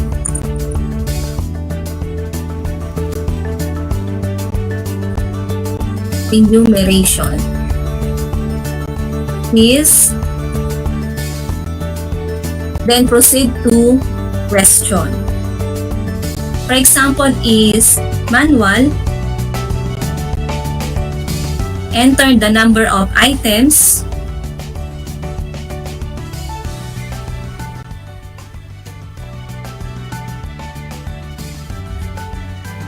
for example is input devices. Kung bagad ulit ng question, ilalagay natin dito. Kung hindi naman, we are going to delete. So for example, 5 again for output devices. Then preview part 3. Click OK. Click OK. Okay, so from here, we have the question, input devices. So 5, 1, 2, 3, 4, 5. Then click Save Part 3. The title of the test, then the instruction. Click OK.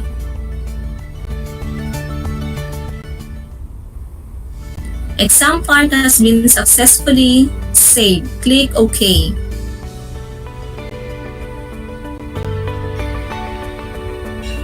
So let's see the exam. Okay, exam summative test. Let's view it. The test 1, the true or false. Okay, so this is the test 1.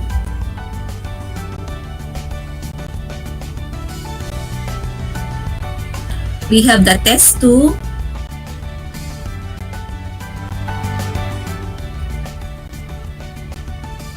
And we have the test 3. And for the result, okay, so makikita natin, true, dahil 1 item lang yon, fill in the blanks, 1 item lang. Then enumeration, we have 5 items. So we have the total score of 7. So wala pa nakalagay dito since na wala pang nag-answer sa mga estudyante. Okay, so that is the steps on how we are going to create a quiz and exam. So let's explore the account of a teacher in Simple. So we have the go to submission.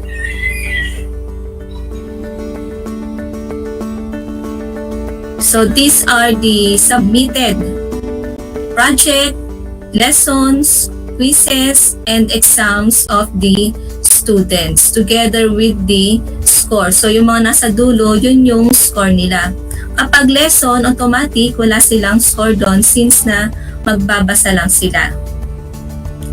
And for the go to class question, dito naman natin makikita yung question ni estudyante.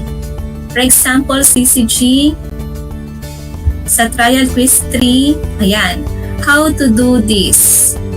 So, pwede tayong mag-reply. And for the iTrack, for the grades, okay, so we have the go to seat plan.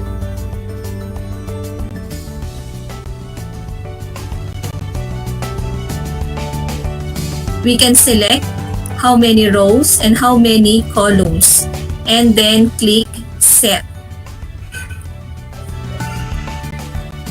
For go to class grades,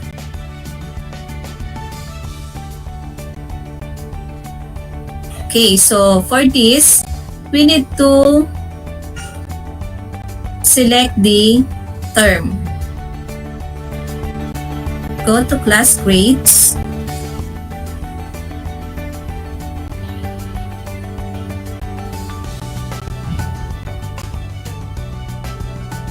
Okay, so we have this list of the students, the exams, lessons, and quizzes. Since yung quiz natin kanina is nasa 7 na, kaya 1 to 7.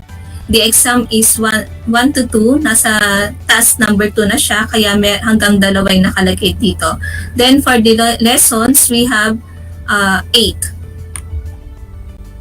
So ito yung mga example natin kay CCG. Meron siyang sagot hanggang mula quiz 1 to quiz number 3. And for the student list, okay, so it is show in by 10. So we have 56 entries. The ID number, last name, first name, middle name of the students, and the gender.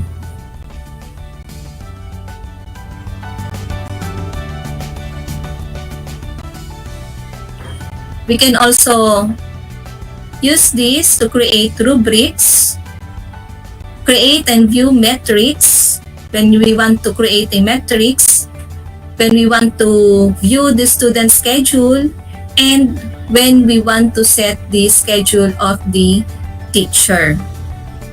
So as my demonstration is about to end, I hope you learned something new. So tomorrow I will